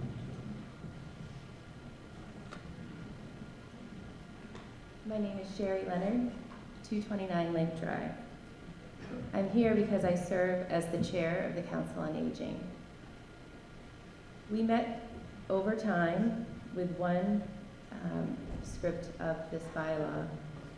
We were asked to take a look at it and review and offer our opinion.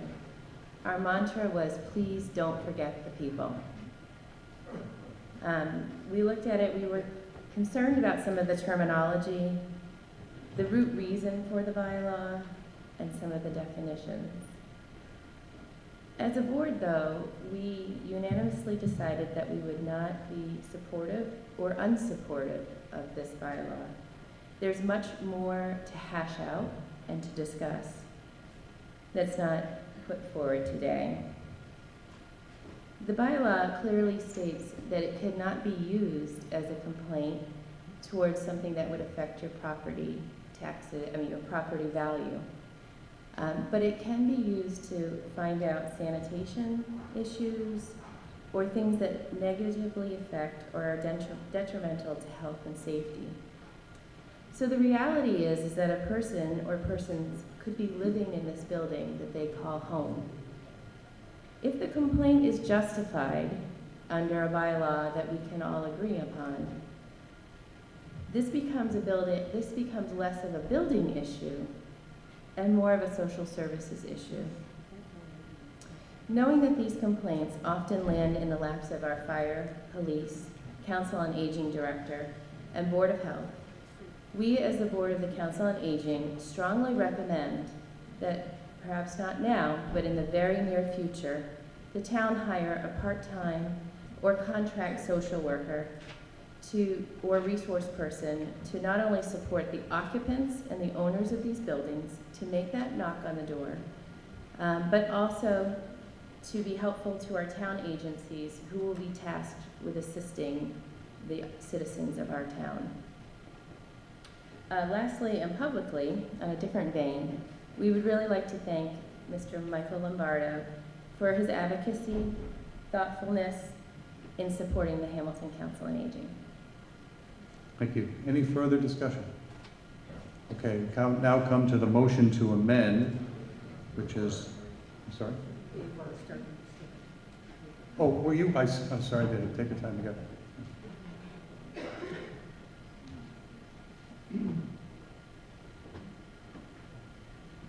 I would like to apologize to Robin and her neighbor whose quote she read from.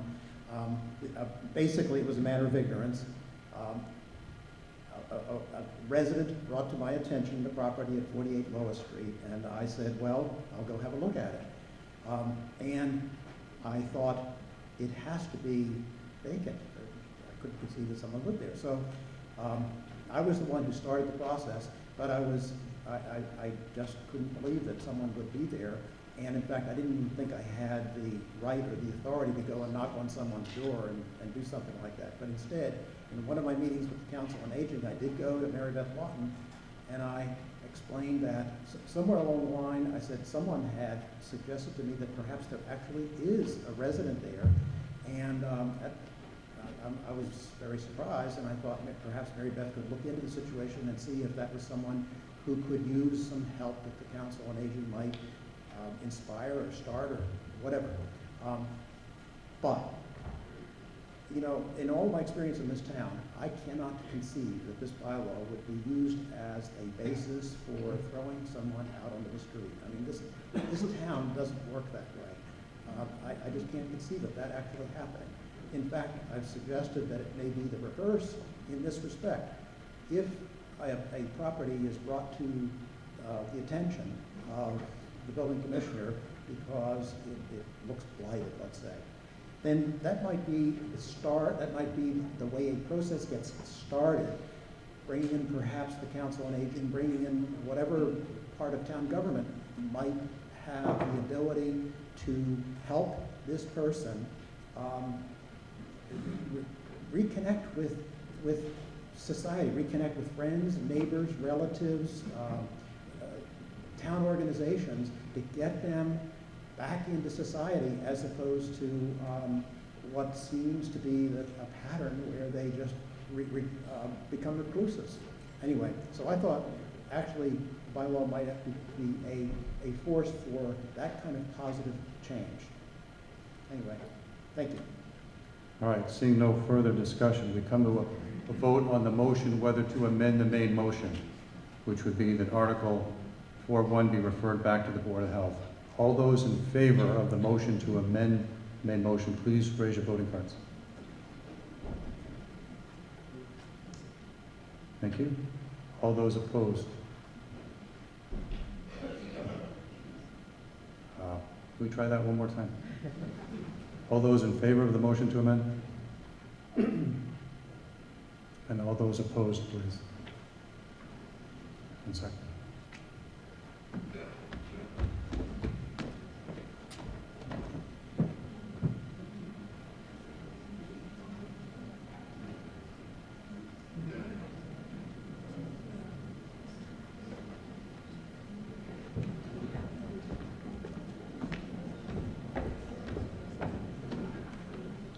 I cannot be certain, so we're going to have to count the vote on this. It may look one way to you, but it looks a little different from me up here. So would the tellers please take their places? Would those in favor of the motion to amend please raise their voting cards?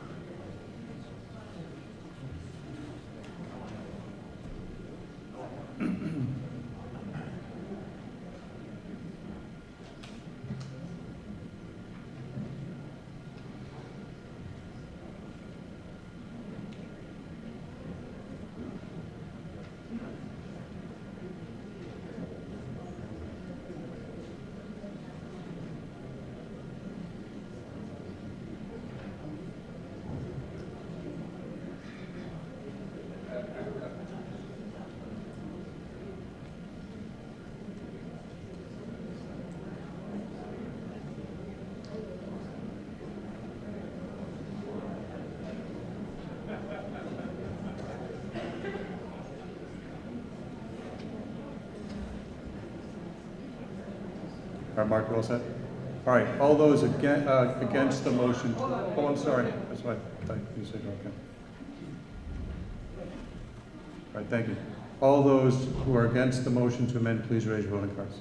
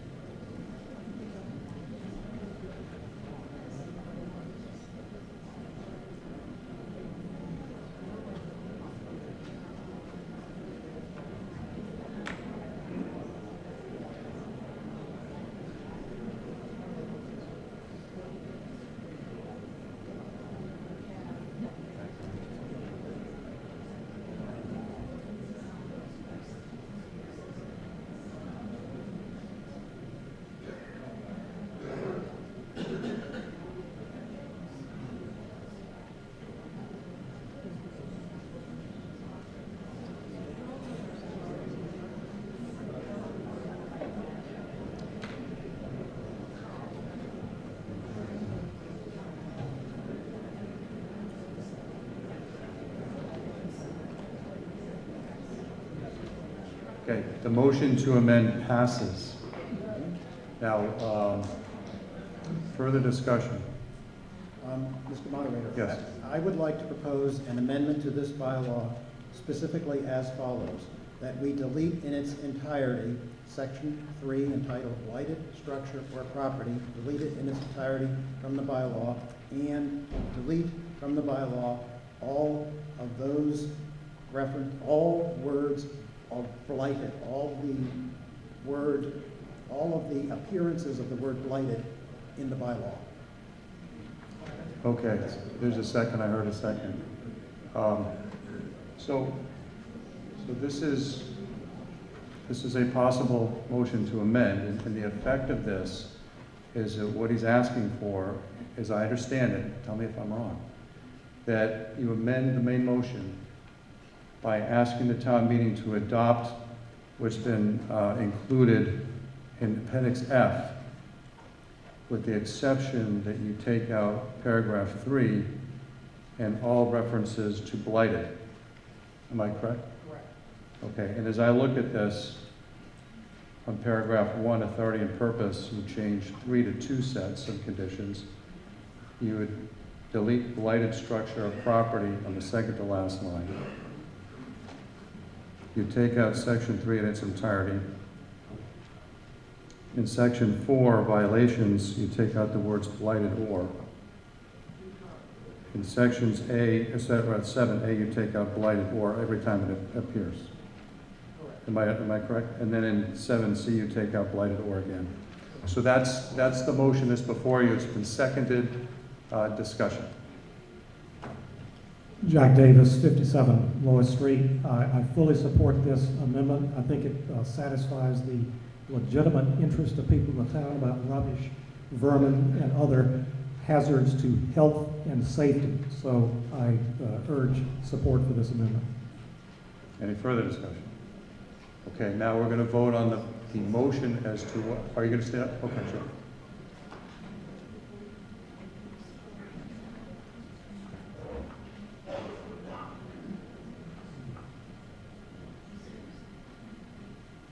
I'm Peter Hartline at 160 Woodland Mead. You say your name again? Peter Hartline. To take out individual words. Can you please speak into the mic just so everybody can hear you? I'll make sure they hear you. To take out individual words, changes entire meanings of sentences, I really think it should be reworked. Okay. So I urge you not to accept this. Please now accept this simplified amendment. Mr. Smith? Recently, in anticipation of this eventuality, I worked with Donna Brewer, Town Council, to ask for her revisions to the bylaw that would accomplish what I've described, namely deleting all references to blighted. And she did that, and what the moderator just described does that correctly and effectively. And so it really is pretty simple. It's not complicated. It simply erases from the bylaw the word blighted and the definition of blighted, and I think accomplishes the key objective of those who proposed and voted for the prior amendment. Okay, seeing no one else. The question now before you is a motion to amend as stated. Those in favor of the motion to amend the main motion, please raise your voting cards. All right, thank you. And those against the motion to amend, please raise your voting cards. And thank you.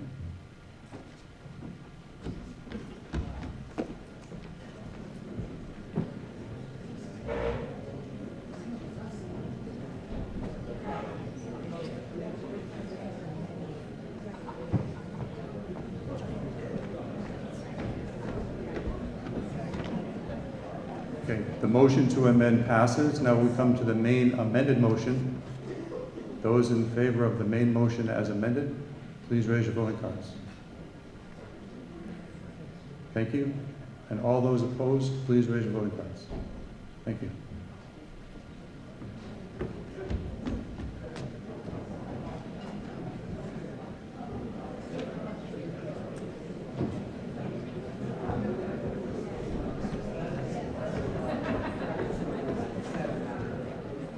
Motion passes.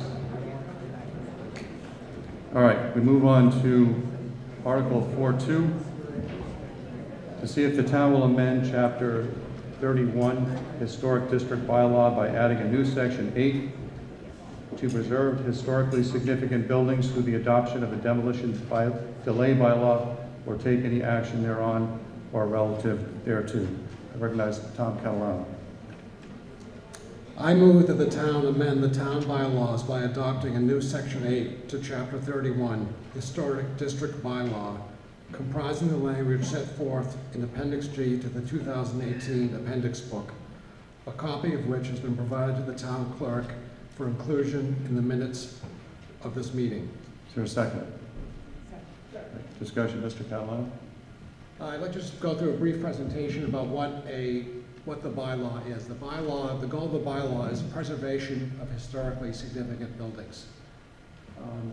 The bylaw is a temporary action where the town's historic commission or the historic district commission can work with an owner to try and come to a resolution of a building other than raising it.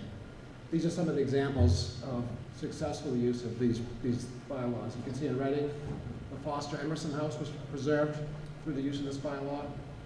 These are other examples where these buildings have been preserved. Easton preserved the Ames Shovel Factory. The bylaw is only temporary. There is no permanent encumbrance on a property through the use of this bylaw. So someone can have a property that's subject to the bylaw. Eventually they will get the ability to raise the structure even with the imposition of this bylaw were we to vote on it.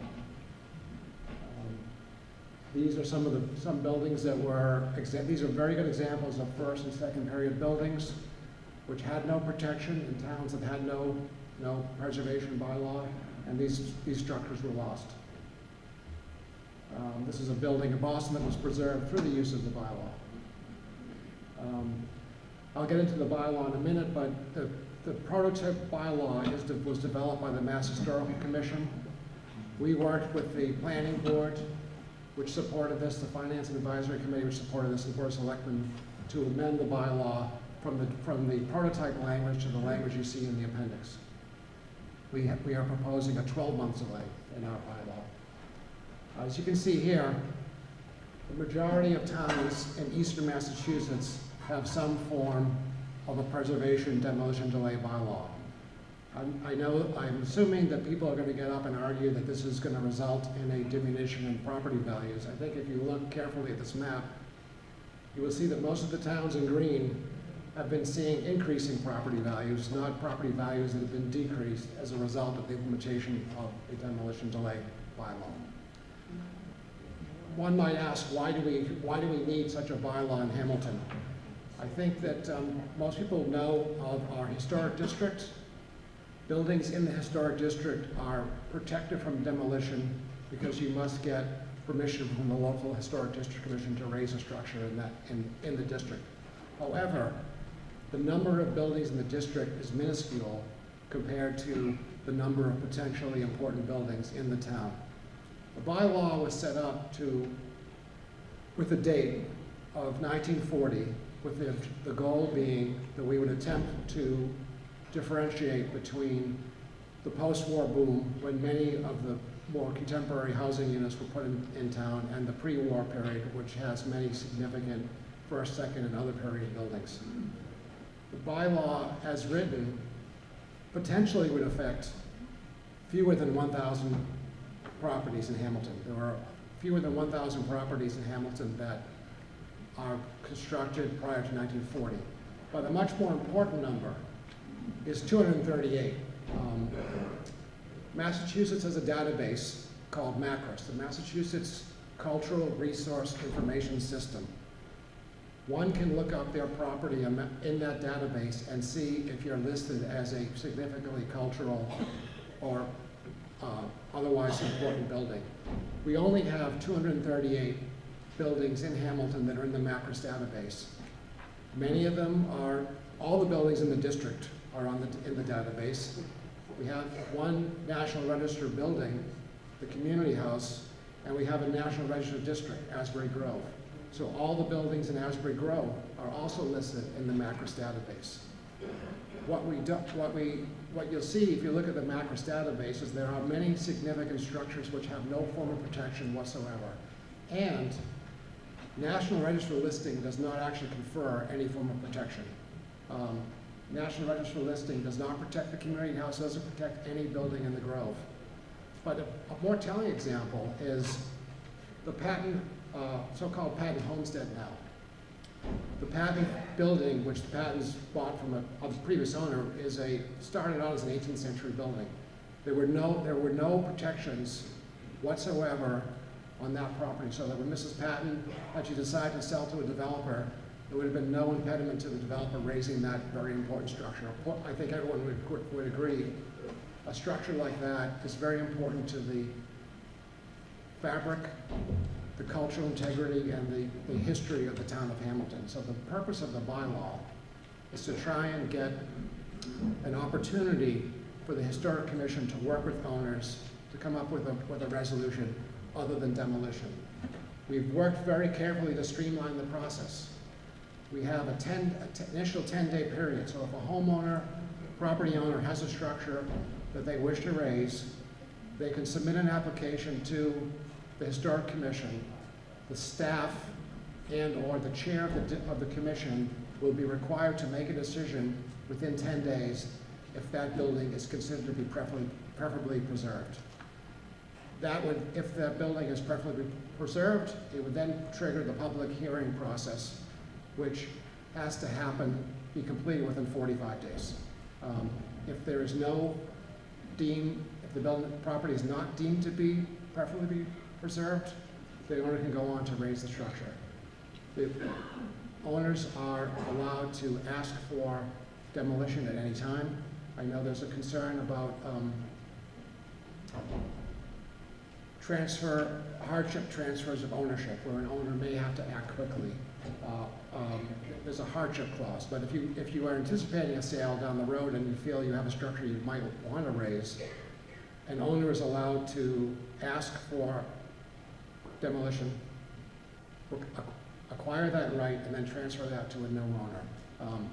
But there's a hardship clause, so the Historic Commission can also work with a hardship clause. And I think what's important is there really only are 4 main criteria for buildings to be considered for this. One is if it's located in a historic district. So any of the buildings in the historic district are automatically protected from demolition. If the building is listed on the National Register or the State Register, we would deem initially that building should be considered to be preferably preserved, and we would want to see that go forward under this bylaw. If the building were associated with one or more significant people in the history of Hamilton, we would probably want to at least have a public hearing to discuss the merits of the structure and its importance to the town. And if the building is historically important in terms of its period, architectural style, or other reasons, we would want to consider working to protect it. But I think if you think about generally what do people like about Hamilton? They like the bucolic setting, but it's also very important to think that we have many important architectural buildings here which help to define the character of the town. And this is a chance for us to work to preserve these things. Now, it doesn't mean there won't be outcomes that will result in demolition. It may also mean that there are opportunities for buildings to be moved. I've worked in my business where we moved a structure. The owner donated a structure who needed to raise it, moved to a different part of town, demolition delay, got both things. The owner was able to get the structure moved, the town got a new housing unit, and that's the kind of outcome which is an alternative to delay. The delay has been set at 12 months because we feel that that is a reasonable compromise between the minimum delay in Massachusetts, 6 months, and some towns are 24 to 36 months. The 12-month delay is really, in effect, an extension of 6 months from the normal transaction period for most real estate transactions. If you think about majority of buildings being financed, inspected, whatever, the due diligence period is probably 4 to 6 months for the acquisition and transfer of real estate. We're going to lengthen that, which is the only way we feel that the bylaw will have teeth. But in reality, for many of these potential buildings that might come under scrutiny with this bylaw, that kind of review process would probably occur concurrent with the normal real estate transaction time frame. So we just feel that we're in good company. There are many, we think that this is an important bylaw. We have very limited historic buildings in the town, and we want to be able to protect them. Thank you. Any further discussion? All right, those in favor of the motion, please. Oh. This is why it's good if you're down here. go ahead and walk on. All right, that's right. There's chairs in there. William Derry. I have two comments and two objections. First, I think the intent is good. I think they're on some kind of right track. I think we should have something to preserve some of the historic buildings we have. However, I object to the application. You're now going to encumber, however minor, 1,000 homes, when the true target, and this is what Tom has told me, is about 20 homes that we have here in Hamilton that really of interest to apply this law to. So I don't like the idea of encumbering the many for a few. And the second objection is, this is yet again another permit, another process, and 2 or 3 people on a board making a decision about my property. My property is my castle. I don't like the town coming in and saying, you will do this and you will do that. And I'm a libertarian, and that's my feeling. But the strong objection is the application. I do not, and I'm repeating myself, I do not think that it is proper to encumber up to 1,000, maybe it's 700, 900, whatever the number is, with a bylaw that you're only really interested in, say, 20 houses. I have suggested that in the past when I've attended the meetings, why don't you turn around and hire somebody, go through the process, give a list of the properties that you want to see preserved, make some negotiations, and go at it that way. Thank you. Thank you. May I address the comments, Mr. Moderator? Just briefly, yeah. First of all, we will have the most streamlined process for demolition delay in Massachusetts. We have a 10-day window under which an applicant would get a determination from the town as to the likelihood of the building being preferably preserved. I don't think we could expect anything more streamlined than that. There's no cost. One of the concerns that the selectmen had raised is that this would be a burdensome administrative expense. We would work with the community projects coordinator and the staff of the Historic Commission to have this quick turnaround. We don't really see it as burdensome in terms of administrative expense. Just want to correct Bill. There are 238 buildings on the Macris website, but I think what people should realize is that the Macris information is quite dated. It was done when the historic district came into being and the inventory was done then, so we actually don't really know the number. There's a chance that some of the 238 are already gone, but it's definitely more than 20 or 30. Thank you. I guess. Bill Bowler, Essex Street. Just so that it's clear, one second. Bill is the special town moderator for the overflow room. It does not prevent him from speaking in here. What I'm going to do is I'm going to swear in Donna Brewer to take the count on that since Bill's speaking here when we get to that. So. Essex Street, I have a home that's about 3 times older than I am, so it would qualify under this bylaw, although that ratio could change by the time this meeting is over. At any rate, I'm opposed to this bylaw. There is a constitutional argument that can be made. I'm not going to make that because I'd like to survive. But at the bottom, if you win the lottery and are one of the chosen properties, essentially there's a 12-month, the town has a 12-month option on your property. Generally, people pay for options. Here, there's no payment. If you're chosen, there's a 12-month delay, and yes, they'll work with you to find someone else, but you know, basically, you've decided you want to sell, and maybe you've been told that the house is going to be torn down, and now you have to wait for them to find someone else to use it for. So I'm opposed to it because it's an option, and they're not paying me for the option. Thank you. Further discussion? Yes, ma'am. Hello, my name is Jean Moran. I live at 21 Garfield Avenue. My home is about 140 years old. It's part of what sometimes is called Highland Park, adjacent to Asbury Grove. I've done some research with Hamilton Historical, and it's was a pine area where lots of people came to vacation from faraway places like Salem. So it is historic, and 2 homes have been raised within eyesight of my home. Others nearby have been raised as well too. I support this 100%. This is not just a vote for history, which is a wonderful part of Hamilton. 1793, I think it says on the seal. So we have a lot of homes in the 1700s. Some of those become blighted, and you know, we already talked about that. We don't want blighted homes being taken down. But this is affordable housing too. You need to think about this. My home used to be worth $50,000, right? Back in the day. Now, even professors at Gordon College couldn't afford to buy my home. Now think about that, that's huge. It's like incoming professors. This will help preserve some of these older homes that developers want to take down. And I do want to ask a question. Is this just for homeowners, or would this stop at development? Mr. Catalano. The bylaw applies equally to any property owner. So, you know, if a developer owned a property, they would have to be under review for whether or not the property was properly preserved. And when I went to the Zoning Board of Appeals as these homes were being raised, it was brought up, could you build a home that looks like a cottage that would fit into the neighborhood?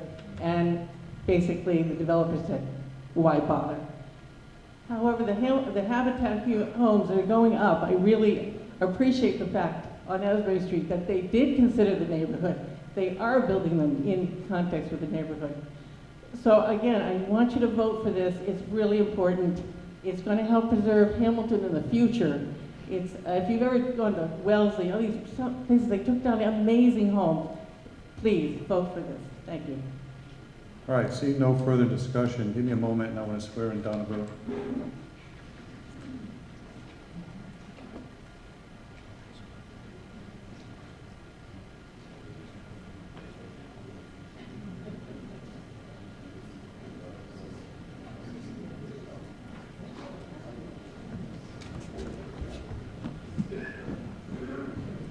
All right, we come now to the main motion. All those in favor of the motion, please raise your voting cards. Thank you. All opposed, please raise your voting cards. Thank you.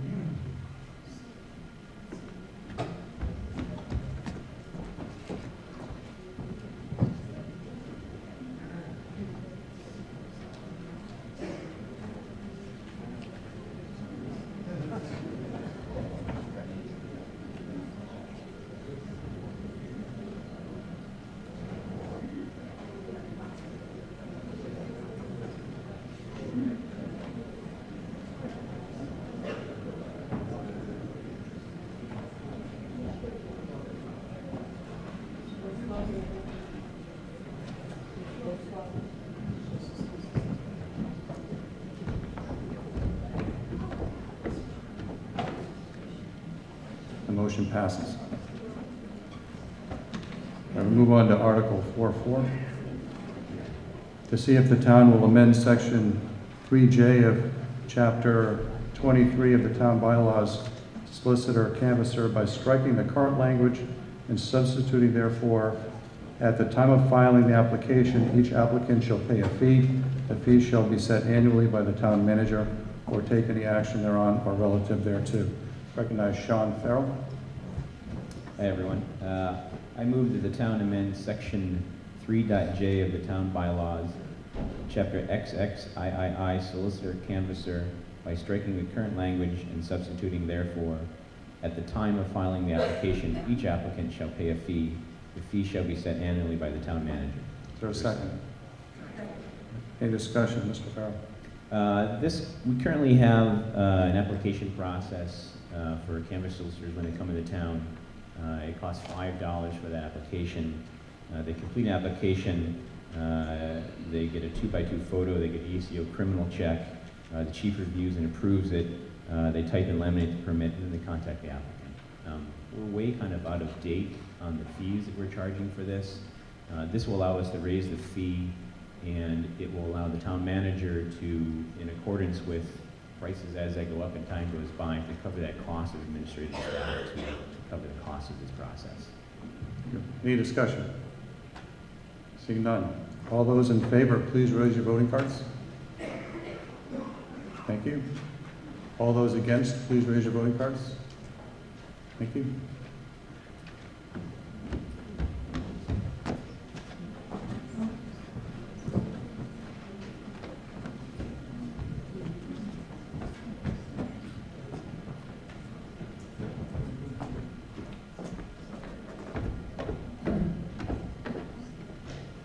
Motion passes. All right, we come now to Article 5.1.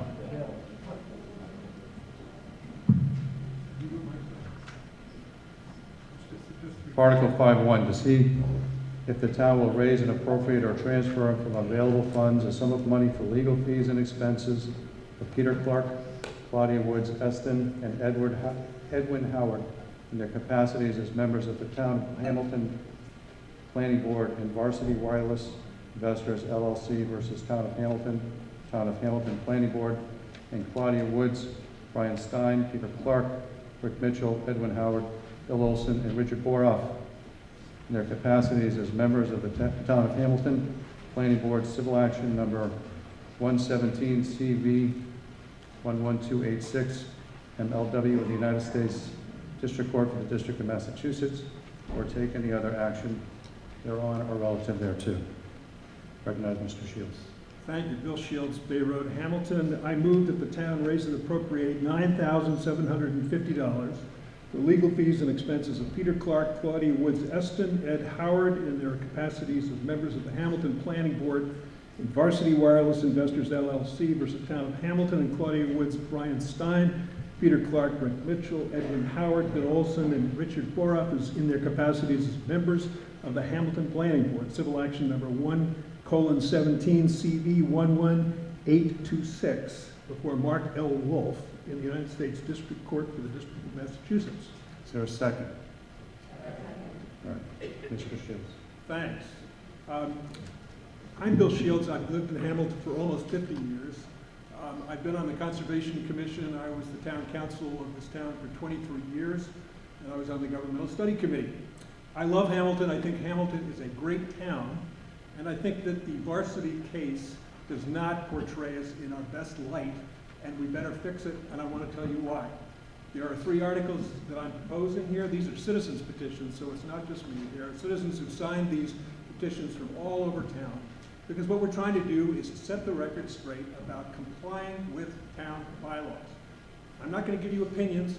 I'm going to give you facts. And here are the facts.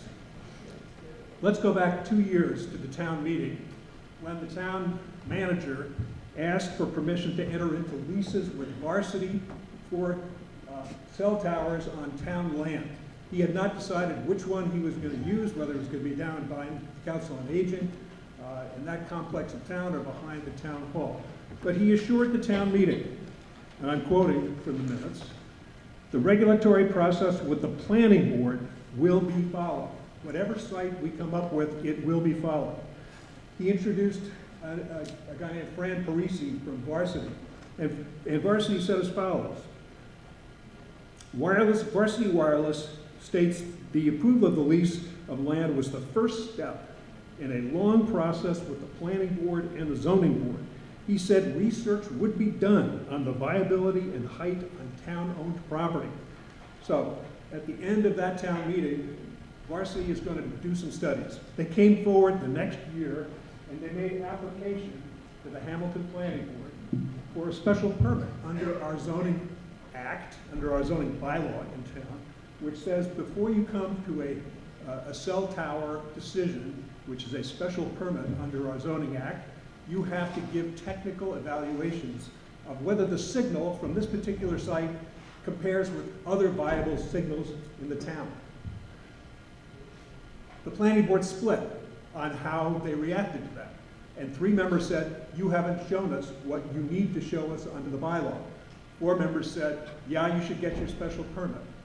Under our bylaw, the Hamilton zoning bylaw, and under state law, you are required to have a 2/3 vote for a special permit. Varsity did not get the 2/3 vote. It got a 4-3 vote in favor of the permit, but that is a denial of the special permit under our bylaw and under state law. So under the law, the application is deemed denied. And at that point, Varsity had two choices. It could come back to the planning board and say, okay, we're going to fix it up. We're going to show you that we've done the right studies here to evaluate signal strength. We're going to show you the comparisons that you're asking for. And that would have been the end of it, I think. And I think most people would think. But Varsity chose to appeal. And they appealed to federal court. And the case was drawn before Mark Wolf in the federal court in Massachusetts. Okay, if I could have the next slide. This is the caption of the case. And look at who sued. The town is sued. Why? Who knows? The town has no part in an appeal from a planning board decision or an appeal from a zoning board decision. It's the planning board, the next defendant, and the members of the planning board. They are the people you appeal from because it's their decision you are appealing. Let's go to the next slide, please. The town manager hired special town counsel because Donna was conflicted. The special town counsel filed this answer. I don't know if you can read it. I have a copy here, so let me see if I can do a little better.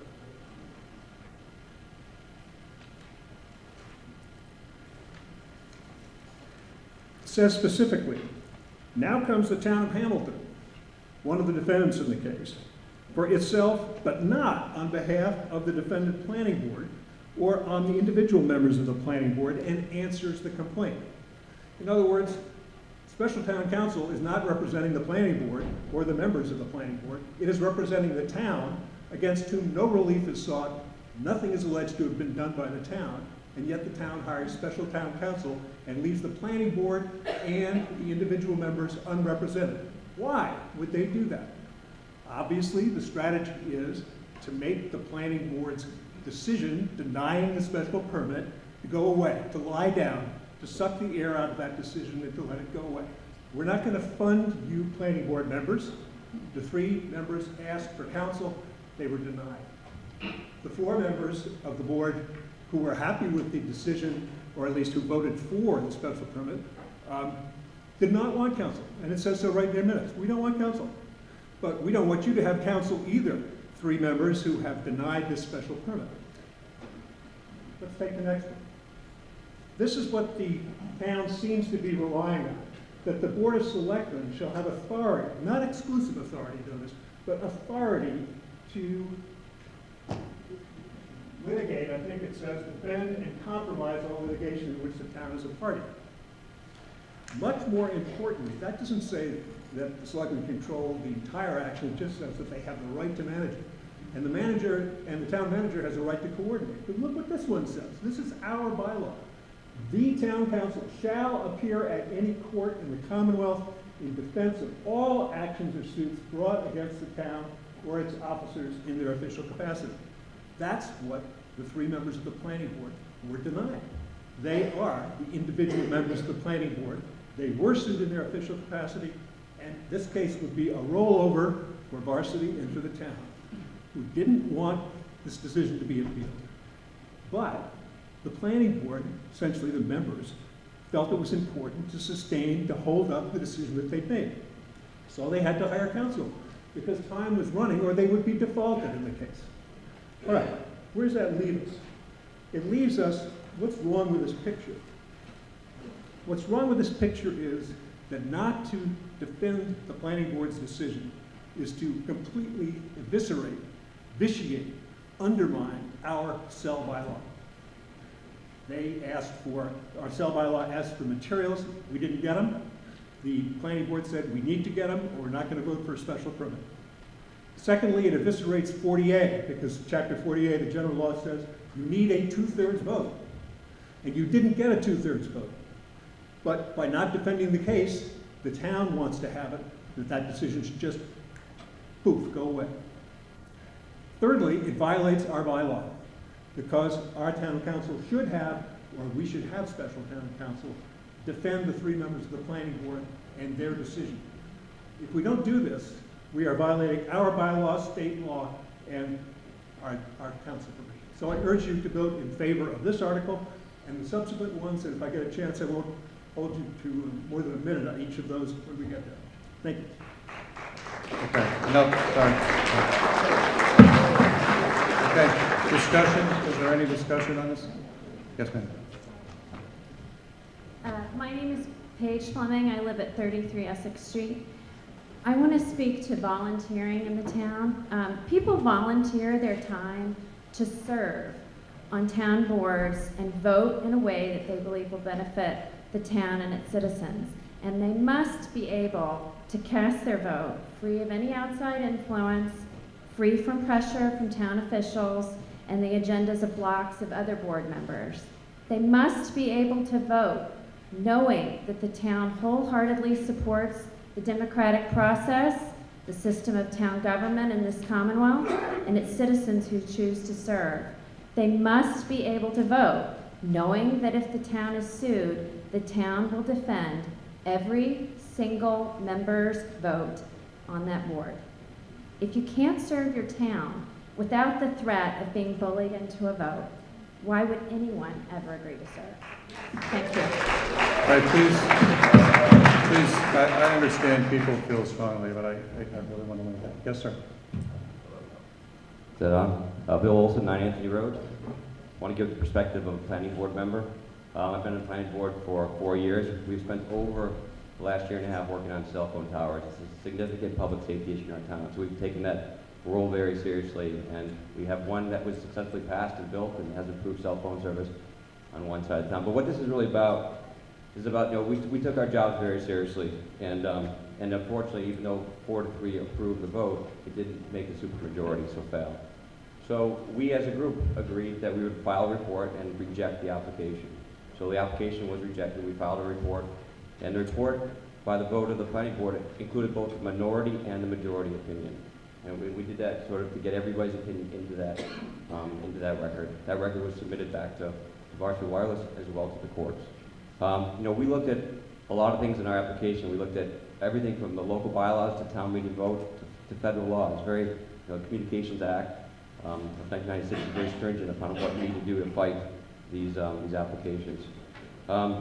So we filed a report, and we got a suit against the town. We were not sued independently. I have not gone out and hired counsel to represent me.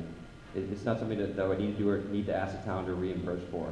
I'm one of the few that voted for it, but I'm still being sued. So in terms of volunteering, it doesn't scare me away from volunteering, because I went with the board based on the bylaw and the board decision, and I'm not fighting that by hiring an independent attorney to get myself off of that suit because I was the 4 against the 3. So I think it actually goes against it by allowing, a case-by-case basis for people to just go hire their attorney, and ask forgiveness rather than permission. Just go hire an attorney outside of the board discussion. It was never brought up in the board discussion that we're going to hire an attorney, and just ask to be reimbursed. I think that actually is what would not want me to volunteer, to find out that people just go around and do things and then come back and change position without doing it in a public manner. So, like I said, I think individuals who make individual decisions, it should not be the liability of this town to pay for those. Thank you. Yes, ma'am. Annette Gontier, Kylie Autumn Lane. I think that Mr. Shields' recommendation that the fees be paid should be adopted and voted upon. I think it has a chilling effect on the actions of volunteer boards who are voting based upon their view of the evidence and information before them, and whether they're right or wrong, they did what they thought was right, and ultimately it's everyone or no one. My only question is, I'm assuming from these articles that are in front of us today that the town does not have a public officials liability insurance policy whereby if we did, everyone that was sued would have the same lawyer, the defense would be provided, and everyone would be on the same page, and it wouldn't be coming to town meeting for us to pay it out of our pocket. So there's no insurance policy? Tony, do you want to answer that? Yeah. Sure. There's a number of things that need to be clarified here. So, of course, we've got a public officials liability policy. It doesn't apply here because they're not seeking monetary damages. Secondly, the individual members are not being sued in their individual capacity.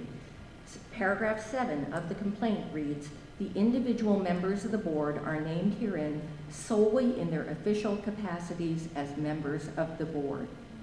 There is no personal individual liability exposure to any of the individual members, whether they've got an appearance from Attorney Dan Hill or not.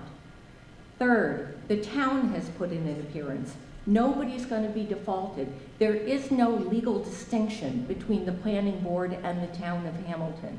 So the planning board is not going to be defaulted. It doesn't separately exist. Further, as a matter of municipal finance, even if this passes, we're not going to be paying this $9,750. Why? Because this was a private contract that was entered into by an attorney who was not hired by the town.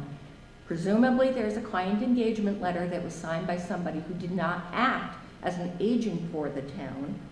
And there is simply no way for the finance director of the town to reimburse a private reimbursement for an expense that never had to be expended, that never had to be entered into. These people did not need individual counsel because there is no individual exposure. So that policy doesn't provide for attorney's fees where, notwithstanding the distinction you made, we saw that their name was on the complaint and they wanted to defend their position, which I do think is also in the best interest of the town. So there's no provision for attorney's fees when that happens? Not under the public officials liability policy. It is for certain claims when there is monetary exposure, for which there is none here. This is not a lawsuit against any individuals. It is a lawsuit against the planning board's decision, and all they are asking for in the lawsuit is that this decision be overturned.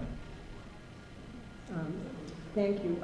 I still support, reimbursing these people, but I would only say that I would urge further investigation, because you do have money exposure when you're paying money out of your pocket for an attorney. So there's definitely some financial exposure to these people and to these members of the board. So it seems to me there would be an argument to get reimbursement even if we did fund it.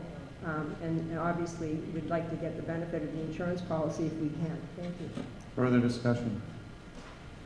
You were down here first. Brian Stein, Planning Board Chair. Just want to make a few things clear as I was chair for this and was there for all the public meetings and public hearings. The four of us obviously felt that the applicant met their requirements.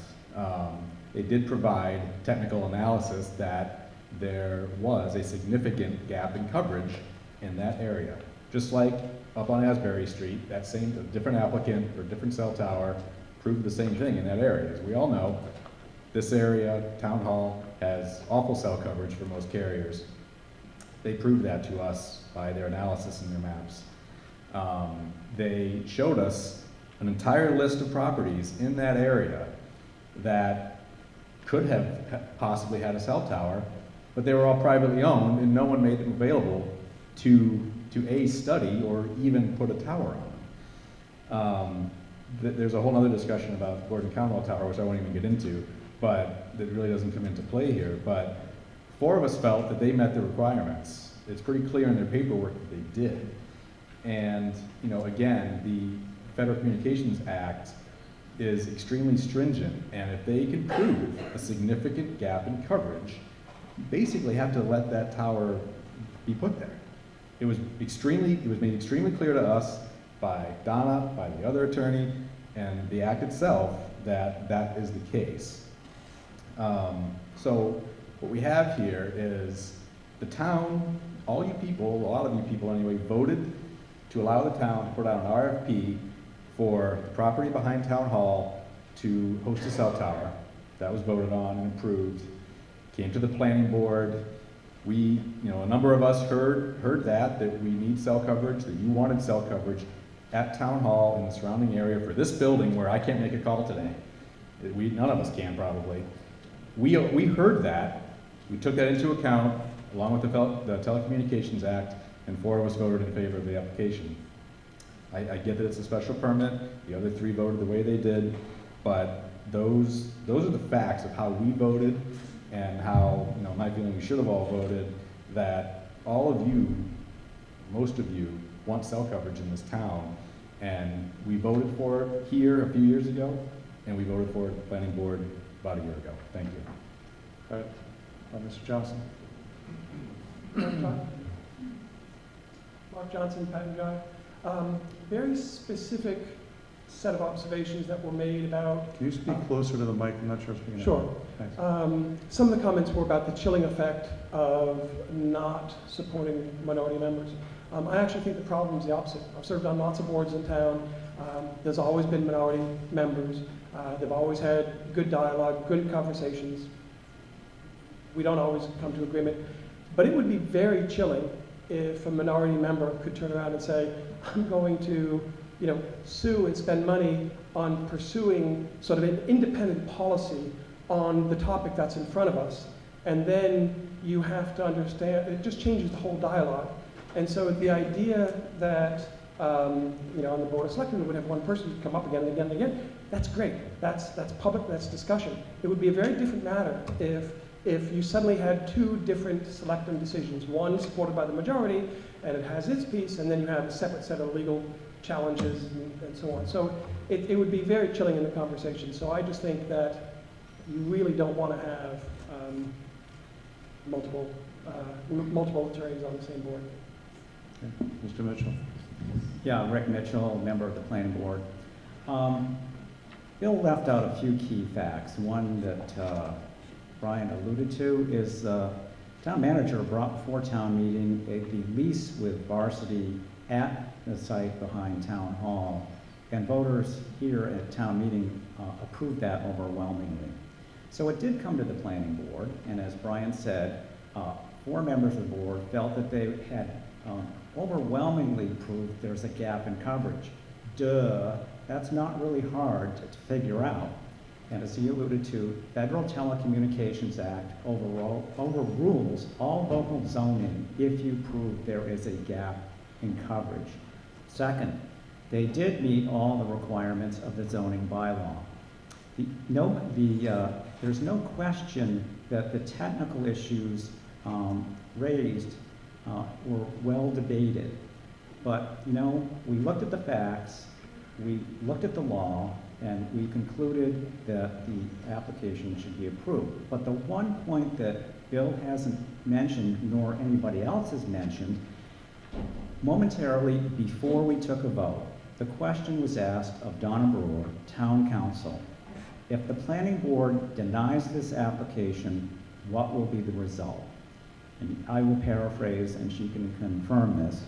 If the planning board turns down the application and it's appealed, you will lose. Pretty sound advice. So, 4 members of the board thought, okay, the facts are in favor of the applicant. The law is overwhelmingly in favor of the applicant, and town council has told us that if you don't approve this and it's appealed, you will lose. So, why in God's name would a board member knowingly turn it down, knowing that they were going to end up costing the town money for a defense that would end up losing? So the facts, the law, and the recommendation of town council were more than enough to persuade the board that it should approve this, at least for 4 members. Now, it's all well and good that the 3 minority members voted against it. That's their right. They can do that. All well and good. They decided they wanted to hire their own attorney. Fine, go do it. Spend as much money as you want pursuing something that is, in our estimation, indefensible. But don't ask me to pay for it when the facts, the law, and town council tells me it's a losing effort. Thank you. Okay. Yes, ma'am. Leonard Fallon, 50th Street. So I think we've gotten a little distracted maybe from what the actual issue is here, and I just want to confirm some things. First, I think that the planning board itself, or maybe the town, at the request of the planning board in general, decided not to defend the planning board. So it wasn't just these three individuals. The planning board is basically refusing to participate in this litigation. And I think that the consequence of refusing to participate in the litigation is that they'll lose the litigation, which of course is what the majority of the planning board wants to happen. So what's really happened here is we have a state law that says you need a 2/3 vote of your planning board, and we, the town of Hamilton, adopted the bylaw that tells the planning board how to review these things, and they have to have these site analysis or whatever exactly it is. So the planning board's trying to follow a bylaw. If they're required to take a 2/3 vote to approve it, they don't get the 2/3 vote, but then, because it only takes a majority of the Board of Selectmen and the planning board to decide whether they get counsel or not, that majority has now basically usurped the state law that says that you need a 2/3 vote to go ahead. And so by deciding not to hire counsel, they're going to default on the suit, and it's going to be as if the decision was never made. Okay? So it's nothing about personal liability. That's really what's going on, is that a majority is trying to usurp the role of a 2/3 vote on the planning board. Someone can correct me if I'm wrong. Any further discussion? Yes. Did you want to? Okay, go ahead. Dave Thompson, 103 Essex Street. First, I'd like to kind of comment on some of the previous statements here with respect to the vote. And the fact of the matter is, this matter came before the planning board for a special permit. The criteria for approving it was a 2/3 majority. They failed to get it. 3 people felt that they didn't meet the requirements of the bylaw and voted against it. That is a failure. That decision should have been supported and defended by the town of Hamilton. And the people, all of the people on the planning board should have been defended as required against the lawsuit. That seems pretty simple to me, but I'm not a lawyer. I would like to give you some facts as we move ahead with the deliberation on this. First of all, I think it's clear that the Hamilton citizens want the best possible cell phone location service, serving the most people that we can get from any one location. Hamilton has a bylaw that requires, among other things, that a signal strength or coverage analysis be performed as part of the special permit application for a cell tower. This analysis would compare coverage from various tower locations. Special permit applications submitted by Varsity Wireless failed to include such an analysis. The site currently proposed is behind our beautiful town hall, and it's near the lowest elevation in the town of Hamilton. Other sites in town should have been considered, including Browns Hill, the site of Gordon Conwell Theological Seminary, the highest point in town, and we're not. There are several options up on Browns Hill that should have been considered. First, an invisible location within the steeple, about 200 feet higher than the town hall elevation. On town-owned land up on the top of the hill. We own almost 2 acres up on the top of that hill. And on unused land up on the top of the hill. This week, we actually received a letter from Gordon Conwell confirming the availability of space in the steeple up there. The other options that I mentioned remain to be explored. Just some background on this. So what we're talking about really is the payment of fees. So if you could tie that into the payment of fees, I will get to that. Thank you. Gordon Conwell owns 127 acres, numerous buildings. It has an assessed value of about $50 million, and it pays no taxes to the town of Hamilton. They put about 45 children through our school system. At the $17,000 per student figure that we saw, that's about $800,000 a year we contribute to the education of Gordon Conwell students, and we don't get anything for it. Okay, keep this related to the fees if you would, or explain. An argument for why we have an opportunity through the negotiation of our pilot, which is ongoing with Gordon Conwell now, to negotiate a cell phone site up on the top of the hill, which would be a superior site to the site behind the town hall. Okay, all right, thank you. All right, any further discussion? Yes. Do you want? Oh, you've already spoken. All right, Jack, did you? Are you coming down before Mr. Mitchell? Have you spoken already? I can hear you. I would like to.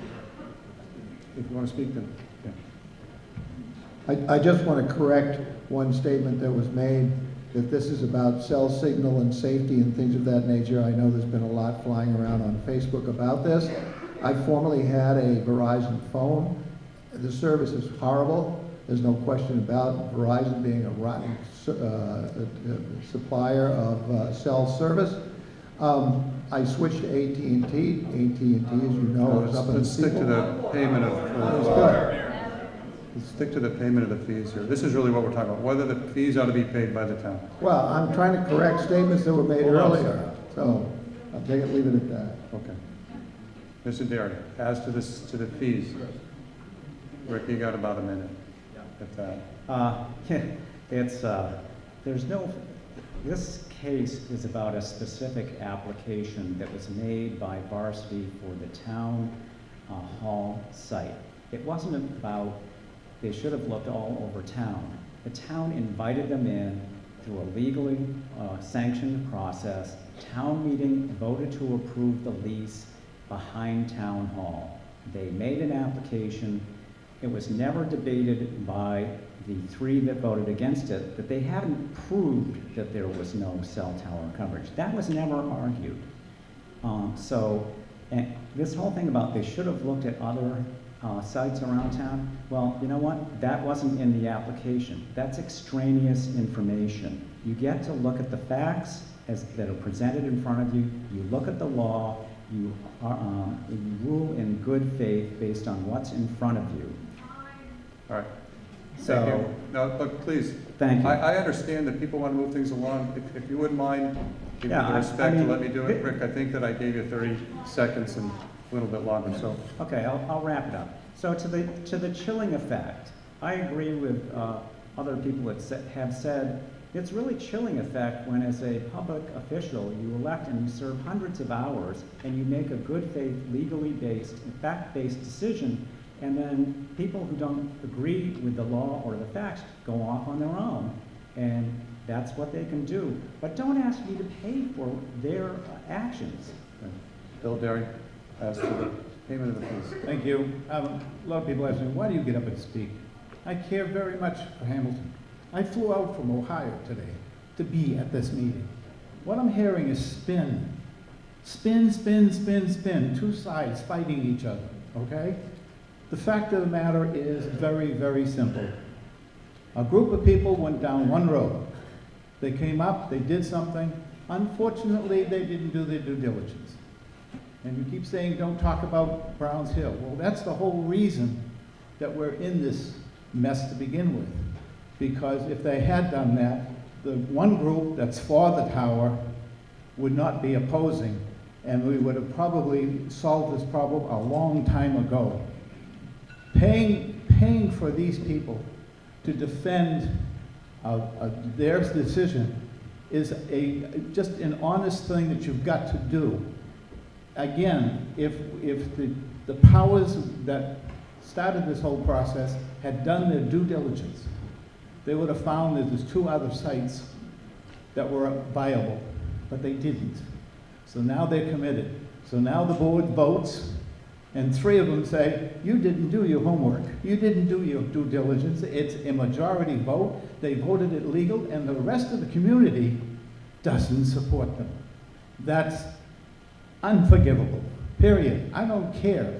If the board votes for something, then the rest of them should go along and support it. And that's not what happened. This town is divided. We have two factions. One saying, you know, pay for it, and the other one saying, don't pay for it. Why? That's ridiculous. You know, I have a cell phone. It works all over town because of AT&T. The best thing for this community is to get a cell phone up there. I'll go back to the money. Okay, let's wrap it up. Okay, so, Motion, please. anyways, Hang on thank a you second. for listening. You've not been recognized. Okay, you're done? All right. Yeah, you've been waiting. Maybe 5 seconds. Maybe 10. I've been town council for 23 years. Donna's been town council for an equal amount of time. Between us, we have 50 years of service. This is the first time that the town has not stood behind a decision of a town board. The first time in 50 years. No one can think of another time. That says something right there. There is a fact that you should know. If I could go back to the slide before. Let's just not repeat anything, Bill. It's something new. The complaint says Varsity versus Town of Hamilton. What you should know is that that complaint was filed with the approval of our special town council. Here is an email from Mr. Lombardo on August the 15th. The case wasn't filed until 2 weeks later, telling our selectmen as follows. Varsity is coordinating with special counsel to draft the complaint. In other words, our town manager is with his special counsel and Varsity drafting the complaint against our town. And that's what we're talking about here. In writing. All right, so we now have the motion. All those in favor of the motion, please raise your voting cards. The motion is to raise and appropriate the $97.50. So if you're in favor of that motion, please raise your voting cards. Thank you. If you're against the motion, please raise your voting cards. Let me try that again. Those in favor of the motion, please raise your voting cards. Thank you. And those against the motion, please raise your voting cards. I think I know what it is, but I'm not entirely sure. I'm going to count it. Okay? So the tellers, please take your spots.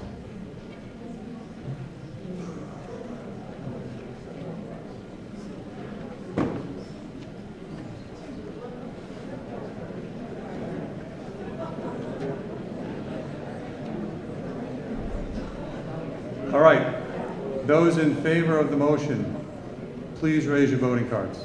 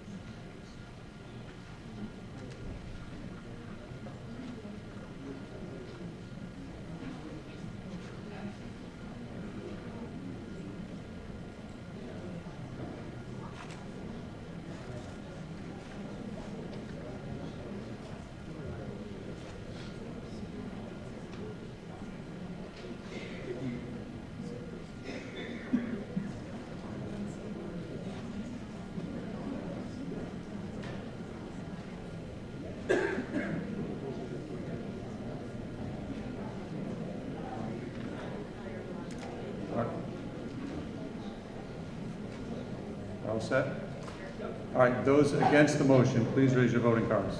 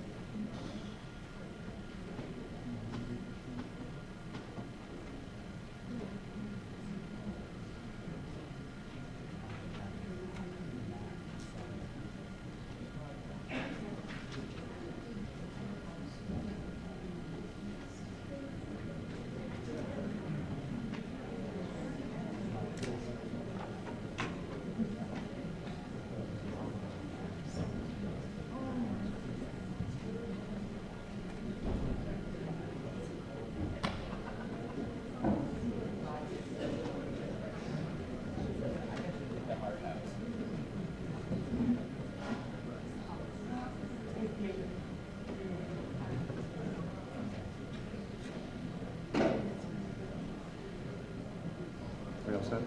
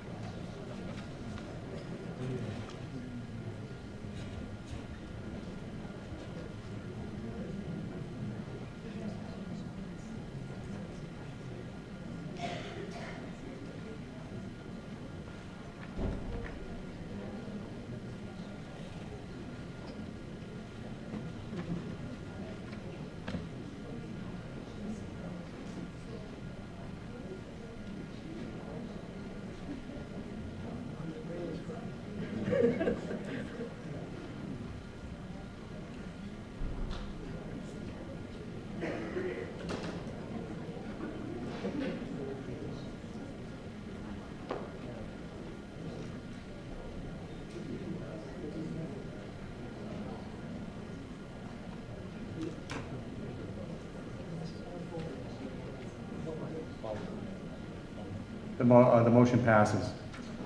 We now go to Article 5.2. It's clear. It's clear. If you want to count, I'll give it to you. 91 to 68. Okay.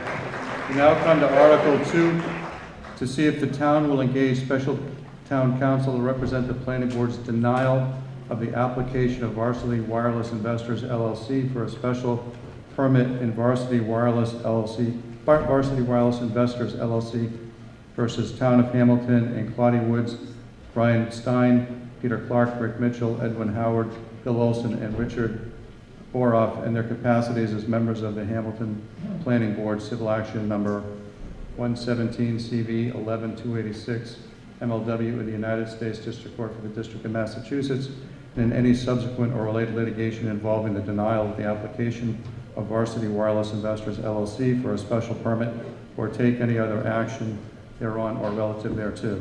Mr. Shields. I move that the town engage special town counsel to represent the planning board and its individual members in the case of Varsity Wireless Investors LLC versus Town of Hamilton and Claudia Woods, Brian Stein, Peter Clark, Rick Mitchell, Edwin Howard, Bill Olson, and Richard Boroff in their capacities as members of the Hamilton Planning Board, Civil Action Number 117 CV 11826 MLW in the United States District Court for the District of Massachusetts, and in any subsequent or related litigation involving the denial of the application of Varsity Wireless Investors LLC for a special permit. Is there a second? Second. Let me just point out that there's a difference between the article, civil action number, and the motions on all three of these. In the motions, one is correct. Okay, in case you see that, that's the reason for it. Okay, Mr. Shields. I'm not going to reiterate what I just said. This is the second part of the fix, as I see it, is to engage counsel going forward. And I would merely say that Varsity can stop this litigation at any time if it chooses by coming back to the town and doing what it should have done in the first place, file the appropriate papers, and then no one will have to spend any more money on anything. But right now, there's a lawsuit, and the lawsuit has to be defended, and it should be defended by someone representing the planning board decision, i.e. the planning board and its members. Thank you. Thank you. Any discussion? Donna Brewer, Town Council.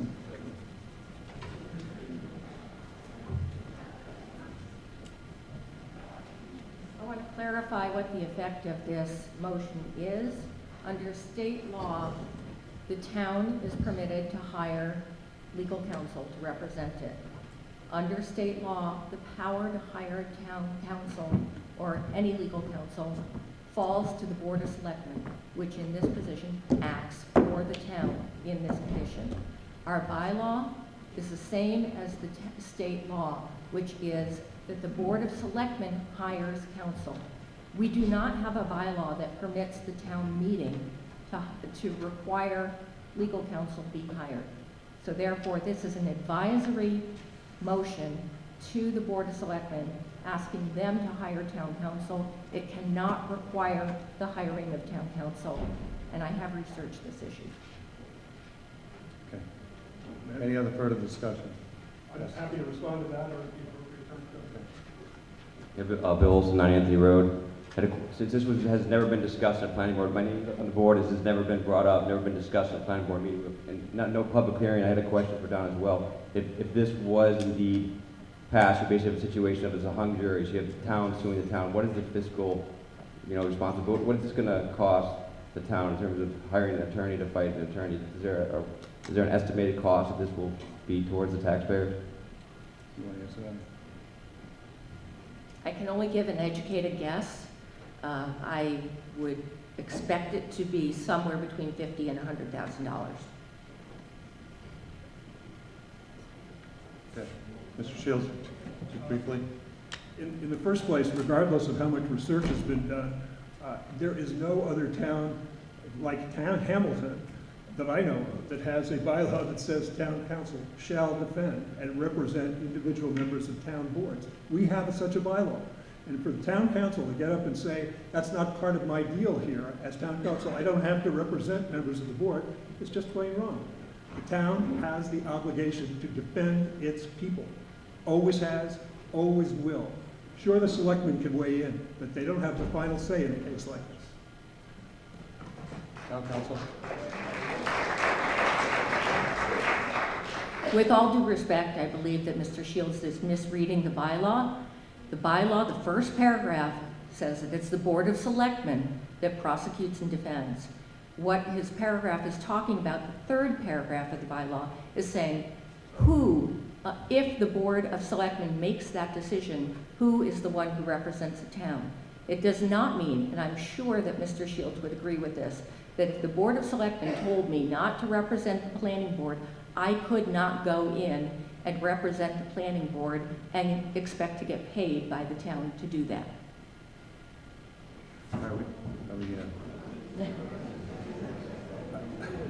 I would respond that essentially the Board of Selectmen can make a decision with regard to most litigation.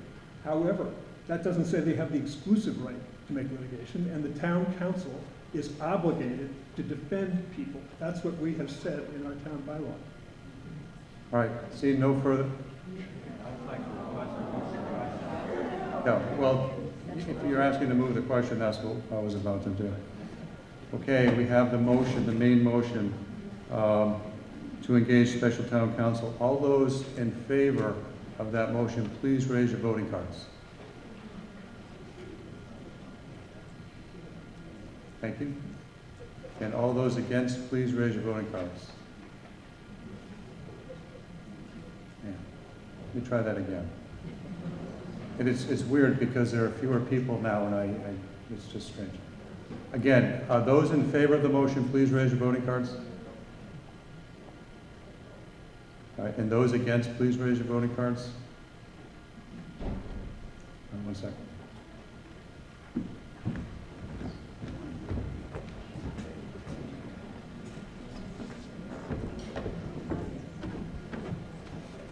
I'm in doubt, we're going to have to count. I want to get it right. So would the tellers please take their spots?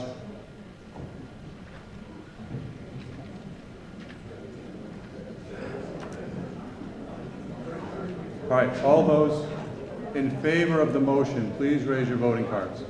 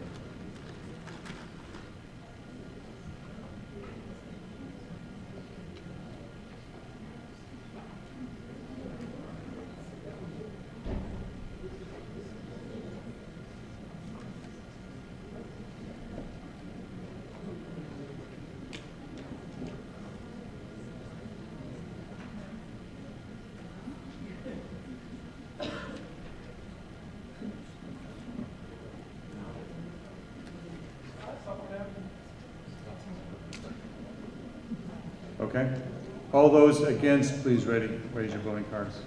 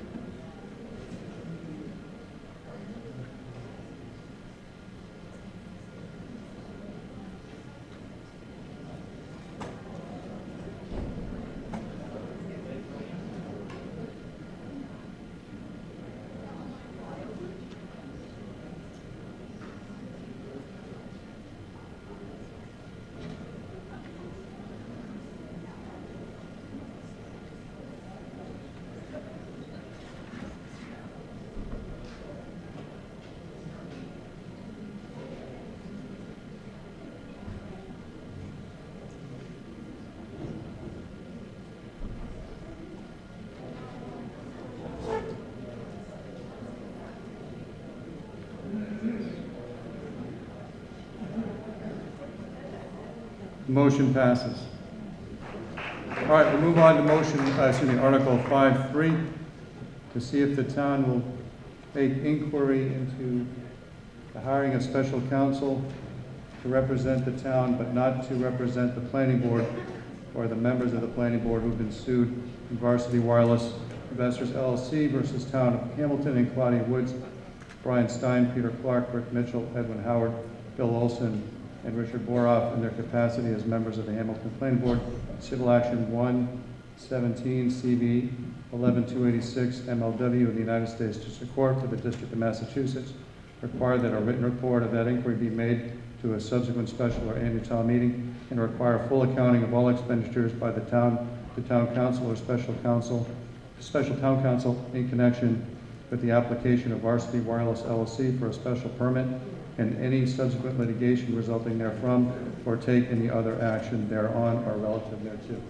Recognize Bill Shields. I move that the town make inquiry into the hiring of special counsel to represent the town, but not to represent the planning board or its members of the planning board who have been sued in Varsity Wireless Investors LLC versus Town of Hamilton and Claudia Woods, Brian Stein, Peter Clark, Rick Mitchell, Edwin Howard, Bill Olson, and Richard Boroff in their capacities as members of the Hamilton Planning Board, Civil Action Number 117 CV MLW in the United States District Court for the District of Massachusetts.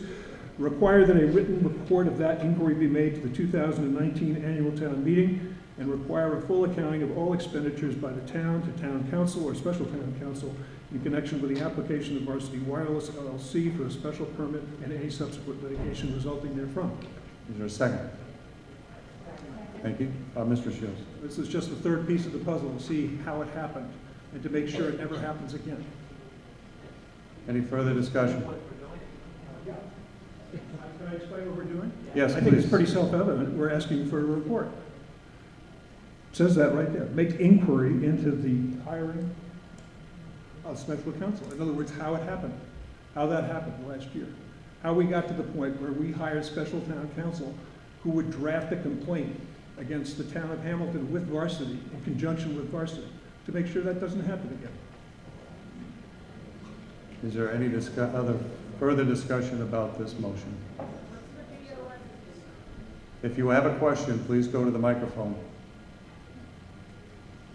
The implication, I'm just waiting for them to pick up the color so that they turn on the bottom. The implication is that we are going to have a special prosecutor who is actually going to do something with the report. We kind of know what happened, so I don't know why we need a report, because we've had people talking about it for a while. So I don't understand, I understand the question, what happened, and we've been voting that and discussing that. I don't understand why we need to have a separate report as to what happened, because we can see what's happened. Ms. Jenkins. I'm speaking as an individual of a question that I have. The board has not asked me to make inquiry. And my question is there any estimated fee that they believe this is going to cost the town? And is there a written scope of what they want it accomplished? Can we answer that, Mr. Shield? Can I answer from here? No.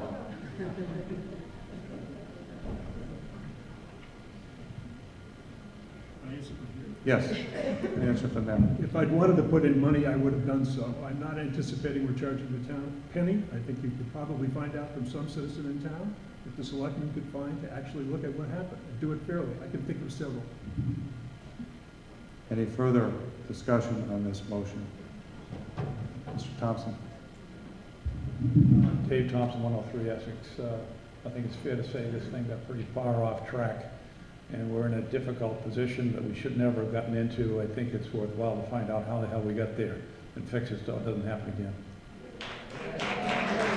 All right, any further discussion? Seeing none. All those in favor of this motion, please raise your voting cards. Thank you.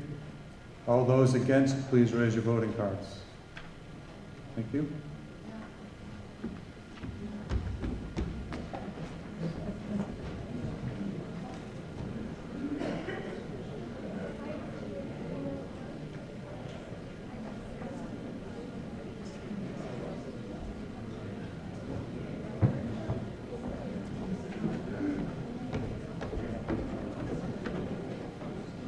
The motion passes. All right, we move on to Article 5.4. To see if the town will take any action, including an amendment to the town bylaws, see Appendix A, to clarify that residents-only leases of property owned by the Commonwealth of Massachusetts are properties leased or accepted for public purposes within the meaning of Massachusetts General Laws, Chapter 59, Section 2B, or any successor statute, and/or take any other action relative thereto. Recognize Lynette Fallon. Thank you, and thank you guys for staying this long. I really appreciate it. What? 1 second.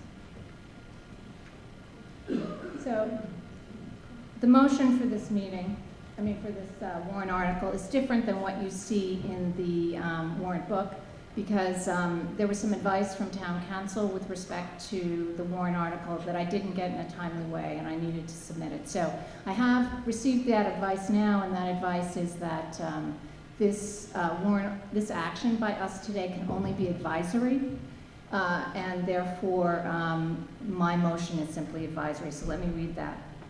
I move that the town meeting advise the selectmen, the board of assessors, the town manager, and town council that the lease of 550 Highland Street under the terms of the state's historic curatorship program is not a lease and occupation for other than public purposes, and therefore should be exempt from property tax under Massachusetts General Laws, Chapter 59, Section 2B. I think I need a second. Yep, I'm just checking. Hang on, I can do that. It was just a little bit different what we had in our thing, so I just want to make sure we're on the same page. Okay. Is there a second? Second. Thank you. All right, Ms. Fallon. Okay, so our goal today is to get our town officials to evaluate whether or not they're doing the right thing in compliance with state law. So why I'm taking your time on this? Basically, our Board of Assessors made a mistake in deciding to tax a residential lease of state-owned property under a state historic preservation program. I think taxing residents without a legal basis is wrong. It's a serious wrong. We are the town of Hamilton, and this is a wrong that's being done in our name. I've tried for many years to resolve this issue, in fact, since 2013, with private communications to the town manager and town council and the Board of Selectmen. And except for one selectman, they have essentially ignored my requests or defended this decision without a serious effort to analyze my position.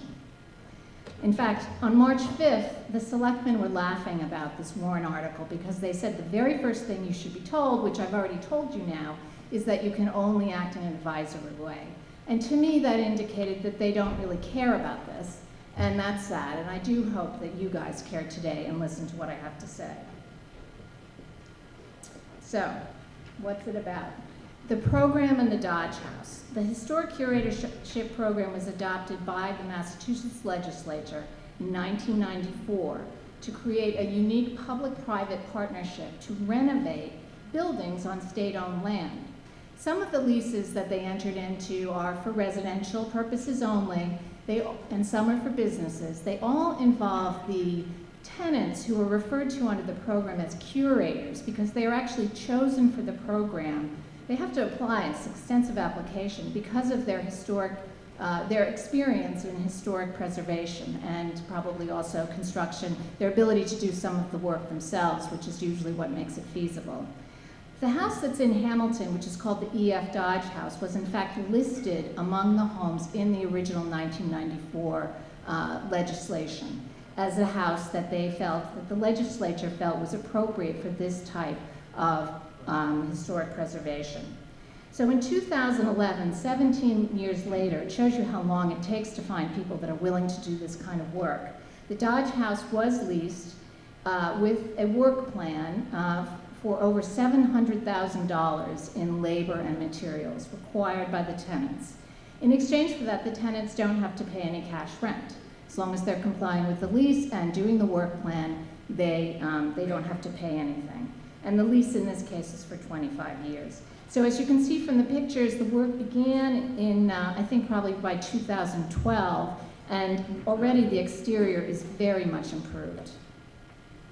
So, when do non-business leases of state-owned buildings become taxable? We have a law in the books that's been on the books for a long time. There are many, many cases, most of which involve businesses, because you can imagine most of the time when the state is leasing property, they're leasing it to a business. This is, of course, a very special program where in some cases the leases are just for residents and they have this obligation to fix up the property. So the statute is Mass General Laws, as I mentioned earlier, Chapter 59, Section B. And there's also a case interpreting specifically how that law is applied to the Historic Curatorship Program, which is the Willowdale case, which relates to the Bradley Palmer Mansion on the other side of the park, which is being run as a business. So Willowdale had two general holdings. The first is that program leases are not automatically exempt from taxation. The legislature could have included in the enacting statute for the program an exemption for all program leases, business leases, residential leases, every lease. But they didn't do that. And in fact, we'll come to this later, there is actually some pending legislation to correct that, which has been held up for reasons I'll explain. The second thing that the Willowdale court held is that program leases that meet the requirement of Section 2B will in fact be exempt. So essentially they were saying that what towns have to do is look at each lease on a case-by-case basis, apply the standard of 2B, and determine whether or not the lease is exempt or not. I just want to quote from the Willowdale court. They said the tax exemption will be available to curatorship properties that meet the requirements of 2B. So let's just review the facts relative to our Dodge House. We have first asked the question, is the lease for a business? The Dodge House lease expressly provides that it's for a single-family residence.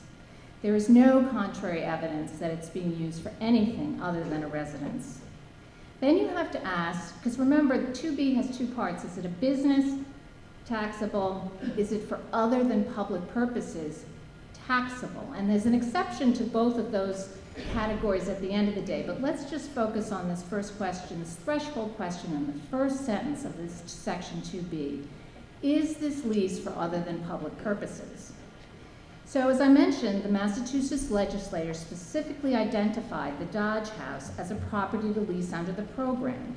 Quote, and I'll just quote from the act, "To protect the interests of the Commonwealth and ensure adequate preservation of the historic or other qualities of the property for future generations."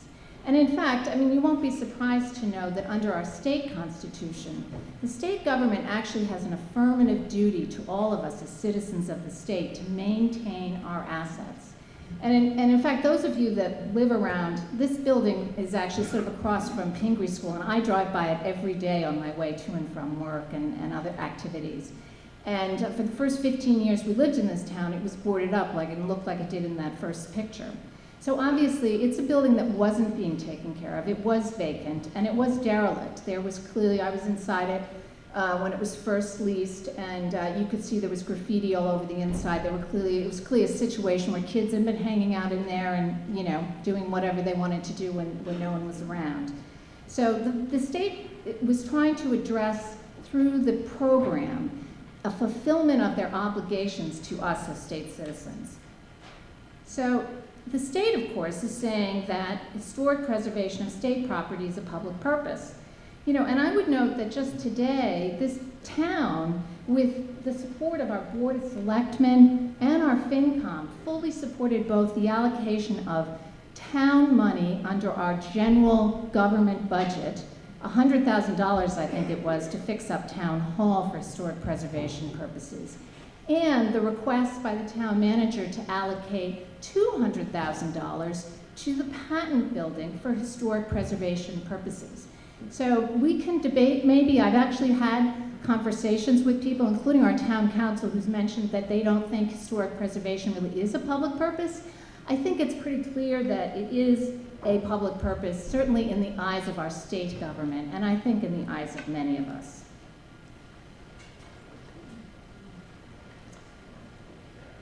So I just want to make it clear that we don't get to make up the rules here. Since I started this discussion, I've heard from many, many people, town officials and others, about why they think we should be able to tax this property. And I just want to make it really clear that taxation, like many very serious aspects of our laws, is not something that we get to make up or we get to change because one person thinks it should go one way and not. And I just want to revisit some of those in case someone wants to stand up and make these arguments today. So some people, as I mentioned, don't personally think historic preservation is a public purpose. Some people like to say that we should tax because the property's not open to the public all the time. And, you know, the thing is, when you look at the legislation does actually require the curators to open the property to the public twice a year. And some people think that those should be advertised, which isn't a requirement, so it hasn't been happening. The open houses have been happening, but they just put a little sign up outside.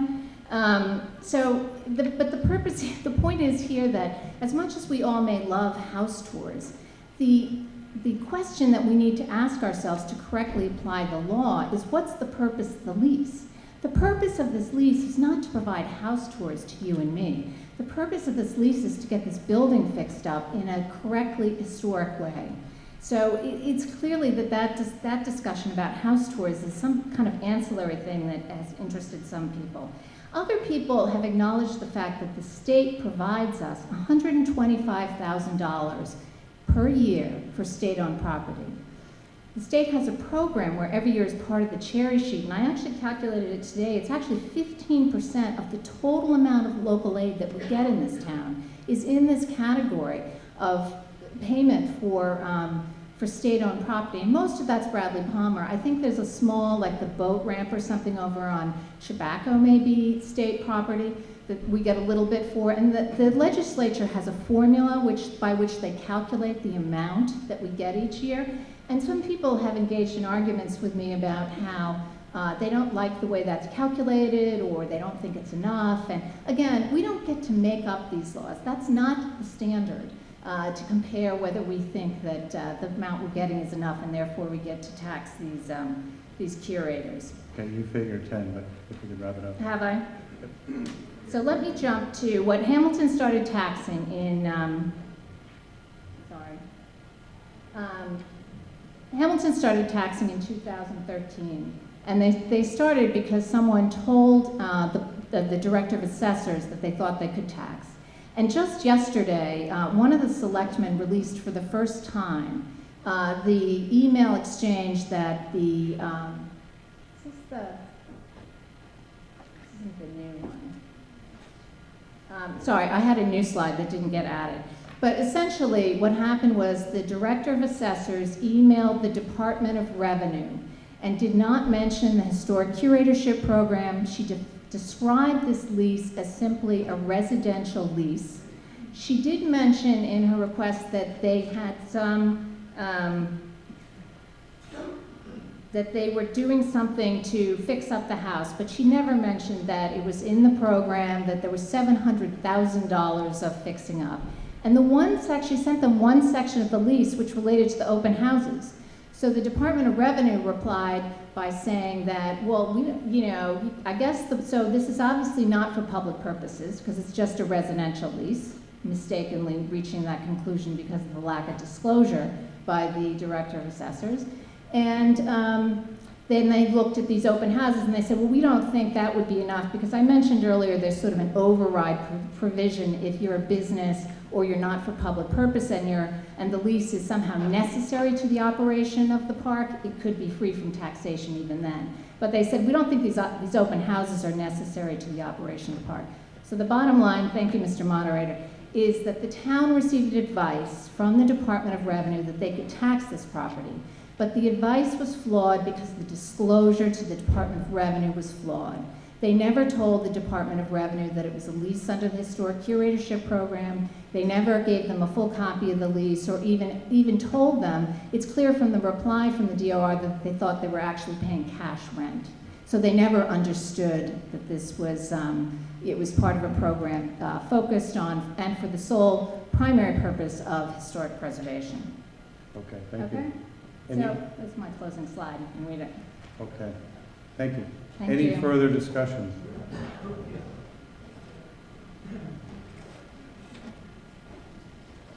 If you'd like to go, you're right there,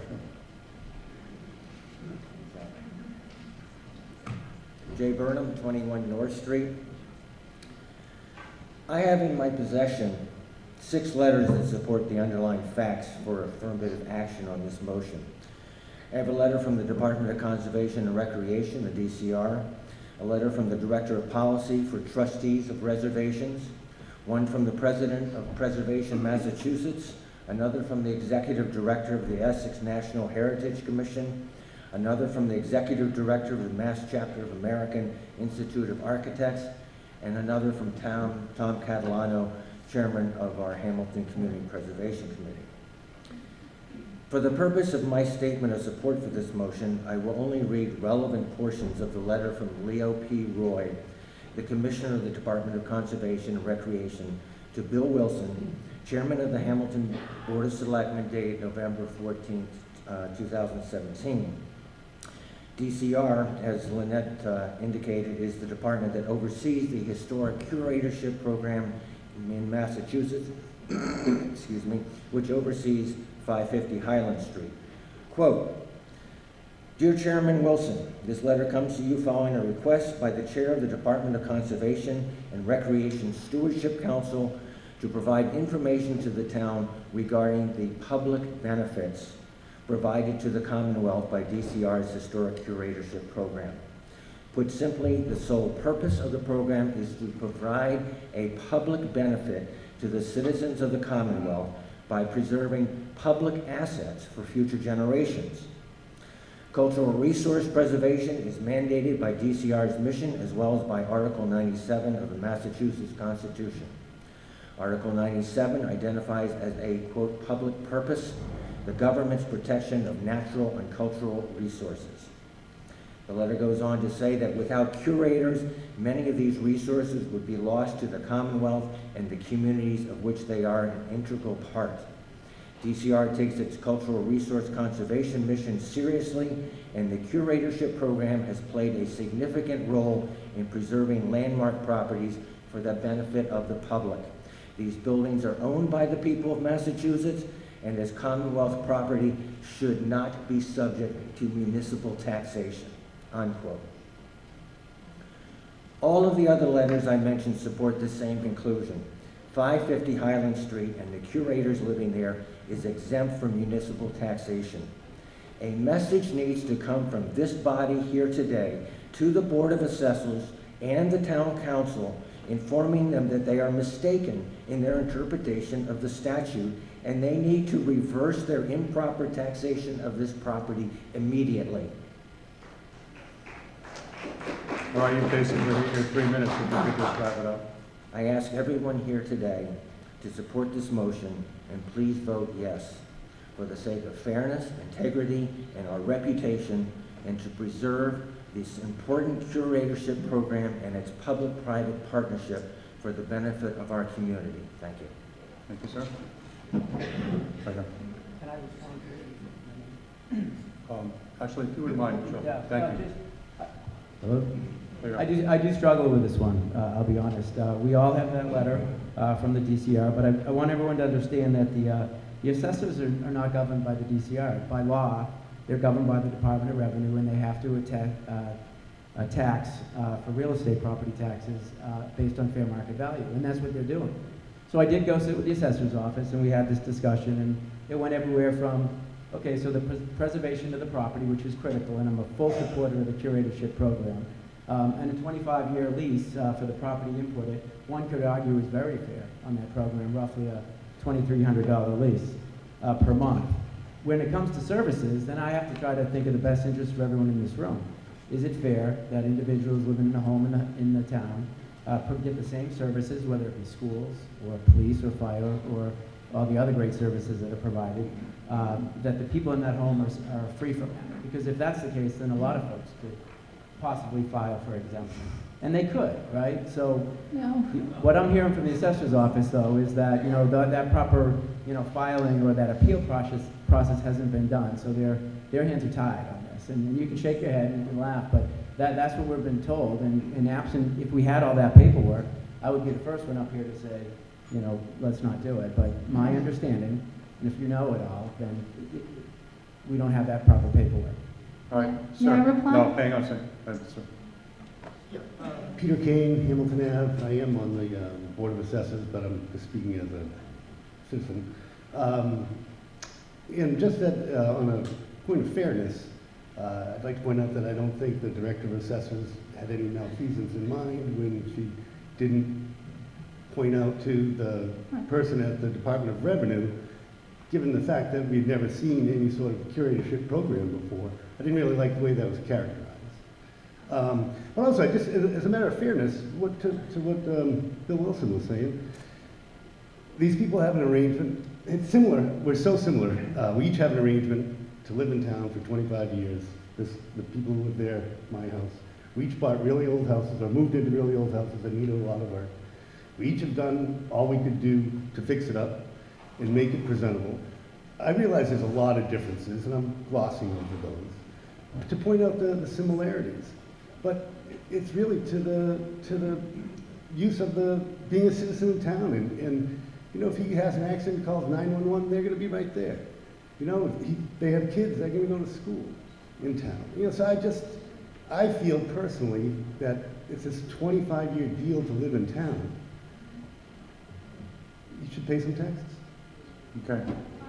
Actually, one more. Mr. Lawrence, did you want to speak? I just want to re-emphasize, these people have no fee interest in this building. They lease it, rent it from the state. The state is not bound to pay any tax on the building. The fact of the matter is, by the cherry sheet every year, we get $125,000 for the Bradley Palmer property in Hamilton. And that's just the broken down gatehouse, the waiting pool at this building. So it's not as if they're getting a free ride, or it's not as if we are not being compensated for the services that we may get for security, fire protection, and things of that nature. I think it's wrong to look at it from that standpoint. Thank you. All right. Ms. Fallon? I want to speak to both Mr. Wilson's and I think it's Mr. Kane's comments. This property is owned by the Commonwealth of Massachusetts. It is not like your home. You own your home. You decide when to fix things up. And at the end of the day, when you decide to sell the property, whatever equity is in that house you own. These people are investing $700,000 in fixing up a property which we and all the rest of the citizens of this state own. They don't get anything at the end of the day. When those 25 years are up, they hand over the keys and walk away.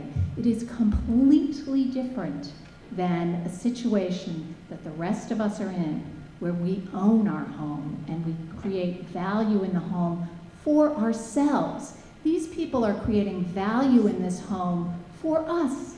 It is a public purpose, and I'm sorry, by the way, that the town in 2013 asked for advice without incomplete information, and as a result got bad advice and created a situation in town which has created a tremendous amount of ill will and concern for lots of people. All right. Thank you. Okay. Did you want to speak as well?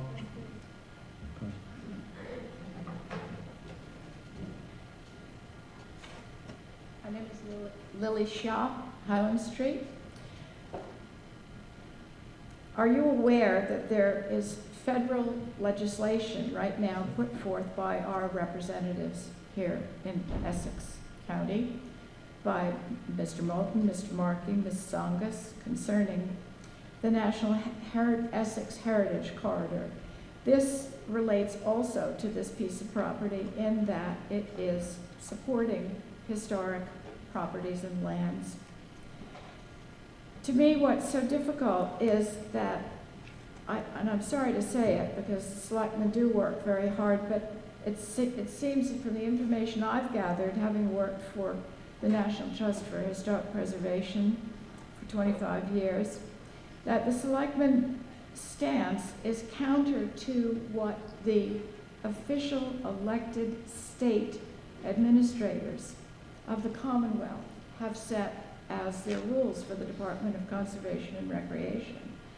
I'm afraid where this all came off track was with the Willowdale project, which is also in Bradley Palmer State Park. I've been to the house. It's quite amazing what they've done. They will welcome anybody, I'm sure. I don't know if they're here today or not, but they have said to me many times as I walk through Bradley Palmer State Park, to come and see the house. They're very proud of what they're doing. And one of the interesting things I found is that they have a product that's been invented by MIT students that is being used on this house. It's, I think it's something that fills in the gaps as opposed to, what do you call it, when you, like grout, when you do your bathtub, whatever. It's a new product that MIT genius students have come up with, and they've offered this to the people, the curators of this house, to use it there. So that's a significant step that they are contributing as well. So please allow them to continue doing what they're doing, and please support this, as have all these other organizations, National Trust, the Architects Institute, Mass Preservation, Essex Heritage, et cetera, and let's keep this preserved, as we've talked earlier about so many other buildings in town. Thank you. Mr. Fallon. One final comment, Jerry Fallon, 38 Goody Street. I understand there are 10 jurisdictions that have curatorship properties in them. Other than Hamilton, the only one that taxes is Topsfield. That's because of the Willowdale decision and the fact that the Willowdale mansion, which is deemed a business and comes under a totally different definition, concluded that they could tax it. The other, I assume, 8 jurisdictions that do not tax, other than Hamilton, have residences in them, and they have concluded correctly, I believe, that this is for a public purpose. That is the only definition that applies here, whether it's for a public purpose or not. I think we've made that pretty clear tonight, this afternoon. Maybe it is tonight. public purpose is. Thank you very much. All right, thank you. Seeing no further discussion, all those, wait, if you, okay. You're gonna be really quick? Okay. People love that. This is a Can you say your name, landmark please? case by Meg B. Britton, and I live half a mile from this little house. This little house was a menace, and so we just passed a bill about houses that are unattractive and pull down the neighborhood and act as places for vandals and fires to happen right across the street from Headmaster's house at Pingree. It is a jewel in the making.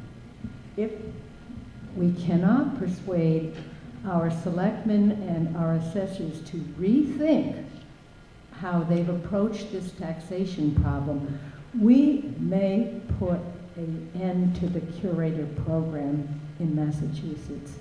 What person is going to go out there and put their own money into rehabilitating a rat's hole, because it was, and I can tell you that because I snuck up around there on my pony to see who lived and what was happening when I was a little girl, and have it taxed on them when they put $700,000 worth of sweat equity and beautiful improvements, all historically annotated.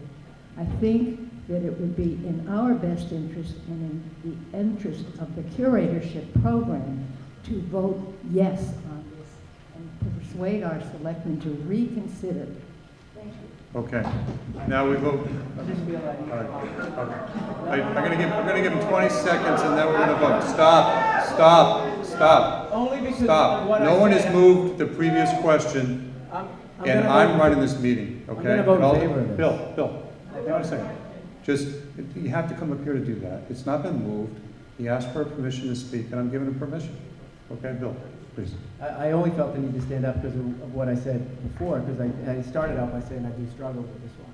But I am going to vote in favorable for this, but I do think that we haven't satisfied the paperwork for the Department of Revenue, and that's where I was stuck, in the proper appeals process or whatever to come back, and once that's done, and I'd love to, maybe I'm missing something, but I do think with all the work, and I've seen the house, and it's beautiful, I just don't feel like the proper paperwork's been given to our assessors department to stop taxing. All right, now we're going to vote on the motion of Lynette Fallon on the citizen petition. All those in favor of the motion, please raise your voting cards. Thank you, and I put them down. And all those against, please raise your voting cards.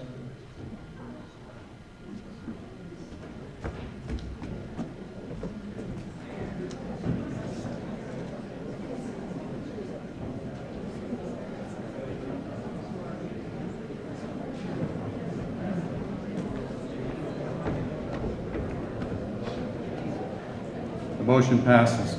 We now come to Article 5.5, to see if the town will reduce the annual appropriation of funds for compensation of the town manager for the period of employment beginning on or after February 9, 2018 by 20% from the amount appropriated for town manager compensation for fiscal year 2018 at the 2017 annual town meeting, or take any other action thereon or relative thereto.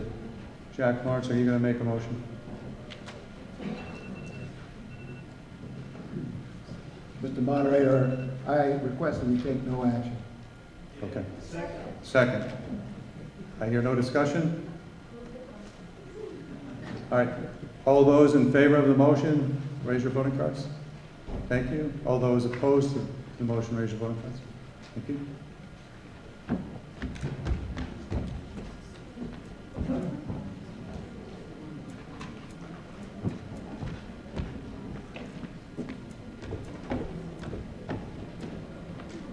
Motion passes. Now, for this next article, since I was chairman of the planning board during some of the issues that came up originally in the original discussions about this article, I asked Bruce Ramsey to take over as town moderator. So, Mr. Ramsey.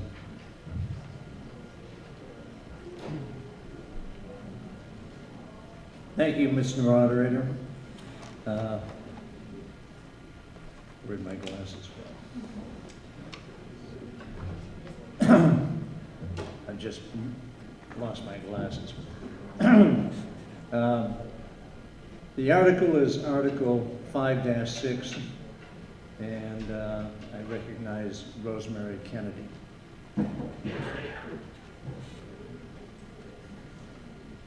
Thank you, Mr. Moderator. At this time, I move that the town take no action on this article.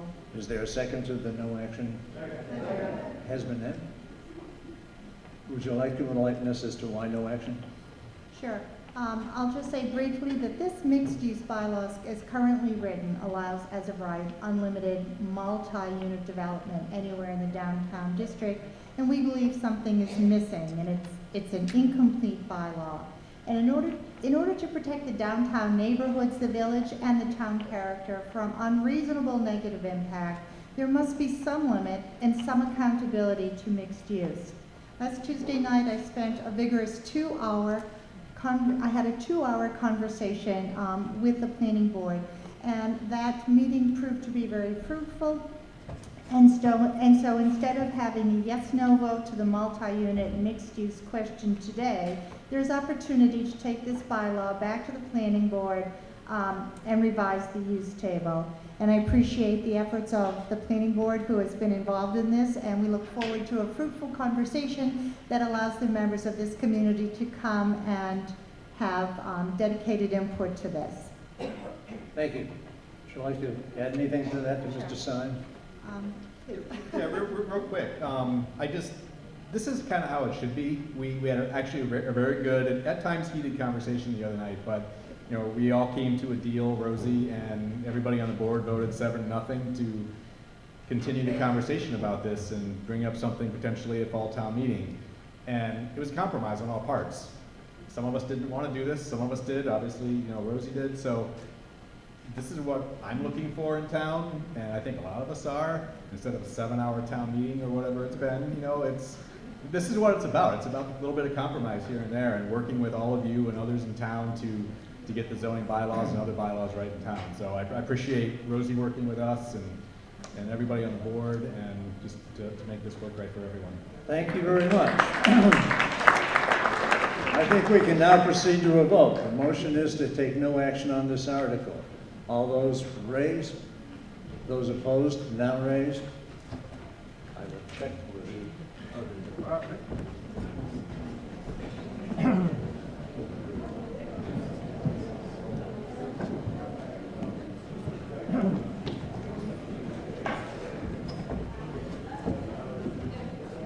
The motion passes. Thank you very much.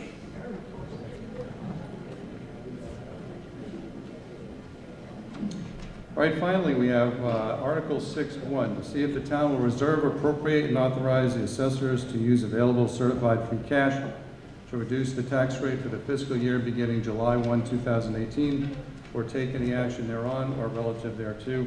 I recognize David Lang. I move that the town reserve and authorize the assessors to use $375,000 of available certified free cash to reduce the tax rate for fiscal year beginning July 1, 2018. Is there a second? Any discussion? 10 minutes? No. The current tax rate of 1622 will remain in effect through calendar 18. This is sort of a placeholder calculation. Come the certification of free cash after the close of this fiscal year, we'll revisit the use of free cash and come to you at a special town meeting with definite recommendations. Thank you. Any further discussion? Yes, ma'am. Okay. It seems like another day ago, but you remember this morning I asked about free cash and what it was and how much we had. My understanding is it was something on the order of $2.5 million. Yes, $2.5 million. I'm in favor of this appropriating money to reduce the tax rate. I would just urge that it be more for two reasons. It's no secret that we have a real estate tax problem in this town. Everyone wants to keep our tax rate as low as it can be, and yet it continues to go up.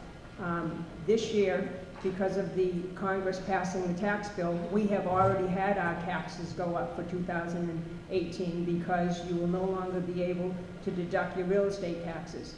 And today, by one vote, we appropriated the additional $407,000 for the school budget. Now, anyone who voted that in favor could be the swing vote. I sat in my chair and I felt I was the swing vote because I was so on the fence. Why? If you had called the vote at a different time, I might have voted against it. Why? Because I think our taxes are too high and they keep going up. That devalues our value. Fewer buyers want to buy our properties because of the tax rate. However, we have the tension that we all feel.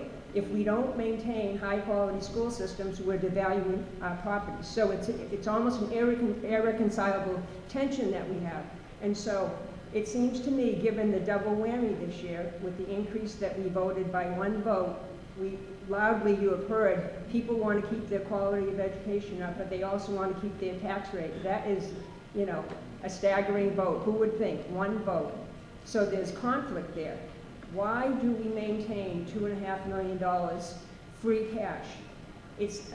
My impression was it's for a rainy day, and I think that's fine. But it seems to me we could underwrite the $407,000 additional to reduce the tax rate so that we don't feel this very significant raise that we will have, both with the loss of our deduction federally and by the other things we've voted today, as well as the tax rate. Now, I voted in favor because I think the high quality of education is so important.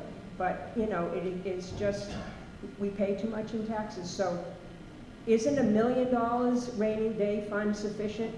I was told it was for an emergency. It would seem to me, whatever could happen to the town, that would be sufficient to take immediate action and then call a special town meeting to get us to vote the additional funds for whatever the problem is that we have to deal with on an emergency basis.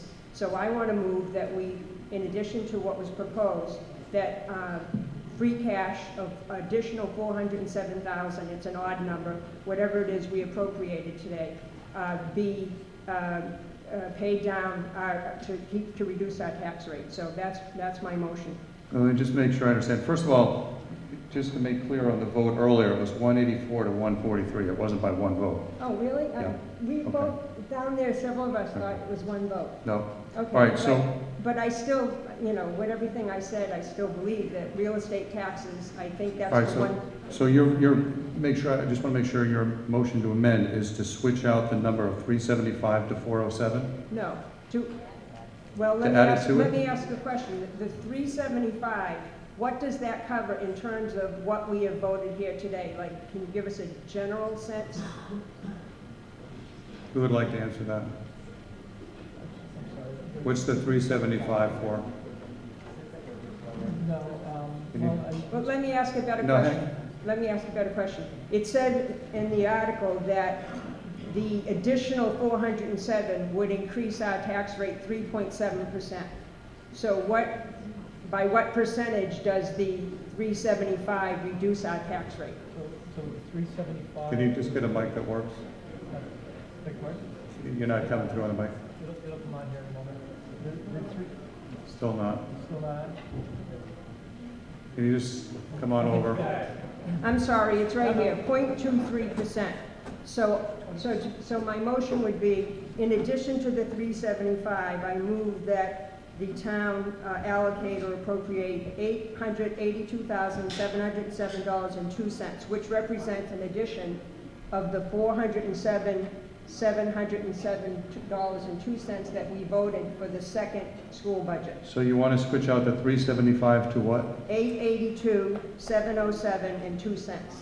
882, I'm sorry, 882 what? $882,707.02. That way it adds exactly what we allocated for the school budget. Is there a second to that motion? I don't hear one. Second. Second, thank you. All right, any discussion on that motion to amend? Mr. Johnson. Mark Johnson, Patton Drive. Free cash is high in order to maintain a good bond rating.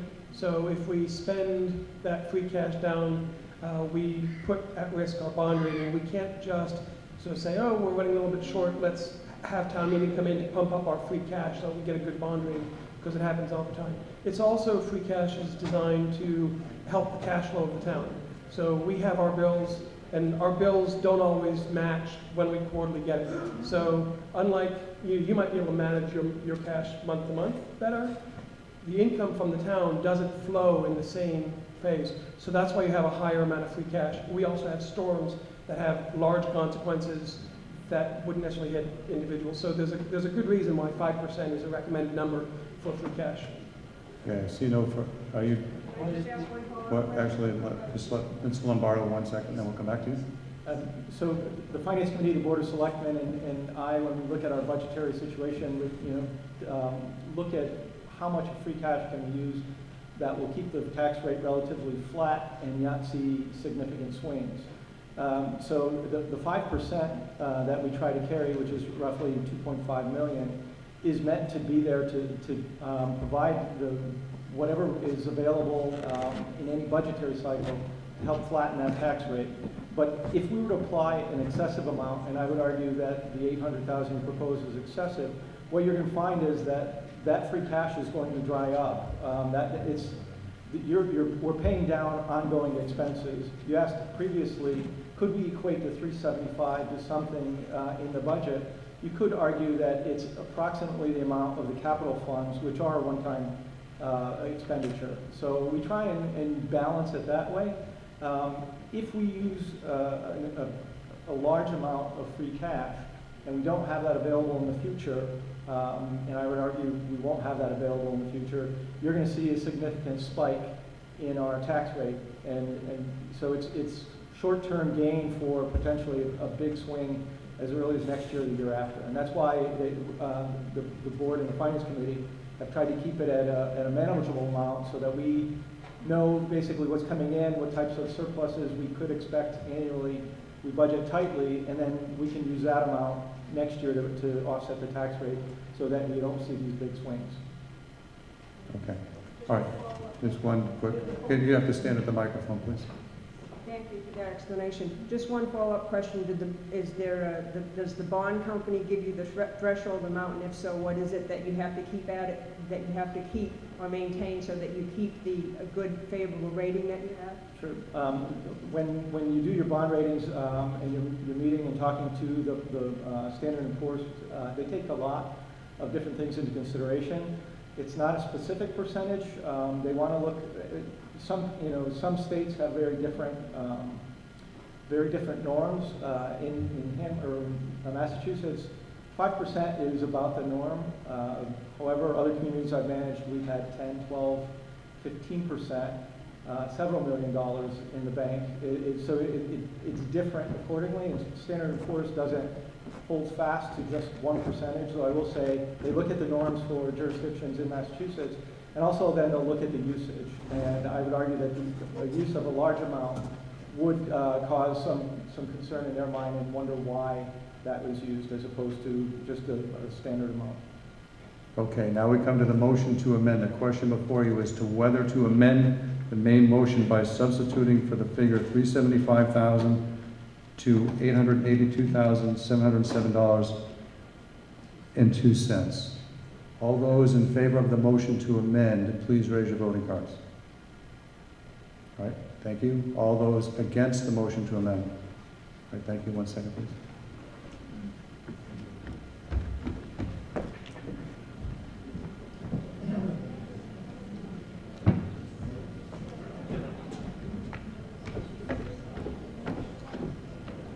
Okay, the motion to amend fails. We now come to the main motion.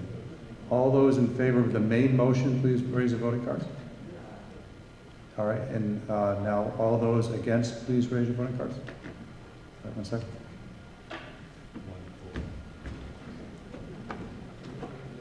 The motion passes.